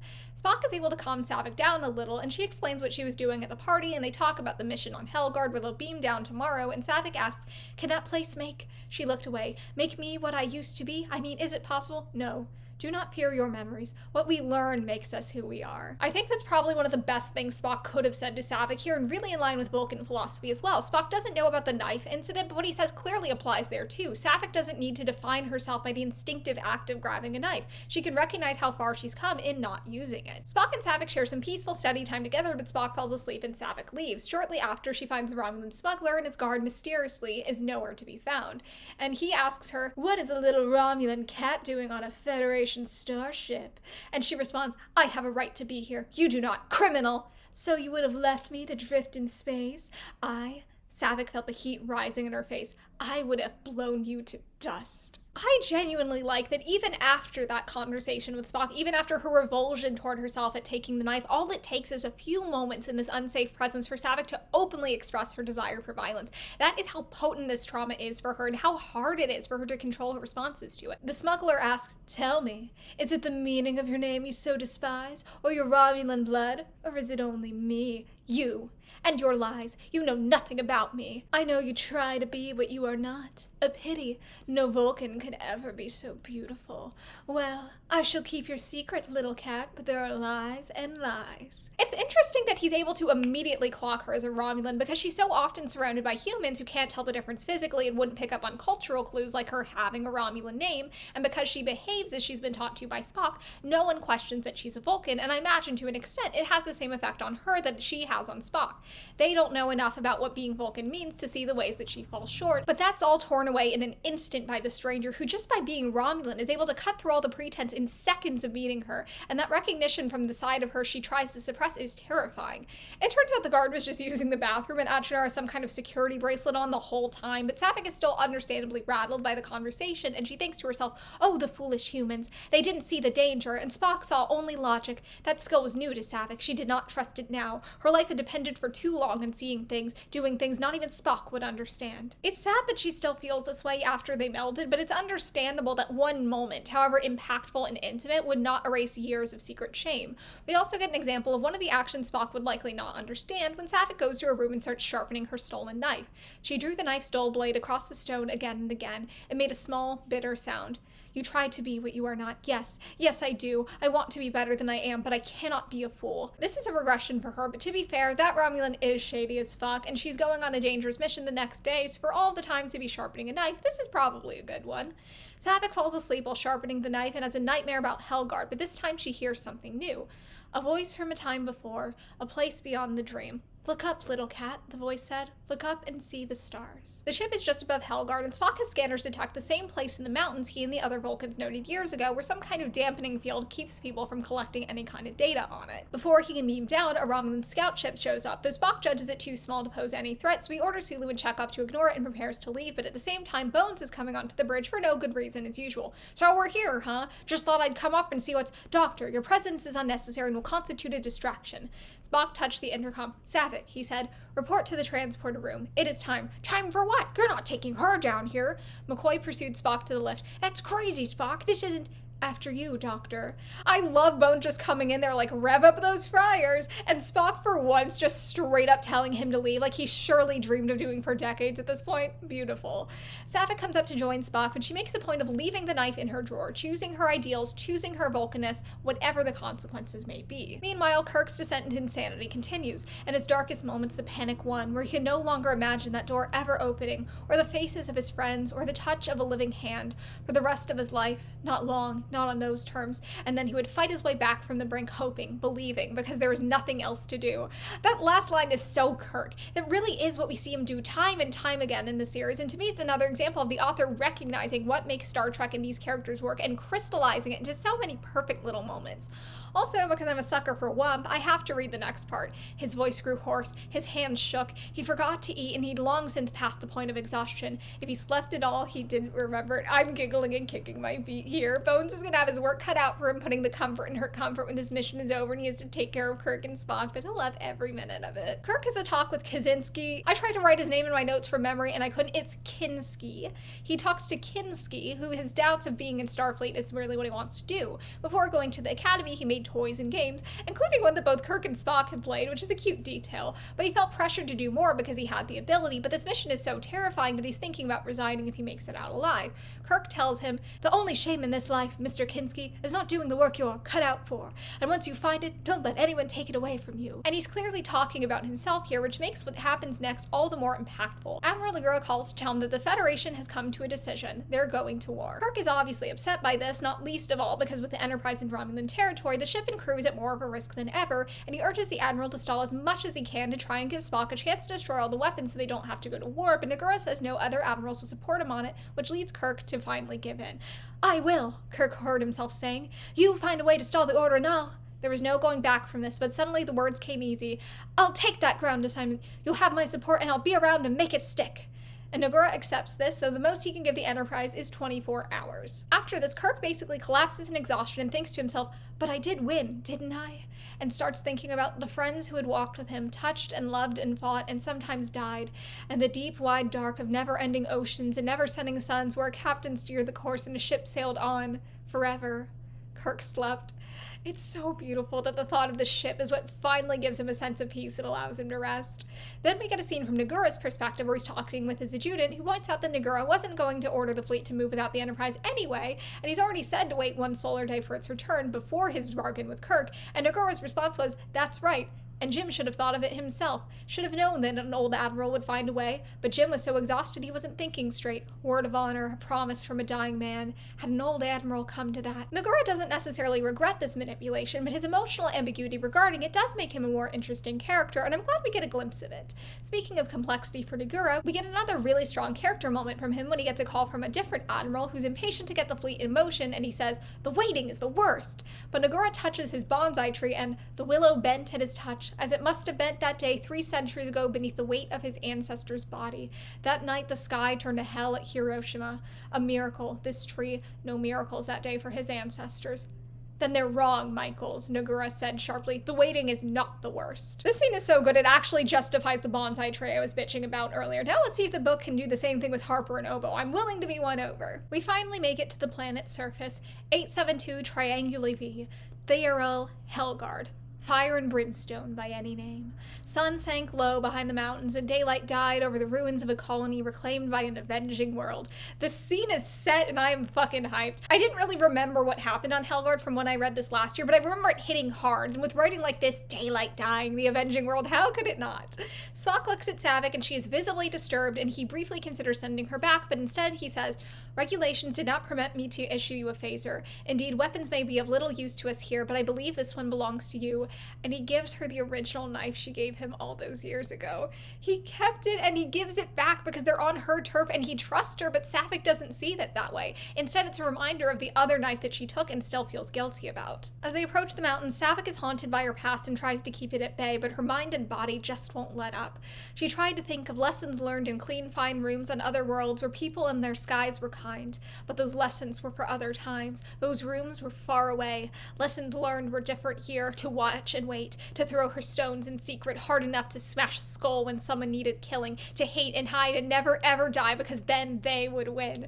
This is sort of a continuation on the thought she was having earlier when sharpening her knife after meeting the smuggler, though obviously at a much higher intensity because unlike back on the Enterprise when she felt like she was in danger but could at least fall back on some illusion of safety, the danger here is very real and it's everywhere, which makes her struggle to maintain her perspective in the midst of this very real terror all the more gripping because who knows where the line should be drawn anymore. From here, Saavik starts having full-on flashbacks. Specifically, she starts seeing figures that she knew as the quiet ones. The quiet ones who watched the skies and gave away their food, who never killed or did her harm and never fought to stay alive. Strange and stupid not to fight. And some just walked away, watched the sky all night, fingers on another's face, and in the dawn went out onto the plain, cast off their robes under killing suns, and knelt in the dust waiting to die. Until this point, I'd assumed that the adult Vulcans had all been killed and that's why the children were feral, but this is so much more harrowing. The idea of them just waiting to die, especially the detail of their fingers on each other's faces. We and current-day Saavik understand that they were melding with each other and taking what comfort they could from each other's presence in the deepest way they knew how in their final moments, but it being reduced to fingers on faces illustrates how it's something Saavik had no context at that time, along with Vulcan culture as a whole, especially the notion of pacifism, and Saavik recognizes this herself. Her heart seized in fear and shame. She couldn't tell him how it was, how the wrong ones always died, how they didn't seem so stupid now. If the wrong ones always died, it follows that the wrong ones also lived. Saavik is clearly dealing with survivor's guilt, and she recognizes that she became what she had to in order to survive, but she still hates herself for it. I will say, without further context of what these Vulcans have suffered up to this point, or what has brought them to this place where they are perhaps not unwilling but incapable of fighting back, it strikes me as kind of reductive to be like, oh, Vulcans are pacifists, which means they would literally rather lay down and die than fight in self-defense or defense of a bunch of helpless children. There is power in clinging to their principles principles above everything else and refusing to let the Romulans claim that part of themselves in their culture. But if you're watching children starve and kill each other, I mean, maybe I've watched too much Deep Space Nine and I'm too Kira Nerys pilled for this, but sometimes peace is not a fucking option. Sometimes violence is not only justifiable, but necessary, and this is such a clear example of that. I'm not saying the Vulcans need to be ripping throats out with their teeth, but I don't know, surely with their logical minds, they could have come up with some resistance or escape or something. We're probably meant to assume that they have tried in the past, and this is just the place of surrender they've been beaten into by experiences too horrible to fathom, and we do get more of a sense of this later when we meet a Vulcan character who does resist more actively, so this whole rant isn't me dragging the book so much as an attempt to bring you along on the emotional ride I experienced going through it for the first and, second time. And I do feel the need to make it clear that while it's not a decision I like, it's an entirely defensible one on the author's part. It's her interpretation of Vulcan philosophy and their deepest nature and the nature of resistance and pacifism, and those are all concepts with plenty of room for interpretation, nuance, and debate, and ultimately I do think portraying the Vulcans this way was the right call for this story, specifically as it relates to Saavik's arc. Through Spock's teaching and his kindness, she learns that there's more to life than survival and things greater than herself that are worth dying for, and these Vulcans, by accepting their fate in this way, embody that. That said, I do still want to telepathically airdrop the entirety of Deep Space Nine into these Vulcans' heads and just see what they do with it, I just think it'd be neat. After this flashback, Saavik leads Spock to the secret entrance into the mountain, but before we find out what's inside, we the readers go back to the Enterprise, where the Romulan smuggler is freaking out, insisting that the ship is in danger and demanding to be given his own ship back so he can get away, and he keeps raving about this during a medical appointment with Bones, who loses his patience. "The only danger I see here is a patient snapping off his doctor's wrist. Now you sit up and behave yourself, mister, you hear me?" The funniest thing about this is that it actually works. The Romulan calms down enough for Bones to give him a hypo, and it turns out to be a sedative that knocks him unconscious. Sulu is in command while Spock is away. The ship detects a tremor on the planet below, but there's interference that keeps them from being able to contact Spock and warn him about it, and they're still being tracked by that Romulan scout ship. Back on Helgard, as they're exploring the cave, Spock finds deposits of the same one-of-a-kind silicon isotope used in the artifacts, which is pretty strong evidence that the weapons were developed here, which will come in handy if it survives long enough to give a report back to the Federation. Spock realizes that Saavik has gotten further ahead than he is, but before he can reach her, she either sees something ahead or has a flashback and runs off, not even registering his orders to wait, and as he chases after her, he comes across a room filled wall-to-wall with Pandora's boxes, but he can't really pause to study them because he's still trying to get to Saavik. Saavik keeps having flashbacks of being captured, beaten, and dragged into this cave, and can't entirely make sense of these memories or put them into context. She's losing sense of the boundary between the past and the present, and even who she is now. It's not really a back and forth at this point. There's very little of present-day Saavik responding to or reflecting on these memories. One way this comes across is that from Spock's perspective, we know that she's running, but Saavik is so trapped in her own mind, this isn't even something that's mentioned in hers. She could be running or standing still for all we know. We're just so locked inside her mind alongside her that we don't even know what her body is doing. Even the physical descriptions that we do get later tie back to her emotional reality rather than the actual concrete world around her or actions being taken. For example, her heart thudded, pumping fear, and madness closed around the edges of her sight. There's this corruption of the senses, a lack of trust in the mind and body as memory overtakes the present. And there's a lot of other lines that work similarly and are just as clever. The whole scene is absolutely gripping, but I'm not just gonna read the whole chapter, okay? We have to be strategic about this.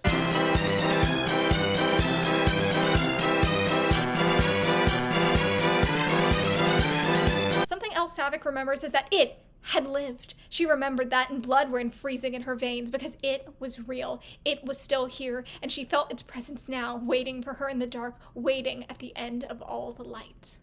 All of the lights. I don't know if it's because I grew up with books like A Wrinkle in Time, but I cannot take it seriously here, which unfortunately does kind of kill the anticipation building here because I just picture that big, goofy, pulsing brain and that annoying little smug asshole Charles Wallace being possessed. And honestly, an even worse association with a kid's book I have is the book 5 Children in It, where this hairy little alien with snail eyes and man boobs grants wishes baby's first monkey paw style. And the thought of Saavik, after experiencing all this horrible trauma, coming face to face with this motherfucker. It just makes me lose my mind. If you want me to do a 50,000 word video essay on 5 Children in It by Edith Nesbit, die mad about it. It's not happening. It's a book I've never actually heard another human being reference in all my time in existence, but That said, a broader video on obscure children's books that live in my mind rent-free wouldn't be such a bad idea for something more low stakes another time, because there are definitely books in that category I'd love to yap about, but back to the trauma. Spock realizes that although the underground weapons factory has obviously been inactive for a long time, some weapons and equipment are lying around in a way that suggests that the place was abandoned very suddenly, and he's not sure why. He also makes the following harrowing discovery. Spock came face to face with the horror that was Helgard, test chambers, test subjects, rows upon rows. The Vulcans had been here all along. The men and women of science and peace who set out to map the stars so long ago were missing no more. At this point, I mistakenly thought they were all still alive, which would have been insanely horrifying, but obviously the place has been abandoned and they're dead, which is still horrible. The room full of the remains of innocent people who had been experimented on, but somehow my sick and twisted mind managed to make that into a letdown. Saavik has a flashback of being dragged into a room full of Vulcans, and it turns out that it is just some guy. I mean, not really. He's the Romulan in charge of the weapons factory, so he is a big deal, and he's obviously evil. And I know I just went on a whole tangent about how I wasn't scared of it anyway, but I still would have expected more than just a guy in a cloak who's evil in a very conventional and comprehensible way. That said, it is what Saavik thought of him as a literal child who didn't know at all what was going on around her, so her referring to him as it and sort of framing it as this horror beyond comprehension does make sense from that perspective. Saavik curses at it and gets smacked, but he's more concerned with the Vulcans. He wants them to get into the testing chambers, but they're refusing to go. This is a much better example of nonviolent protest than literally laying in the dirt to die. Saavik shouts at them, "Fights! You fights!" until she's silenced by one of the guards. It orders one of the Vulcans to be brought forward and made an example of, and the quiet one never changed his face, not even when a sword sang through the air and sliced away his arm. Blood spurted, sprayed, pooled upon the ground. The blade went up, came down, again, again, again. Screams rose, congealed in Saavik's throat. She couldn't look away. Her world turned green and dark. Finally, he fell. The sword struck one more time. His head rolled free, eyes wide and staring at pieces of himself. I'm telling my kids this was Game of Thrones. George R.R. Martin, who, bitch? This is an insane thing for a child to witness, even under the circumstances of Saavik's childhood, and it makes sense that she would think of the man who initiated it as simply it. I almost wish that in this flashback, at least, she didn't call him it until this moment. Throughout the passage, she sometimes thinks of him as it, but she also just thinks of him as Black Cloak. If she consistently called him Black Cloak until this point, and then switched to calling him it after seeing what he's truly capable of, and that evil becomes his defining feature in his eyes aside from just, the visual of the Black Cloak, I think that would have been more impactful. Back in the Vulcan torture chamber, Spock is able to see from the dates on the tubes when the Vulcans inside them died, and he figures out that the facility was abandoned 6 years ago, around the same time T'Pren escaped and then died aboard the Enterprise. Brave, doomed T'Pren. For her, for so many, that signal came too late. But not for a handful of misbegotten children, the last of a generation born to feed these chambers. One of them had seen this place and lived. The phrase, "a generation born to feed the chambers," inspired so much dread and disgust in me. It underscores how awful Saavik's childhood was. Her fate could have been worse. I think because we see the kids running around feral and Helgard is already abandoned at the start of the book, it doesn't register until now that these kids were not just an incidental byproduct of the atrocities Romulans committing. They were meant to be a part of this too, and to become part of the cycle. Feed the chamber specifically is such a haunting turn of phrase because it removes any kind of human adjacent presence from the equation and thus any possibility of reason or mercy. There's just this horrible consuming force of evil. Spock calls out to Saavik and hears footsteps, but instead he just encounters a tall figure in black. Cliffhanger time, back to Saavik. After beheading that one Vulcan, it orders a guard to kill her next. No, someone said. She never knew which one it was. The word rang into silence. All their eyes were on her for a moment. Then the quiet ones turned away, moving all together, going where it wanted them to go. All because of her. Not! She tried to scream. Not! Finds knife! Kills for you! Kills them all! But the hand across her mouth kept the words inside. The Vulcans go into the torture chambers, and Saavik watches all of them die, convinced it's her fault. Saavik's broken language here is so evocative. Not only is she just a child, she's a child whose life has been defined by hatred, fear, and violence, and despite all that, she still understands the sacrifice that's being made for her, and she's so desperate to prevent it, to protect these people in the only way she knows how, but it's not enough, and she can't even scream. She's completely and utterly powerless, and yet years later she carries a burden of responsibility. Saavik starts fighting. She thrashed and kicked and fought, forgetting how she hurt, forgetting how she couldn't win, forgetting everything. And earlier she managed to hide away a knife she'd stolen from one of the guards, and she stabs him to death with it, then manages to slash it across the eye, dead as fuck, and runs for her life, eventually passing out, and when she comes to, she's blocked the memory out. All she knows is that it will find her and kill her, and that she did something terrible. So, who do we think the black-cloaked Spock just met is, and how many eyes do we think he has left? It's obviously it. He's scarred and his eyes are missing, and he's also very clearly not in his right mind. Ah, you come back at last. I have waited, kept it all in order, see? He gestured blindly. How well my work is done. First sentence for me now. Is it time to... my report? Report. Ah! The man tottered a few steps closer, still down the center aisle, surrounded by rows of tombs. My work, my discovery of the ages. No one, no world can stand against it. I told him long ago how it would be many ships, many new worlds. Report. Is it time? I keep this place for him, keep it all in order. See how well my work is done? It's fascinating to see how this imposing figure from Saavik's memory is reduced to such a pathetic state. Stripped of everything to include his sanity, he's just an ingratiating, sniveling loser trying to please the higher-ups. And in a way, this highlights the fact that he was pathetic all along. That evil itself is pathetic and banal and can be meted out by nothing more than a man following orders. I especially love the contrast between his blind gestures and tottering and the rows of tombs. Even as we see his frailty, we're never allowed to forget the magnitude of what he's done. The Romulan starts ranting about how everything fell apart, to include being stabbed by Saavik, though Spock doesn't have the context to know that, and he says, a child, an insignificance. She tried to run away, but my guards caught her. Yes, many guards once told me how they caught her. Oh, she died for what she... Liar! A scream split the air. Saavik's shadow fell between them, halfway down the aisle as she stepped into the beam of light. The use of the word split is really clever here, as is the fact that Saavik is halfway down the aisle, torn between light and shadow, just as she's torn internally between this darkness she's lived with for so long and the ideal she's worked so hard to live by in the years since. Everything in this moment is a symbolic echo of her internal conflict. Saavik, no! Spock shouted, but she was beyond hearing, screaming out the hatred of a lifetime. Guards lied, you hateful, murdering bastard! Her spirit soared, she tasted blood and triumph. She wasn't running anymore. She would never run from anything again. Her arms swept up. We can see Saavik relapsing into her more fragmented, childish speech with guards lied, you lied, and for the moment, the pure sense of victory she feels at the prospect of killing this man makes it clear that she is completely lost to her past in the moment, beyond the push and pull we've seen her struggling with in the rest of the book. It kind of reminds me of Frodo finally giving in to the ring in Mount Doom. Like, yes, it's a failure and a betrayal of everything he stands for, and it hurts so badly to see it happen so close to the end of the journey, but it was never a trial that anyone could pass. Saavik has been pushed past endurance too, and she doesn't endure it. She snaps and she's ready to kill. Spock grabs her arm, and with a howl of rage she whirled, blades slicing through the air, and the present crashed into the past. Shining knife, Starfleet uniform, and Spock. Somehow, she wrenched the blow aside. It glanced off his shoulder, tearing fabric, not skin. Oh, Spock. And his face never changed, not even when... Spock's stoicism reminding Saavik the Vulcan she watched get dismembered and beheaded is such an awful little touch here, and it's no wonder she completely breaks down. Spock tells her that they need to keep this man alive because of the information he knows about these weapons, but Saavik can't take it, and she runs away. Meanwhile, the planet is gearing up for a massive earthquake, and Spock orders Sulu and co. to transport a bunch of the Pandora's boxes aboard the Enterprise, and they're able to do so, but more Romulan ships are approaching, so Spock tells Sulu if they're not able to get him and Saavik back on board the next few hours, they need to leave without them. Spock finds Saavik and he melds with her to try and help her calm down, and the memories that come to mind this time are of the Vulcan woman who used to call her little cat and told her to watch the stars.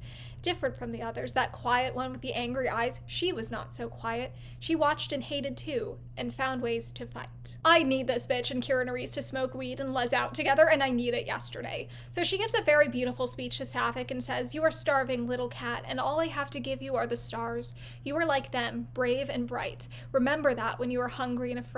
No matter how dark and terrible the night, look up. They all belong to you."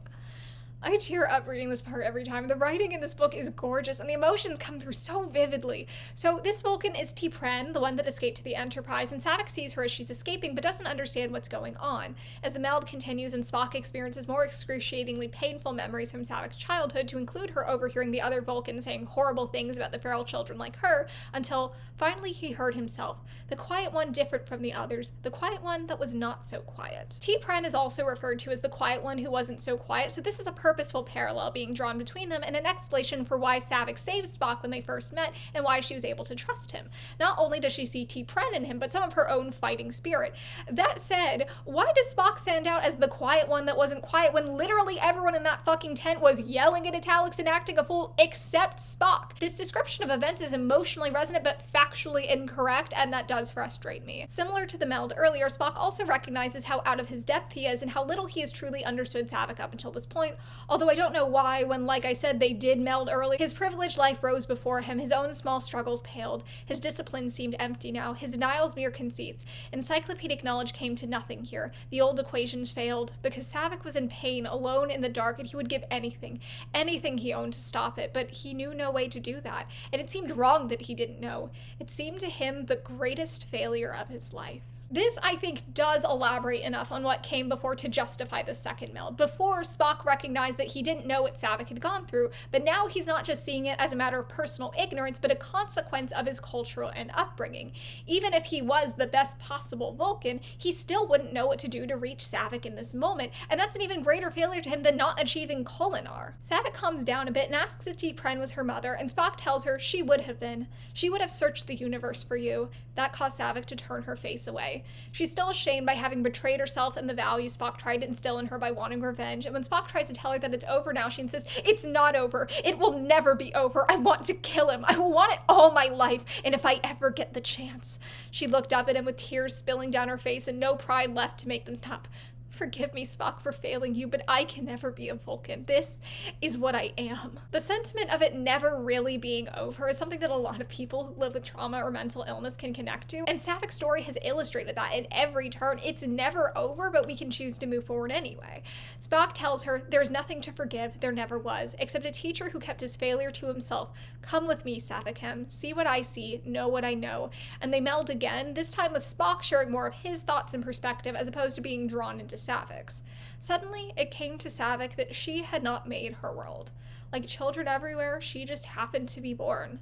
Why had she never thought of that? She thought of other stranger things, questions washed like waves upon a shore. Did the Vulcans walk into those chambers grateful that the chance to save a life gave meaning to their deaths? We transition away from Saavik's mind deeper into Spock's. We're told, "It is so warm here, so warm and bright inside his mind." And there were rooms, wonderful rooms, libraries of a lifetime, universes of knowledge and mathematical precision, abstractions of refined clarity, and a door. One perfect, beautiful door, never opened, never reached.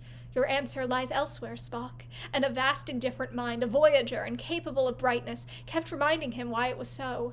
But that perfect door remained. His rooms understood this. People came and went, adding equations in their passing, and one never left, that one who scrambled Spock's equations on purpose, laughing, illuminating. The warmth and brightness are part of what makes Spock's mind so beautiful and welcoming to Saavik, and by describing Voyager as incapable of brightness, it shows that Spock would have had to do away with those parts of themselves in order to attain perfection. Also, I literally went, "Aw," out loud reading the part about the one who never left, because that's Jim. He loves him so much. As for what the door represents, I assume it's supposed to be Kolinar, and that's why it's both perfect and untouched. It's that pure ideal Spock has never been able to live up to. We also see a bunch of Spock's memories of Saavik, most of them referencing scenes from earlier in the book. And the rooms took on uncertainty, disarray. New matrices formed hastily, deleted themselves, formed again, errors occurred. Dreadful screechings of computers. "Look, Spock, I did it!" And equilibrium became a state of flux, but brighter. This is such a sweet glimpse into the beautiful chaos Saavik brings to his life and how she challenged him to grow beyond the strict Vulcan expectations he held himself to. And it continues as Spock shows Saavik her perceived failures through his eyes.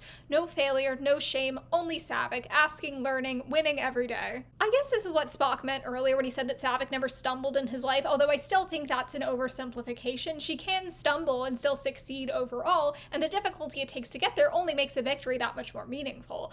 From there, Spock starts thinking about his attempt at Kolinar. Here on these sands, our ancestors cast out the light, Spock? Yes, and the dark, the rooms, the people, the one who laughs, and you.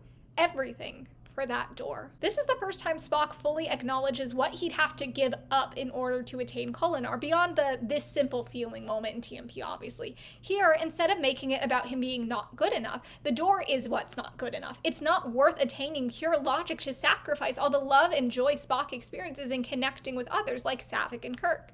But for a moment, the temptation intensifies, and something was happening to Spock. Something in his then and now. Saavik sensed it, grew afraid. She felt his hand grow cold, his breathing ceased, his mind turned toward the song.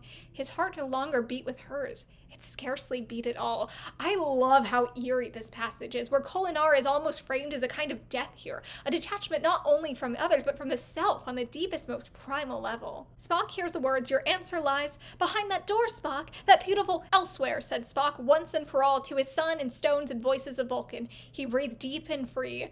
This is a great moment of acceptance for Spock. Throughout the book, he's been taunted by the memory of being told that his answers lie elsewhere, but now he's able to complete the statement himself and make it his own. However, even as he rejects the door, Spock and Saavik are able to get a glimpse of Kholinar together, and this is one of the places where the prose might be a little purple from some people, but purple's my favorite color, so I'm thriving. This is what they see.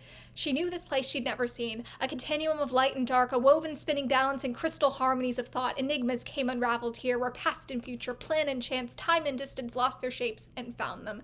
Equations refracted into prisms, extending into infinities. This is the type of shit Hazel, Grace, and Augustus were saying to each other. And yes, this is my second time bringing up the Fault in Our Stars in this completely unrelated video. I don't know what to tell you except for the fact that I have a never to be finished script in the drafts going through the Fault in Our Stars like I do the Shrek Relit books.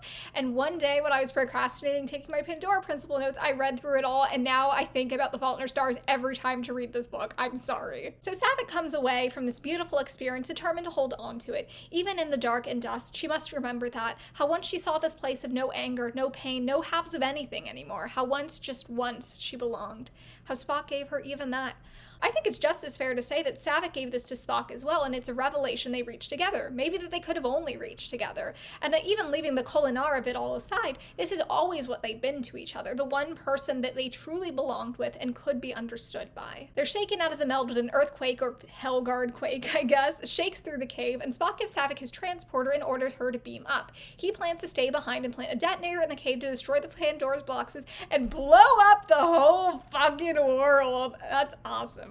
Spock again tells Saavik to beam up, but she very innocently starts asking questions, and he thinks she deserves answers, so he starts to explain, and she Vulcan nerf bitches his ass and knocks him out. She gives him the communicator instead, so he'll be beamed up instead of her. Uno reverse, bitch. Saavik's primary motivation here is saving Spock. Whoever stays behind to plant the detonators is likely to be killed in the earthquake. That said, she does scream, "Not this one! You won't get him, you bastard world! I've sold my soul to see you die, and I'm coming to kill you myself! With the strength of 10 crackheads, I'll kill you!" "I've sold my soul to see you die" is a fucking banger line. As for the noble sacrifice angle, Spock drops the communicator, so they're both fucked. We're all dying tonight. Meanwhile, just below the Enterprise, the Romulan scout ship, which has been held in place by a tractor beam for a while now, cuts all power in preparation for a suicide run.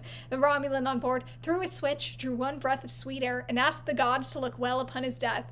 Then he saw them smile. This is the problem with reviewing a good book. I don't know what to say other than that's fucking sick, man. On the Enterprise, Sulu is able to realize what's happening, but it's already too late. Before he can cut off the tractor beam, the scout ship blows itself up, and while the shields are able to prevent some damage, the electromagnetic pulse, already traveling into the void at the speed of light, had passed along the tractor beam through the ship instead of bouncing off its insulated hull.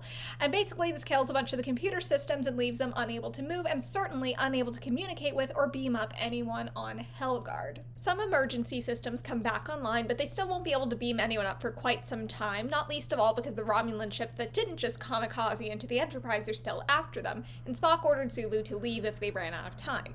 However, Sulu says, "I am delaying those orders at present. I need this bridge working, and whatever firepower you can send me, I won't leave without them, not while there's a chance. Sir, you have a right to relieve me." Oh, fuck, I forgot how to do a Scotty voice. "Now why would I be doing that? We'll find them, lad, if we have to send down shuttles high, and then we'll have a wee bit of explaining to do." World's worst Scotty impression, but we ride. So ignoring your superior officer's orders to save your crew is peak Star Trek behavior, so it's great to see Scotty and Sulu take that risk for Spock and Saavik. Speaking of Saavik, she finds a deep pit to drop the detonator into since Spock said it needed to be set off at the greatest possible depth, and she's exhausted but still feels a certain sense of triumph, the thought that this place that brought her so much suffering will soon be destroyed. One thing she worries about is the possibility of Spock coming to and following her, but she conjured an image of him safe on the bridge, willed it to be so, and struggled to her feet. Make it so. As Saavik's wandering through the cave, she finds a food replicator that's still running, which sets off a very strong emotional reaction for her. Food. Children had fought and killed for it, grew up starving for it. Most never grew up at all, while their murderers ate from a machine that could have fed the world. It's crazy how Saavik is still experiencing fresh pain and new revelations of just how fucked up this world is this late in the book. Can we get some fucking aftercare in here? Haven't we been through enough? Clearly not, because after seeing the replicator fills her with murderous rage, Saavik finds her original knife, picks it up, and then sees her old black-cloaked buddy slumped against the wall. She wanted to kill him more than she had ever wanted anything in life, but slowly, oh so slowly. "Get up!" Her voice bounced back from the walls. He didn't move, gave no sign he even heard. "I said get up, you bastard! You deserve to die!"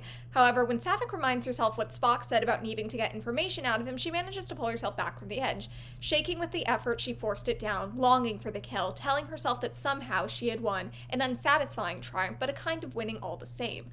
The use of the word win harkens back to a lot of Saavik's child speak or internal monologues in her memories, which makes it very poignant in this scene where once and for all, she has to grow past those childish ideas of what it means to win and put the lives of others, which could be saved if this man is interrogated, over her own desire for vengeance. The phrase unsatisfying triumph makes me think of how often it feels that way when you quote-unquote overcome mental illness in some way. Like, yeah, I got up, got dressed, got through the day, and for someone with depression that can be a triumph, but it doesn't mean I feel good about it. Doing the right thing seldom feels rewarding, which is probably why a lot of people, myself included, generally don't do it. And I don't know, it's just nice to see that acknowledged, and especially in the context of this book, which has a protagonist like Saavik who's dealing with serious trauma and trying to heal from it. Healing isn't some glorious happily ever after. It's hard and it sucks, and maybe it sucks forever, but you do it anyway because the alternative is losing your fucking mind.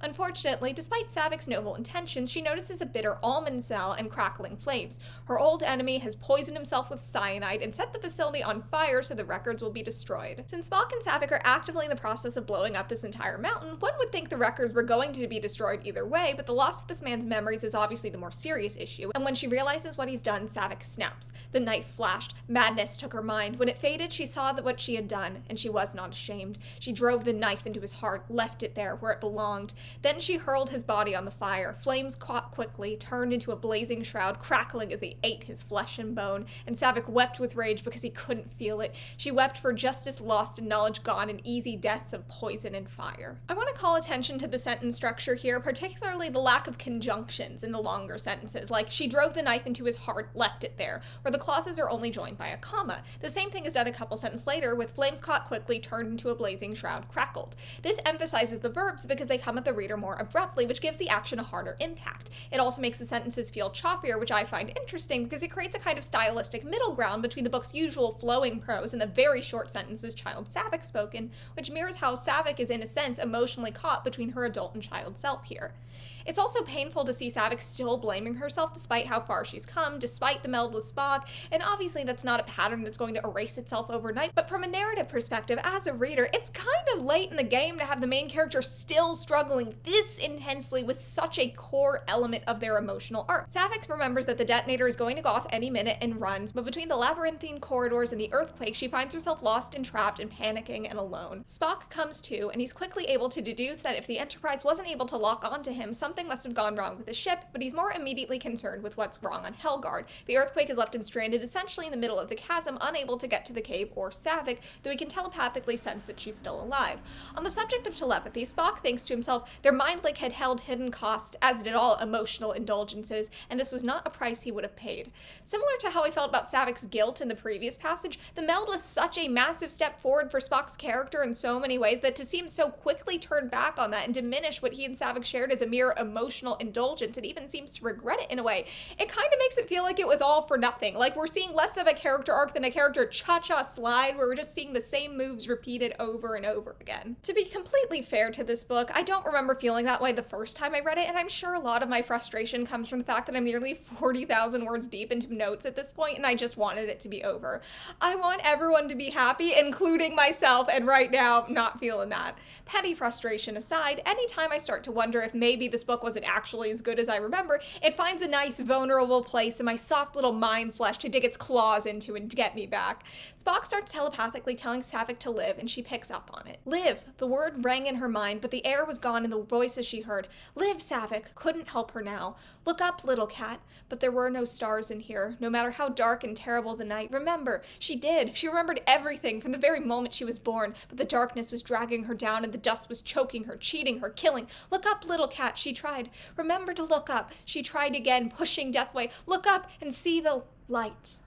We're so fucking back. That is such a spot-on depiction of how it feels to try and pull yourself out of the kind of horrible thought spirals you can fall into with PTSD or depression or OCD or any number of mental illnesses. It's something that I really struggled with trying to depict in Francisca and the Forgotten, like specifically because I was writing for a young adult audience. I felt a very great degree of responsibility to make sure the book was ultimately, cathartic and would help people, heal, which is very presumptive of me when I am not a healed person, and I don't know that I struck that balance altogether, but seeing it done so deftly here is just very inspiring to me as a writer, and it meant a lot to read as well. I think Clowes is really able to capture the fact that, when you're in a spiral, it's not that good things cease to exist or can't reach you, you're aware of them, you hear the voices telling you to live, but you find a way to twist or diminish the words, like when Saavik is being told to remember. We know from previous flashbacks that she's being told to remember that she's brave and bright like the stars, but instead what she remembers is the pain she's endured all her life, but then she tries to look anyway, even when it seems hopeless, and finally finds that one point of light that allows her to start clawing her way back out. In this, more than anything else Saavik has done in the book, is a true victory. Saavik sees Spock outside the cave but can't reach him because of the chasm between them, but she tries to call the Enterprise in her communicator, then throws it to Spock despite the lack of a response, hoping he'll be able to lock onto him, and they are. And just when Saavik thinks she's about to be crushed to death, they're able to lock onto her too. Woo! But Spock is not happy. He tells her to report to the bridge, but Bones isn't having it. "Over my dead body," McCoy shouted. "You're both a mess. I want you both in." "Out of the way, Doctor." Spock brushed him aside to take a calm. The image of Spock brushing aside Bones, who's built like a McDonald's napkin, is really funny to me because you just know he's shaking about it like a seething little chihuahua. Not me wanting to make a Spones actually romantic AMV now that I'm thinking about chihuahua Bones in a tiny purse. I don't have enough time for another project. Another project will kill me. With everything going wrong on the ship, Spock and Saavik really don't have time to talk, but he does bring her up to the bridge with him to watch the destruction of Helgard, and what Saavik felt as she watched the dying of her world was the closest thing to joy she had ever known. This is actually really sad. Like, did baseball mean nothing to you? What about holding Obo's sticky little hand at the party? Didn't that bring you joy? What about experiencing joint ego death with Spock? Wasn't there joy in that? I mean, I get it, but it still hurts, and I'm still mad that I'm still being hurt this badly this close to the end of the book. It isn't all doom and gloom, though. A sudden stillness came into her mind, a huge descending silence she'd never heard before. The screaming had finally stopped. While it is still sad to think of this moment as Saavik's only joy, it being her greatest relief makes perfect sense, and I'm glad she gets to experience those voices and memories finally going quiet. Saavik is escorted to sickbay by Bones. Meanwhile, Spock has to deal with the Romulan ships that are closing on the Enterprise but not attacking just yet, probably in hopes of claiming the Enterprise for themselves. The traitor Praetor, say that 10 times fast, who's part of the conspiracy but tried to sell them out, is the owner of one of the Romulan ships facing the Enterprise, and he doesn't want to fire essentially because he's a coward and he doesn't want to die, but the very ambitious commander of his ship talks him into firing just enough to break the shield so the Enterprise knows they mean business. The Romulans start firing. With the damage they've done to the Enterprise's warp drive, it doesn't seem like they're going to be able to get away before the shields fall. Bones is trying to patch Saavik up while the ship is being fired on, and with single-minded annoyance, he shut danger out of his thoughts by blaming the whole thing on Spock. I choose to believe he did the same thing during Sarek's heart surgery and Journey to Babel. Bones is very concerned on Saavik's behalf, and it's sweet to see, even if it manifests itself mostly as anger with Spock. What the hell was wrong with that damn Vulcan anyway? McCoy was in the transporter room when the signal came, Spock's voice shouting coordinates not his own. Then he came back alone, naked grief and fear on his face. But no, glad to see you, kid. Not one kind word, and hauling her up to the bridge like that. An injured cadet, for God's sake. Never would have happened if Jim... Some of this is just Bones not having the full context, like the fact that Spock insisted on bringing Saavik up to the bridge so she could see Helgard destroyed because he knew how much that would mean to her. But we see from Saavik's perspective that she feels like Spock is furious with her and wants nothing to do with her. And if Spock actually let a little of that fear and vulnerability show through, it might have reassured her. Saavik tells Bones what she experienced in her last moments on Helgard and gives him some kind of epiphany, and he takes off. Then Saavik leaves sickbay and runs into Atronar, who I completely forgot about in the tumult of the last chapter and a half, but the shady Romulan traitor insinuates that he can save the ship if she undoes his restraints, and Saavik understandably still doesn't trust him. "You do not like me, and I want to save my neck. Is that such a crime? This is not my fight, little cat. Would it matter so much if I got away? No, but I remind you of what you are. That is what you do not like, and for that I am to die. My life is in your hands, but what if you are wrong?" "I know what I am," she said, "and I am not wrong. No, I do not like you, but so much blood is on my hands, so much hatred in my heart, and how could he harm us now? But I do not cause your death. She unlocked his restraints. When Saavik says, "I know what I am," she proves it by unlocking his restraint. She is someone who chooses trust, who chooses mercy despite the voice in her mind screaming at her not to, and being Romulan doesn't cancel that out. Then Atronar becomes real down bad all of a sudden. "Come with me. The universe is wide." And you know what else is. He didn't say that last part. Actually, he says, "The universe is wide, and you were meant for better things. Come with me, little cat. You do not have to like me. I can show you worlds you never dreamed of. I can give you anything, a ship, a home, a fortune, whatever you desire." His face was close, his hands were gentle, and his smile was real. "I can show you the world, enemies into lovers. Tell me, Saavik, will you come see the Romulan Empire on Okay, I'll stop. Saavik declines this offer because she's a better man than me. If you're not interested, girl, move over, okay? Some of us are brave enough to make the right choice here.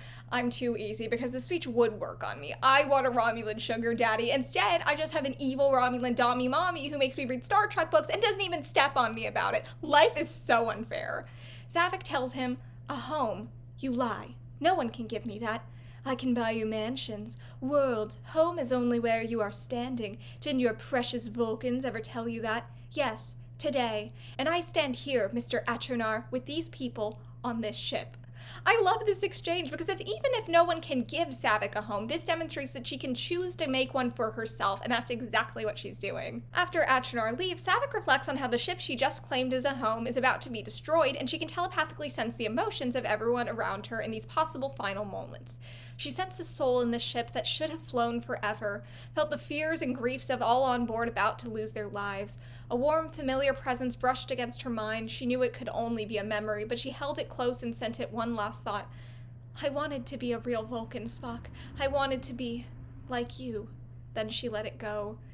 So this is another moment where I felt like, really? We're still doing this? Saavik just said she knows what she is, and now she's talking about how she's not a real Vulcan, but what she isn't Vulcan or Romulan, and I think that's what she's letting go of here, the idea that she needs to define herself so strictly in order to have value, the idea that she has to imitate someone like Spock in order to be good enough. I don't think Saavik letting go here is an act of surrender. I think it's a parallel to Spock letting go of his aspirations of achieving Kolinahr and recognizing that not only was it an ideal he couldn't live up to, but he wouldn't want to even if he could because he found the meaning in other parts of his life. Saavik has reached a place where she's able to forge her own meaning and her own sense of self. Spock starts initiating the ship's self-destruct sequence, but Bones runs onto the bridge to share his epiphany from earlier. Basically, when Saavik described the earthquake on Helgard and all the weapons falling to the ground and shattering, Bones realized that she should have died instantly from the oxygen being sucked out of the cave, but didn't. He theorized that there must be something in the dust in the cave that counteracted the effects of the silicon isotope, and if they study it, they'll be able to neutralize the Romulans' weapons and prevent war, all the while the countdown is still ticking and the ship is about to be captured.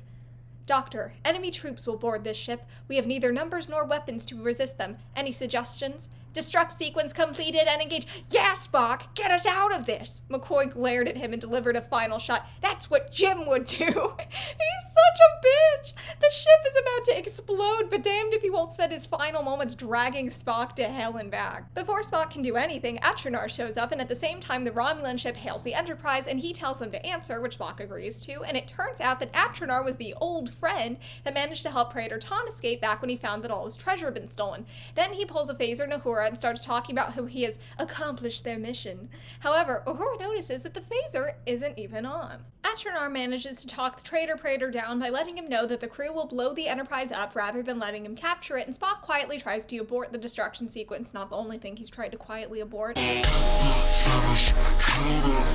But uh-oh, the ship's computers are so fucked from everything that's been going on today that it doesn't work and the countdown is still ticking. 41, 40, 39. The bump at Spock's knee came again, became a tug. He looked down into glowing neon yellow eyes that peered through the forest of legs around the science station. "Easy fix!" Obo's sticky hands and Spock's trousers would find each other in any universe, it seems, and they meld again. This freak can't keep getting away with it. I will not be radicalized by this book's disgusting Spobo agenda. But Spock puts his hand on Obo's head to transmit what he knows about the computer systems as Obo gets to work on the console, but the countdown continues. All the while, Atronar is trying to strike some kind of bargain with Traitor Praetor. Even as he recognizes that time is running out, he says, All our conversation may be in vain, my friend.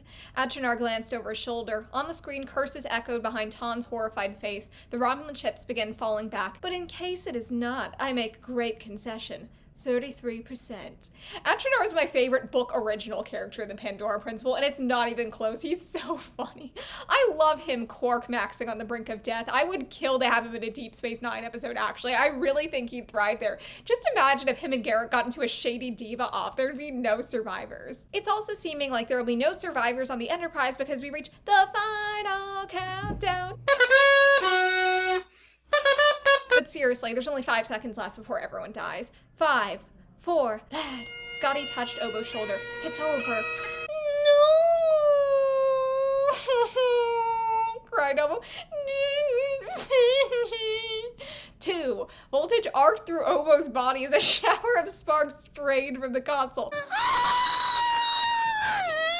Its eyes flew open, glowing bright. Its body jerked, stiffened as currents danced blue around it, but one hand stuck fast inside the panel's workings. Acrid scents of ozone and burning flesh filled the air. 2. The computer said again. 2, 2, 2. The powers tripped. The science station screen went blank, and neon eyes went dark. It finally happened! The one thing I've been hoping and wishing and praying for since this accursed creature entered my life. Obo's dead! It's finally dead! Obo wasn't that bad, actually. If he was a one-off goofy side character in a TOS episode, I'd probably be reasonably charmed, but just the intensity and quality of the Spock and Saavik and Kirk scenes versus the quality of the Obo scenes is just, you know, it's night and day. I was never happy when a scene was about Obo. I was just counting the pages until it was over. I felt that way about Kirk's one-note task force nobodies too, but at least their one note was in a 20,000 decibel kazoo blast directly into my most sensitive ear. Ironically, the one character I would have loved getting POVs from, Achenar, never gets to be the narrator, probably because then the author wouldn't have been able to do that fake out where we think the Enterprise picked up Trader Praetor, but it's actually his mysterious friend. Bones tries to save Obo, but there's no vital signs and there doesn't seem to be anything he can do. The computer comes back online though, and Spock is able to stop the countdown. Meanwhile, Achenar and Trader Praetor are still bargaining. I give you 7. We can shake and make it happen. And Harper is failing to come to terms with the finality of death. Obo, whispered Harper, gathering it gently into his lap. He held it like a child and began rocking back and forth. I know it hurts, but you're gonna be all right, son. 'Cause we're gonna make you all well, aren't we, Doc? Harper insisted. Mr. Harper, is you not under— No, Spock, let him be. See? Harper smiled up at Spock as he cradled Obo on his shoulder. His eyes shone with tears and pride. I just knew you wouldn't be sorry. See? Obo can fix anything, sir. Honest. We are witnessing Bobby Harper's descent into madness, everybody. Obo can fix anything, even his own death. He'll come back to life. You'll see. You'll see. You'll all see. I just imagine Harper lugging Obo's corpse around for the rest of the book, pretending it's still alive, and everyone's like, oh, his mom died 2 days ago. Just let him have this. Similar to the Janet and What's-His-Face scene earlier, where there's 2 characters who had been in one scene and had one personality trait between the 2 of them, got long, drawn-out, dramatic hero deaths, the writing in this scene would be moving if I gave even a fraction of a fuck about these characters, but I don't, so instead I'm howling with laughter and feeling like a terrible person. We go into Trader Praetor Hot Potato's perspective, and he decides his best course of action is to get away from the Enterprise as soon as possible and snitch about the conspiracy to the Empire in the hopes of being shown leniency, so he agrees to let the Enterprise go. As Obo's limp, sticky corpse is being taken off the bridge at long, long last, Spock lays a hand on its forehead to say goodbye, and apparently Obo's still alive. Yay. Spock is able to sense something telepathically going on in there. I haven't gotten much indication of thoughts going through that head, but whatever. Which makes it really funny that Bones gave up on resuscitating Obo after like 5 seconds and fully would have left it to die if Spock hadn't happened to touch its forehead. Like, girl, that's your whole job. Contrary to popular belief, the CMO's duties aren't just rage-baiting the first officer and looking pretty while doing it, although boy does he, especially in the movies. DeForest Kelly aged like a fine wine. Achenar apologizes to Uhura for pretending to hold her hostage, and also apologizes for possibly maybe getting Obo killed, although I don't even think that was his fault. Like, Obo died because it was trying to stop the countdown, but the alternative to Atronar working something out with Trader Praetor was just letting that countdown hit 0, in which case everyone would have died anyway, but it's the thought that counts, I guess. Spock agrees to let Atronar go when it's safe enough, and also lets him keep his smuggled cargo since the computer logs were all erased anyway, and Spock tells him, "It seems that today, at least, our interests have coincided." "They do," said Atronar, "more often than you might think. These hostilities are tiresome, and so bad for business." Again, Atronar is never beating the secretly destined to be a DS9 character allegations. That is so Quark-coded. Specifically, makes me think of the speech he gives Sakana about the price of peace versus war. Quark, Sakana, Atronar threesome when? Please!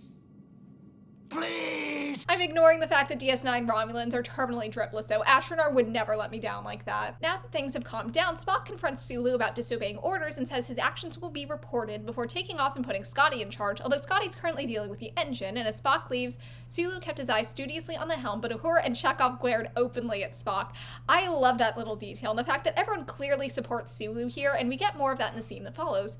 "I had my orders. Fact is, I just couldn't do it. He knows that too." "You are in good company," Chekhov spoke up immediately. That was terrible. "Neither could the captain." And when Scotty does make it to the bridge, Sulu tells him that he's on report, and Scotty snorted in disgust. "You'll sit at the helm where you belong."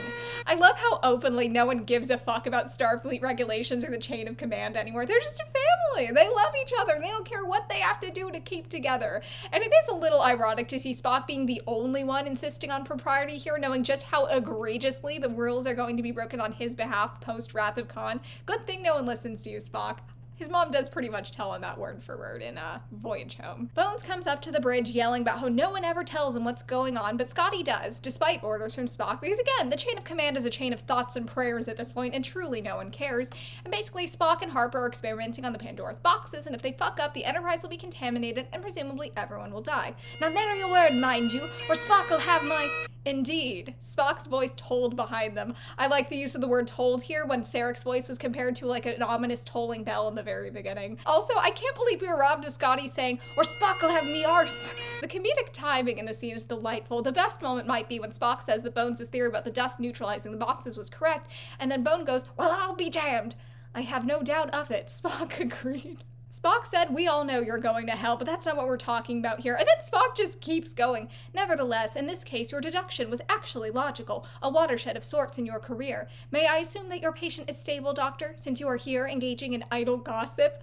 Bones could rip out Spock's throat with his teeth at this point and be justified. Spock is being such a cunt to him. This is why I have no respect for people who act like Bones is just mean to Spock for no reason. Spock is begging for it. He is a brat just crying out to be spanked.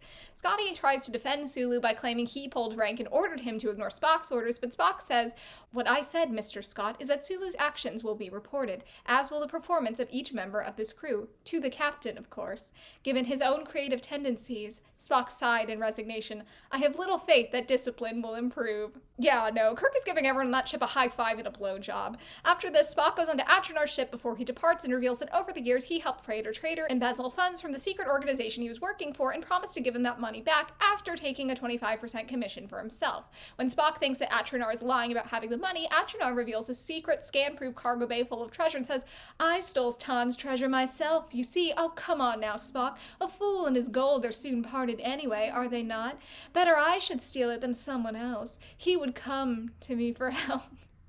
I would return it, charge a modest sum for my efforts, and meanwhile satisfy a certain client on your side of the zone who has an inordinate craving for rubies." The way I would eat up a book of Atronar and Tan toxic yowieing each other, it'd be so funny. Also, I misread rubies as rubles when I was initially reading the book and was like, Chekhov? I was fully ready to believe that Chekhov was secretly trading with Romulans on the black market like his Soviet ancestors buying denim jeans from foreigners. Atronar's cargo is brought back in with the notable exception of the booze. More shady activity on the part of the Enterprise's crew, but after the day they've had, can you really blame them? Spock points out that Atronar's ship had been repaired and he could have abandoned the Enterprise while it was under attack, telling him, "You took a risk." Yes.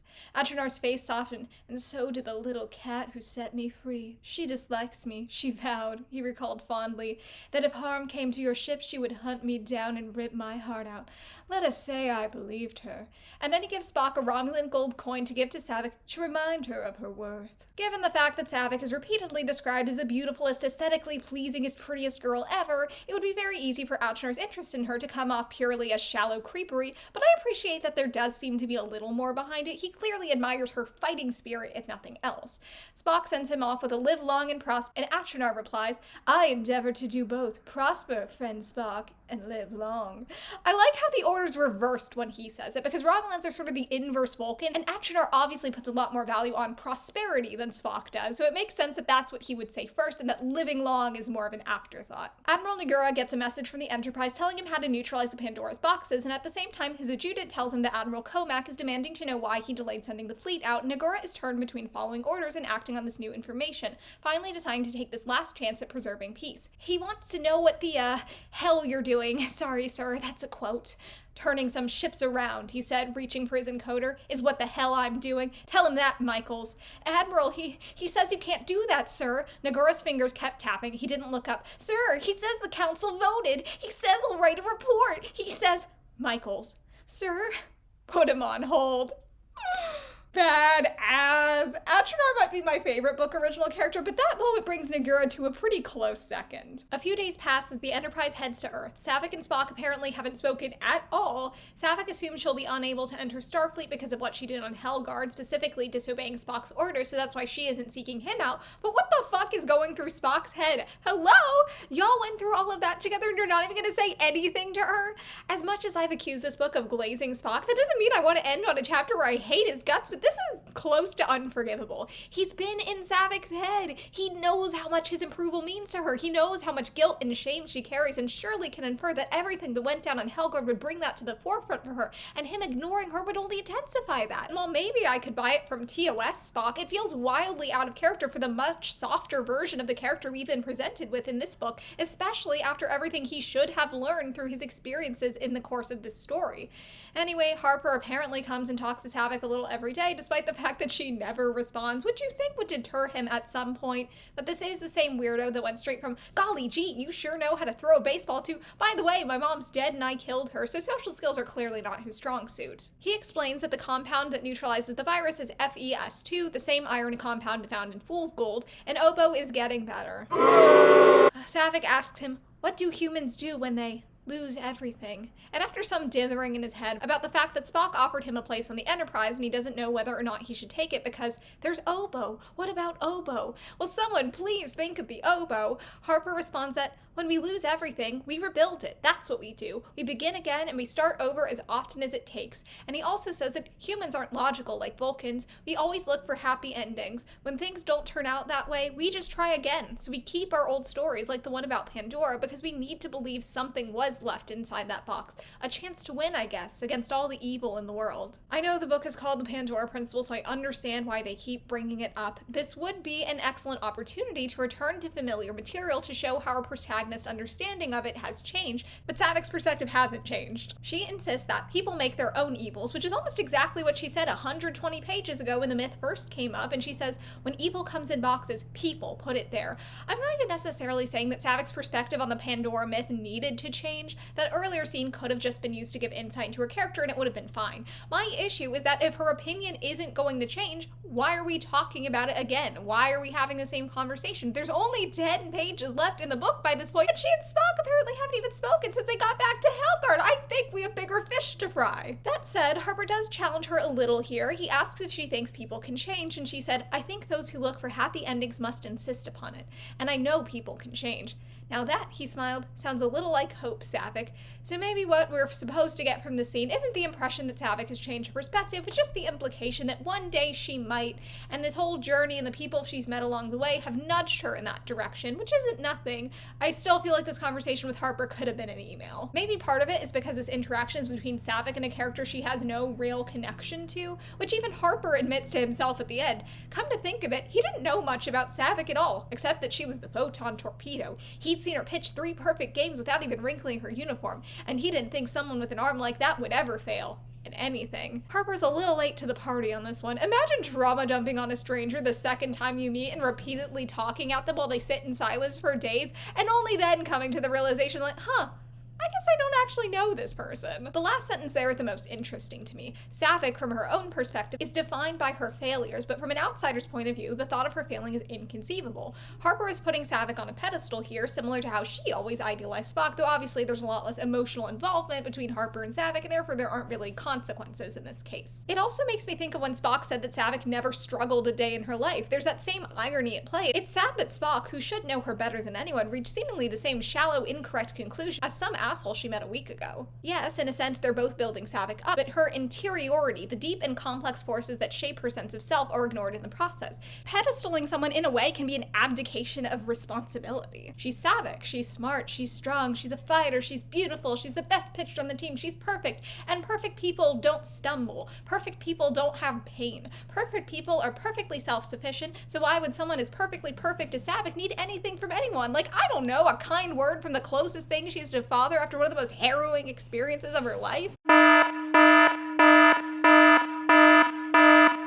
The more charitable but still tragic read of the scene is that everyone sees Saavik's worth except for her. Her strengths are readily apparent and her weaknesses are carefully hidden, but you can't hide from yourself.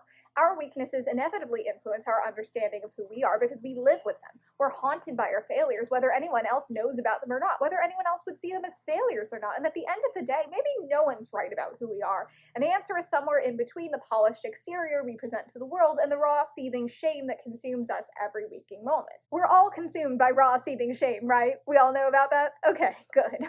We find out from Bones that Obo was able to regenerate its fingers. I don't know if I mentioned this, but its fingers got blown off. I think its whole arm was severed, actually. If they make a movie about this, I hope they shoot that scene by taking one of those little sticky hands, just flinging it across the room while there's some Muppety screaming in the background. Or like Rakuchan and Yanyako Sugar. Hold on, I'm going to edit that back into Obo dying. Harper requested to be assigned duty at Life City where he can help rebuild, and Spock is going to recommend that Obo work at one of the museums there so the two won't be separated. After that, Bones asks Spock how Saavik is doing, and Bones is basically like, bitch, that's your daughter, why don't you know? And Bones says, I have not seen her, doctor. I have waited, but she has chosen to miss her tutorial every day since, and Bones rightfully goes in. Now you listen here, you green-blooded son of a Vulcan. You took her down there, you nearly got her killed, and now you don't have the decency to ask her how she's doing? Well, since you're so damn concerned, she's on the observation deck looking like her life is over. I don't know why, but you're the only person she gives a damn about. So get up there and do whatever it takes to cheer her up. You hear me? Those last three words were in all caps, and he's so right for that. Most of my notes on the Spock not talking to Saavik situation have also been in all caps, so I guess I'm a Bones Kinney now. A solid 85% of the emotional anguish in this book could have been avoided if Spock and Bones just co-parented from the beginning. The Pandora Principle is a cautionary tale about what happens when you don't let gays get married. Spock basically admits he has no idea how to help Saavik, and he looks so depressed that Bones calms down and says, you'll think of something. God knows you've had enough practice over the years. Just do what you always do, Spock. A note of affection entered his voice. Just be yourself. The "you've had enough practice over the years" line makes me see red because he has had practice. He should be better than this. As much as I appreciate Bones softening here, as we see in the voyage home, Bones can be very gentle with Spock when he senses a genuine need for it. I think it's too much too fast considering how spectacularly Spock has fucked up here. How much Saavik is suffering because of it. Like, yeah, Spock feels bad about himself, but he should, and I'm not sorry for him. That said, I do love Bones telling him to be himself. It could come off trite or corny, but it actually says a lot about how Bones sees Spock that he thinks being himself is what's going to comfort Saavik. He sees past the emotional avoidance of Vulcan logic to the core of who Spock is, and that Spock does have the capacity for kindness, and Bones recognizes that in him, and it's sweet to see here. Of course, Bones does immediately take it back. What am I saying? I just told the big bad wolf to go cheer up Little Red Riding Hood. Bones is like that little boy in a playground who tells a kid in his class he has a crush on them and is like, ew, just kidding, you're gross, blah, and runs away screaming. We get a scene from Nagura's perspective. The only two important things to know are that, one, for the first time ever, apparently the Romulan government directly contacted the Federation, which is a good sign for lasting peace and communication between the two parties moving forward, and also Kirk collapsed from exhaustion, but should be fine once he's had some rest. We also get a brief scene of Kowalski and Kylo Ren leaving HQ in a shuttle together, where Kylo Ren tries to convince him not to quit, but he's very motivated after his talk with Kirk, though he does say he isn't going to quit right away due to the timing, and then the pilot turned around and looked at them with solemn blue eyes. "By the way," she said, "my name's Jessie, and let me tell you a story about good timing." And the scene ends here, like this is some mic drop grand finale, like she's Nick Fury at the end credits of Iron Man. "My name's Jessie, and I'm putting together a team." It's like the Avengers, but with a bunch of meaningless side characters no one cares about. Oh, wait. Kirk finds out that Nagura hasn't put in a ground assignment despite his promise, but he recognizes this as a temporary state of affairs and reflects, "I'll take what I can get." But a cold gray weariness had seeped into his bones. Exhaustion, the doctor said. Or maybe he was just getting old. Maybe the day would come when he knew Nagura was right, because strings pulled and clocks didn't stand still and everyone had to grow up sometime. But as he mulls this over, he's also holding the copy of Treasure Island that the dead ensign was reading. In a sense, still clutching an emblem of youth and holding on to his past. And he starts reading it because tonight he wanted to read the story one more time. All about another Jim, forever young, who ran away to sea. He wanted to be 10 years old again, and to have it all in front of him. Kirk read on into the night. While the storm beat against the window and tossed the trees outside, he hardly noticed, and it must have been the print that caused his eyes to water and sent the occasional trickle down his cheek, but he hardly noticed that either. It just seemed like part of the rain. And goddamn if I didn't start crying here when I was taking my notes. The book got me again, okay? As frustrated as I get, it never fails to pull me back in. I can't escape it, and honestly, I don't want to. So, as much as I have bitched about the lack of resolution between Spock and Saavik for the last couple chapters and how it feels like they've fallen back into their old roles despite what should have been a series of deeply transformative experiences, I've actually been holding back a fair amount of complaining because my memory of enjoying this book was so strong that I assumed resolution was coming. Maybe the author was holding out until the last minute, but that last minute surely assuaged all my grievances. I mean, at the last scene between Spock and Saavik, the two most important characters in the book, was total dog water. Surely I'd remember, right? Right? Well, apparently I repressed this shit like Saavik's memories of Helgard because this scene is woefully insufficient and frankly almost insulting because we know Carolyn Clowes could do better because she did better so many times in this very book, but let's get into the fucking text. Spock starts by telling Saavik, "It was poorly planned. No doubt you have had time for second thoughts. If you wish to express regret for your actions, that would be most appropriate. You may proceed."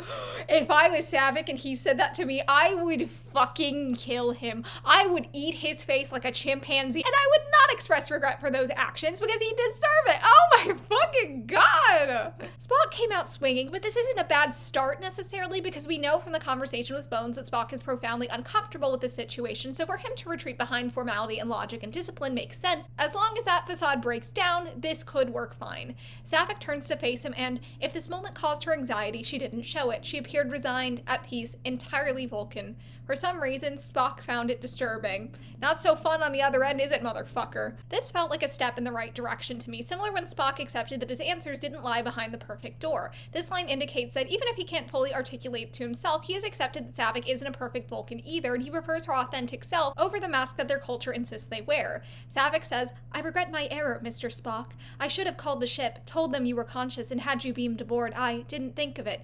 You violated orders, attacked your commanding officer, and that is the extent of your apology. It lacks a certain remorse." I actually yelled, "Fuck you," out loud reading this. It lacks a certain remorse. Where's the logic in remorse, Mr. Spock? What's done is done. Shouldn't we accept that and move on? Why do we have to have feelings about it? Not very Vulcan of you, is it? Like, what do you want her to do? Grovel? Cry? He wasn't even this mad at Sulu, the grown-ass man who actually works for Starfleet, and I recognize that he is going to be harsher with Saavik because he cares, and he shows that care by enforcing high expectations, but that's the exact brand of toxic bullshit I thought Spock regretted engaging in like 4 chapters ago when they melded and he realized that the greatest shame of his life was that he couldn't comfort her in a time of need. Now she's in a time of need and he's making no attempt to comfort her. In fact, he is noticeably colder with Saavik in these last few chapters than at any point before, which is so ass backwards in the face of what should have been his character arc. Saavik accepts both her disobedience and the consequence and says, "I do not regret my actions, and whatever happens now is no more than I deserve because I would do it all again." "You are not helping your case, Saavik."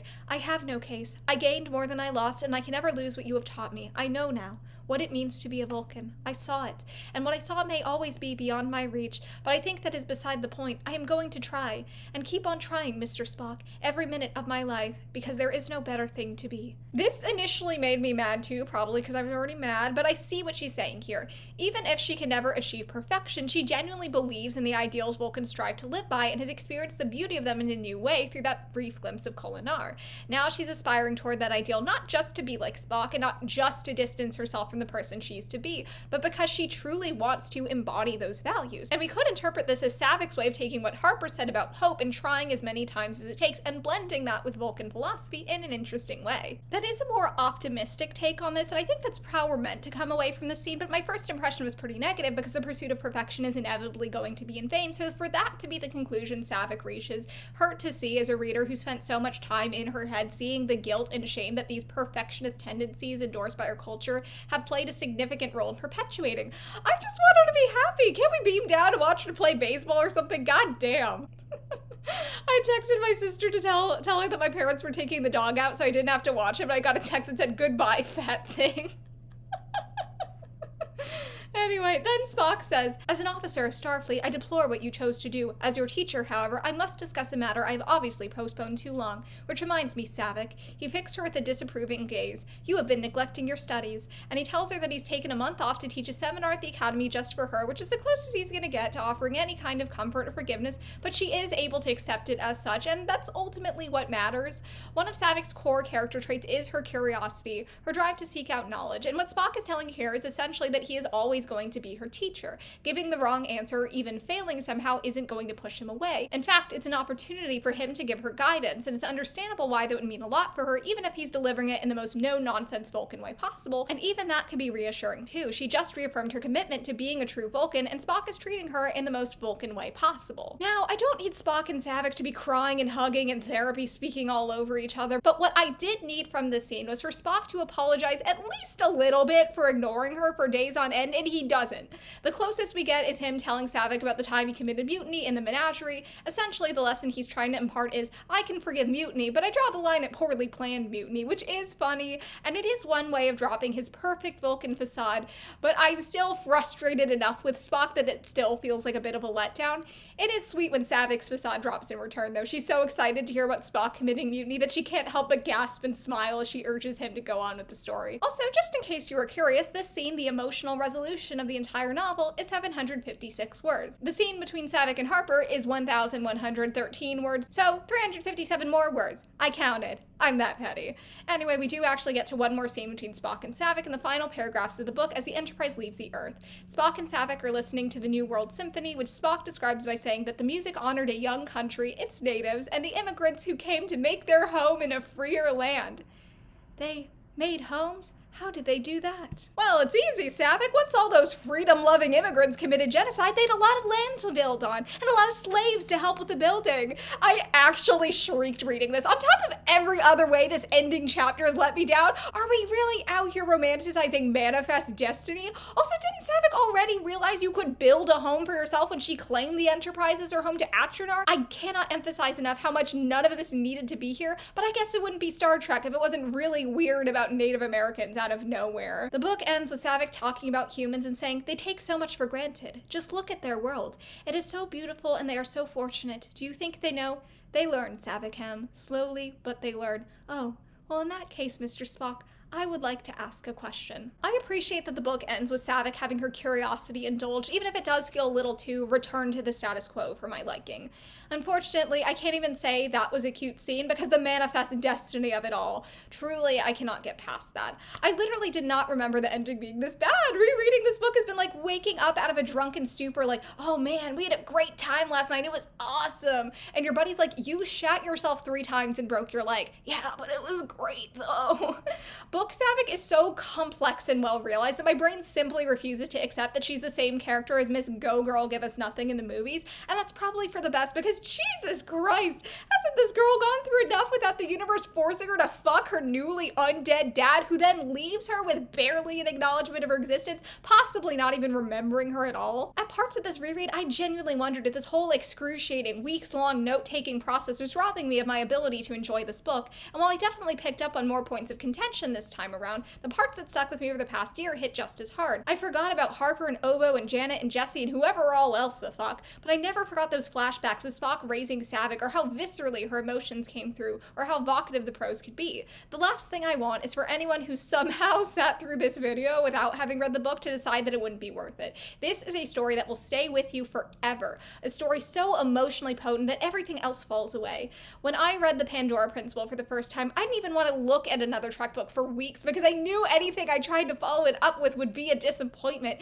and I truly hope anyone who wants to can experience that for themselves. Is this book perfect? No. Might I have overhyped it a bit for myself and others over the past year? Maybe. But it remains deeply compelling, heartfelt, and one of my favorite Trek novels of all time. So, Commander, what tier do you want to put this in? Enemy of the state tier. What? Why? This book is really good. I mean, it has its ups and downs, but it certainly doesn't deserve to be in the same tier as Spock Messiah. I mean, if it was up to me, I might even put it in Spock tier. And that poor judgment is why it isn't up to you, but of course I can't expect a human to understand the nuances of anti-Romulan discrimination. Just look at Saavik's arc. While Spock approaches fulfillment by accepting his human and Vulcan heritage, leaving the perfect door of Kolinahr closed so as not to sacrifice his less Vulcan parts of himself, Saavik ends with her home planet blown to smithereens, an unambiguous delight on her part, and her conviction to be as Vulcan as possible is stronger than ever. The closest thing she gets to a positive relationship with another Romulan is with Achenar, whose life she spares, though he's hardly a figure she admires. While perhaps she no longer hates every Romulan enough to contemplate killing them on sight, one can only assume she will continue to ignore that half of her heritage moving forward. She isn't interested in exploring the nuances of her Romulan identity or finding value in it. We aren't even told how Saavik reacts to news of the Empire opening communication with the Federation. One would think that this warlike race she disdains so greatly being willing to contemplate peace would challenge her assumption. But as far as the text is concerned, her assumptions are correct. Romulans are by nature an untrustworthy, violent people, useful allies in some occasions, but essentially bereft of virtue. Saavik's only option if she wants to be civilized is to repudiate that part of herself forever. Is that not a disgusting thing to believe of a person of mixed heritage? I mean, I don't think the book is going that far, but I do wish it had given Saavik more opportunities to interact with Romulans or their culture aside from Helgard. Star Trek is at its best when it takes the time to flesh out and understand the other. With the exception of Saavik herself, Romulans in this book are a bunch of self-serving, conniving backstabbers. Some are more charismatic and less bloodthirsty than others, but there are no heroes among them. There's no history, no mythology, no real sense of culture beyond cloaks and intrigue. Hell, you'd think at some point someone would mention how Romulans and Vulcans shared a common ancestor and thousands of years of history before their paths diverged. What points does that cultural Venn diagram still intersect at? Questions like that could be a great starting point for Saavik to start working through her internalized hatred of Romulans as a whole. The portrayal of Romulans in this book feels especially one-dimensional compared to the depth and care Clowes uses when writing Vulcans. With Vulcan culture, we see the good and the bad. Spock's radical compassion is shaped by his Vulcan upbringing, but he's also greatly limited by emotional repression, as he admits himself when he can't comfort Saavik in the cave. It is disappointing that Saavik doesn't get a chance to develop a more balanced perspective about her Romulan half the way Spock does with his human side. Well, what would you expect? Spock is half human, and the book was written by humans. It's filthy Terran propaganda. So you're keeping it an enemy of the state tier. If I put every artifact in enemy of the state tier, the Praetor might suspect that I'm cataloging them without conducting a proper examination first. Where, in your inferior opinion, would you rank this? Going into this, I couldn't imagine putting this book anywhere but the highest tier, but after taking a closer look, there's just enough that frustrates me that I'd be okay leaving it in Glory to the Empire tier instead of Spock tier, but I also won't be surprised if this stays my favorite Trek book. Maybe I'll bump it up down the line if I get a sense that nothing's gonna top it, but for now, I think Glory to the Empire tier is fair. Put it there then. It makes no difference to me or my pet Tribble. If you notice me glancing away from the view screen, it is not because I'm consulting some kind of portable computing device with a script on it the way a pathetic human might. No, I am simply being a responsible pet owner, concerned for the life of my dear Tribble, righteous vindication, who I will never show on camera because he's very shy. Isn't that right, Righty? You know how fast Tribbles breed, right? What kind of fool do you take me for? Of course I know how fast Tribbles breed. Why else would I have a dedicated Tribble abortionist on staff? You only had one other crew member on the ship and you killed him earlier today. So I did. Solaris, you are now responsible for giving my Tribble a fresh abortion every hour on the hour. Why did I say anything? Yes, Commander, I'll get that done after I spin the wheel. Okay, so let's spin the wheel and see what we get for next time, and if this book isn't shorter, my lifespan will be. Let's see what happens.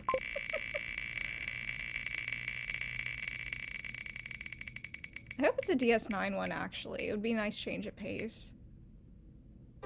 Ooh, Strangers from the Sky. I think, if I'm remembering correctly, this is the first Contact one, humans and Vulcans meeting each other. I think it's by Margaret Wander Bonanno. I could be incorrect. I'll look this up when I'm done and add it in the edit. But if it's the book I'm thinking of, then I'm actually pretty excited. Actually, wait, no, I'm not. I think this book is long. Goodbye for now, my valorous viewers. Like if you believe the Romulan Empire will endure forever, comment to grant the Romulan Empire victory in battle, and subscribe to receive advance notifications of further machinations of the glorious Romulan Empire. If you put up with my servants' insipid drivel this long, I can only imagine you are a masochist. I respect that.